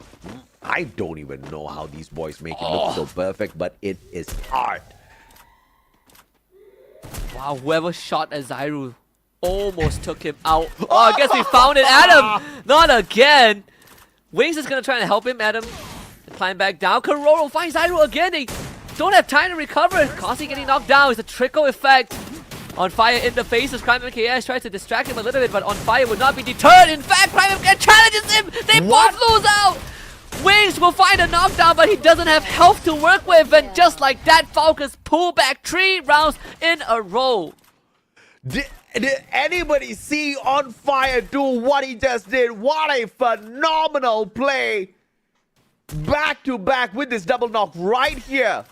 On that flick, and he gets attacked by the second player through the window, does not skip a beat, meets aggression with aggression, and an equalizer by Falcons. 4-all on the scoreboard. Looking for the finisher, looking for the championship point here at this preseason Clash squad. Scariest thing is if Falcons wins this round, not only are they a series point, but Onyx Olympus will have to force a sudden death with minimal economy. The bank is gonna literally break. They will have to announce bankruptcy. And On Fire just found the heels of Crime MKS. Kororo from the back shoots him down. How did it all go wrong so fast? And a nade courtesy of On Fire. Kororo finishes the job. On Fire, F590. Uh-oh. Game over, baby. Kororo with a follow-up from afar. One more finds Adam. Zyru, the final player. Falcons for the series. Falcons for the preseason Clash Squad Championship point. And my, oh my, Onyx Olympus had me fooled thinking that they were going to run away with this game. It was the fastest comeback I have ever witnessed. It felt like Falcons were just toying around and suddenly they were like, okay, playtime's over. And every single round ended in such a fast manner, in under a minute. Falcons, if there's one thing, if there's anything about speedrunning the grand finals like you mentioned at the start of the show, this is the way to do it. Yeah, man. I mean, if you want to get it done, you gotta get it done in the most astounding fashion. Wings now, clipped by the A124. Kororo on the long flank meets 2 players, but backed up by Limit that takes away half the life off of 1. On Fire, playing the juke with the M590. Beautiful. Oh, no! Traps him with the glue wall. What a play. Accidental, but beautiful. Oh, that was a mistake. Bit of a mistake from the side of Onyx, and that had just costed them the whole championship, and they know it. That's it. It ended so fast, you probably don't even have time to process the loss. But Team Falcons are your Free Fire World Series Southeast Asia preseason Clash Squad Tournament 2025 champions. $8,000 US, and most likely a 500 on top of whoever gets the MVP at the end. A valiant effort though by Onyx Olympus, but they were outclassed, outmatched round after round after round until this game number 3 where they had the whole world, including me, fooled, thinking that they were about to take it to Falcons, shut them down, and push this series at least into a game 4. But Falcons said, no, bro, we haven't had supper just yet, and it's getting quite late. Can't wait to see the chat go crazy, go berserk when they eventually got to this part of the finals, right? Onyx Olympus, they gave Team Falcons the biggest round deficit ever in the entire Clash Squad tournament, right? Falcons were down 1-4. Onyx gave us a 4-round run, and then Falcons just pulled it back. Every single round was done by 45 seconds. Just every single round was snap of the finger. how do you process the loss? I feel like if you're Onyx Olympus, you don't even get to talk about the previous round because it ended so fast. You just got to keep moving, and they never had time to readjust. Unbelievable. Unbelievable. And I don't even know whether or not they were just throwing a bone for the boys on the side of Onyx Olympus before just finishing it off because they felt like the series was just moving way too fast, right? Making the finals look a little bit more convincing with those 4 rounds because there was such a shift, right? After those 4 rounds taken by Onyx Olympus, the shift of aggression on the side of Falcons just made it seem like Onyx Olympus just couldn't react out there on the battlefield. The moment they got spotted, they were just flattened. Yeah, it was so fast. Everything was happening so fast. From round 6 onwards, when Falcons started winning rounds, like you essentially just the round starts, you go down, and you're like, oh, okay, what just happened? You don't get to make calls at all, and then boom, next round you gotta get ready. It's just like it hits you so fast. How do you react? Yeah. Very impressive showing here by Falcons, though. I mean, we talk about how Onyx Olympus could not match up, but we have to talk about how Falcons outclassed Onyx Olympus, right? Such capabilities and Limit. What an acquisition! I mean, how much are they paying him? Because he seems so much more lethal here on this squad. And when you get that 1 mil from EWC, that's and you got one of the biggest orgs, acquiring your roster. The org that got 7 million USD from EWC last year. That too, and that's just club championship, right? You haven't even factored in the tournaments that they actually got prize pool off of. I know that by the time they won Free Fire, they've also won different titles. So there's an extra 2 million. It's a lot of numbers, but yeah, what can I say? I think we expected a 3-0, and it did happen, but the way that it happened on Alpine was something that I felt like was just unnecessarily dramatic, but in a good way. Oh yeah, absolutely. I mean, this is just such an inspiration, Team Falcons, right? You know, these boys, they started from the bottom, C-Triple-G. We watched them for years hustling Husky, and they they made it seem like they were almost there, never getting there. And then all it took was one push from Team Falcons to make C-Triple-G go from good to freaking good out there on the battlefield. And now they just seem untouchable.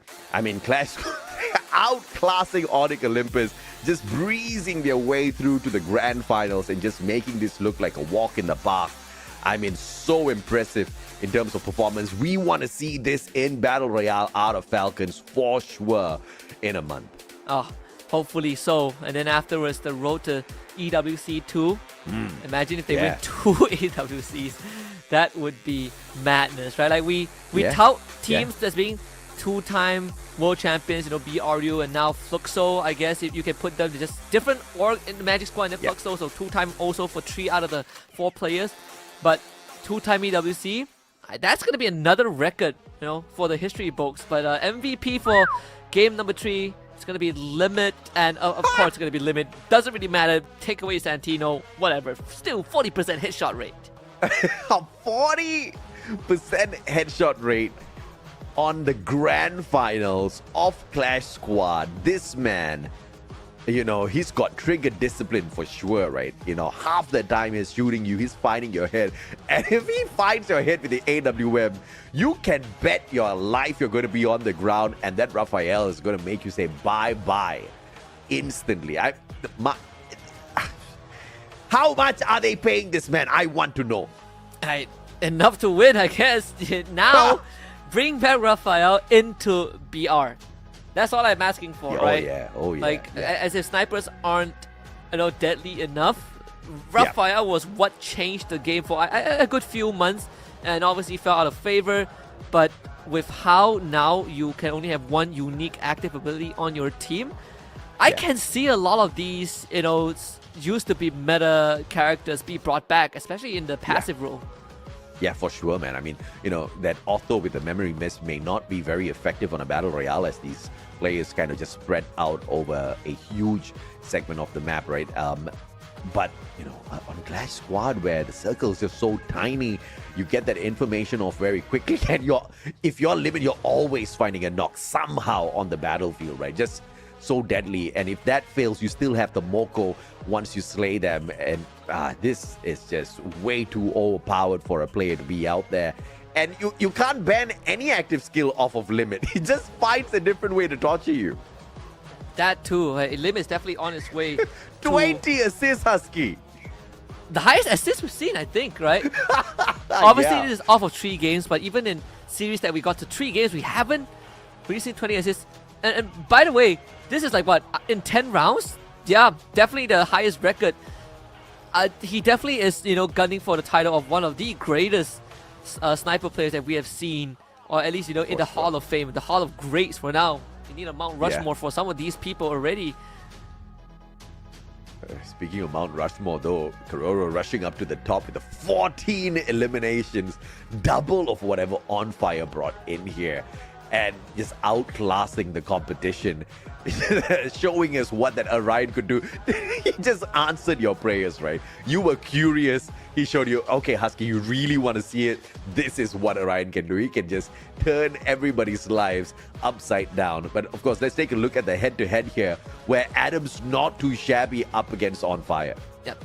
In terms of eliminations, both players did put in the numbers for sure. Like Adam was integral part to Onyx Olympus's win over Hua and then RRQ.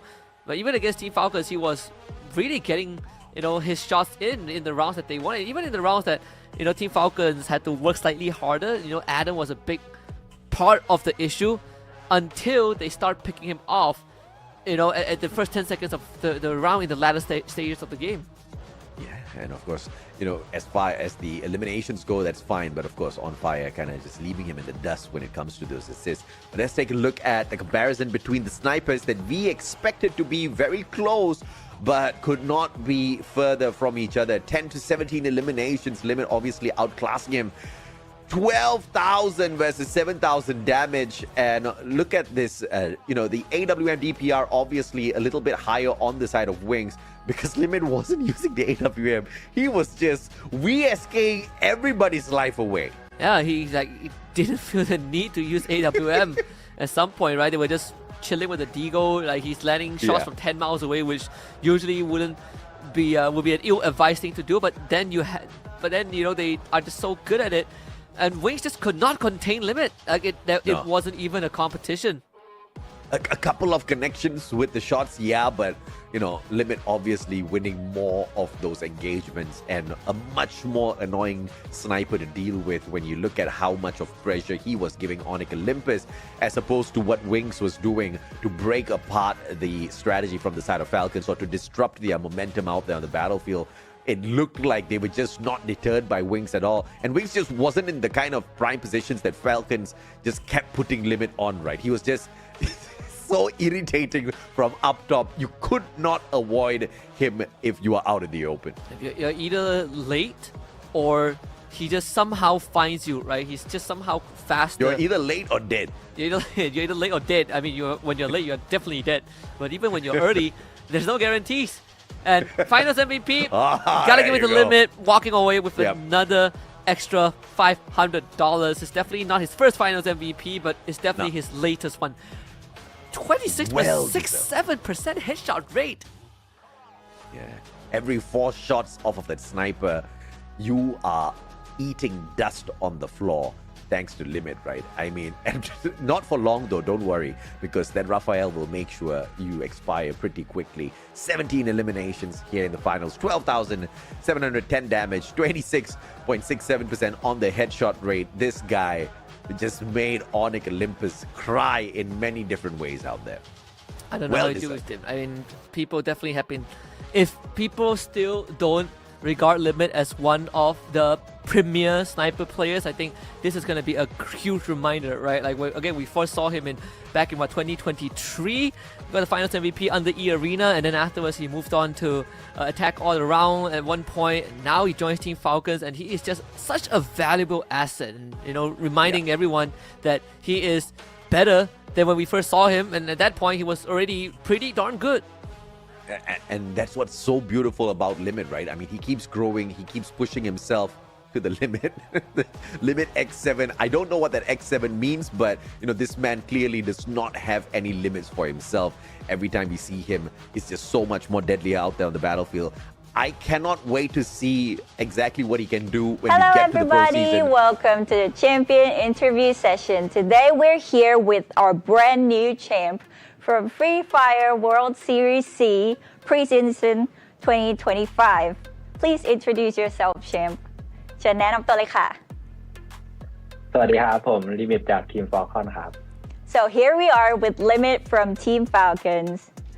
First question, how do you feel about wiping out the whole enemy team and bring a success to this tournament? รู้สึกยังไงบ้างคะกับการที่ชนะขาดลอยเลยในทัวร์นาเมนต์นี้ ก็รู้สึกดีใจมากครับแล้วก็ภูมิใจมากที่ได้แชมป์ให้กับทีมแรกครับผมครั้งแรกเพราะว่าผมเพิ่งเข้าทีมมาใหม่ครับ I feel so happy and proud of myself because I just got into this team and I brought the victory to this team. Okay, next question. How do you feel comparing the 4v4 or Clash Squad and the Battle Royale? รู้สึกยังไงกับความแตกต่างระหว่าง 4-4 กับ Battle Royale ปกติบ้างคะก็ถือว่ามีความแตกต่างกันอย่างมากเลยครับเป็นเรื่องการเดินเกมกับการวางแผนในเกม I feel so totally different because of the strategy and also the game mode that is completely different. Okay, next question. What do you think is the key factor that led your team to the victory of this tournament? คิดว่าอะไรคือสิ่งที่ทำให้เราเนี่ยชนะได้ในทัวร์นี้คิดว่าน่าจะเป็นความตั้งใจของทุกคนในทีมเพราะว่ามี2คนในทีมครับที่ยังไม่เคยได้แชมป์แคสสควอตครับก็มีแค่ผมกับคิโรโรที่ได้มาแล้วก็สานฝันในทีมครับ I think it's because everybody's determination to win this tournament and here we are being the champion of this tournament.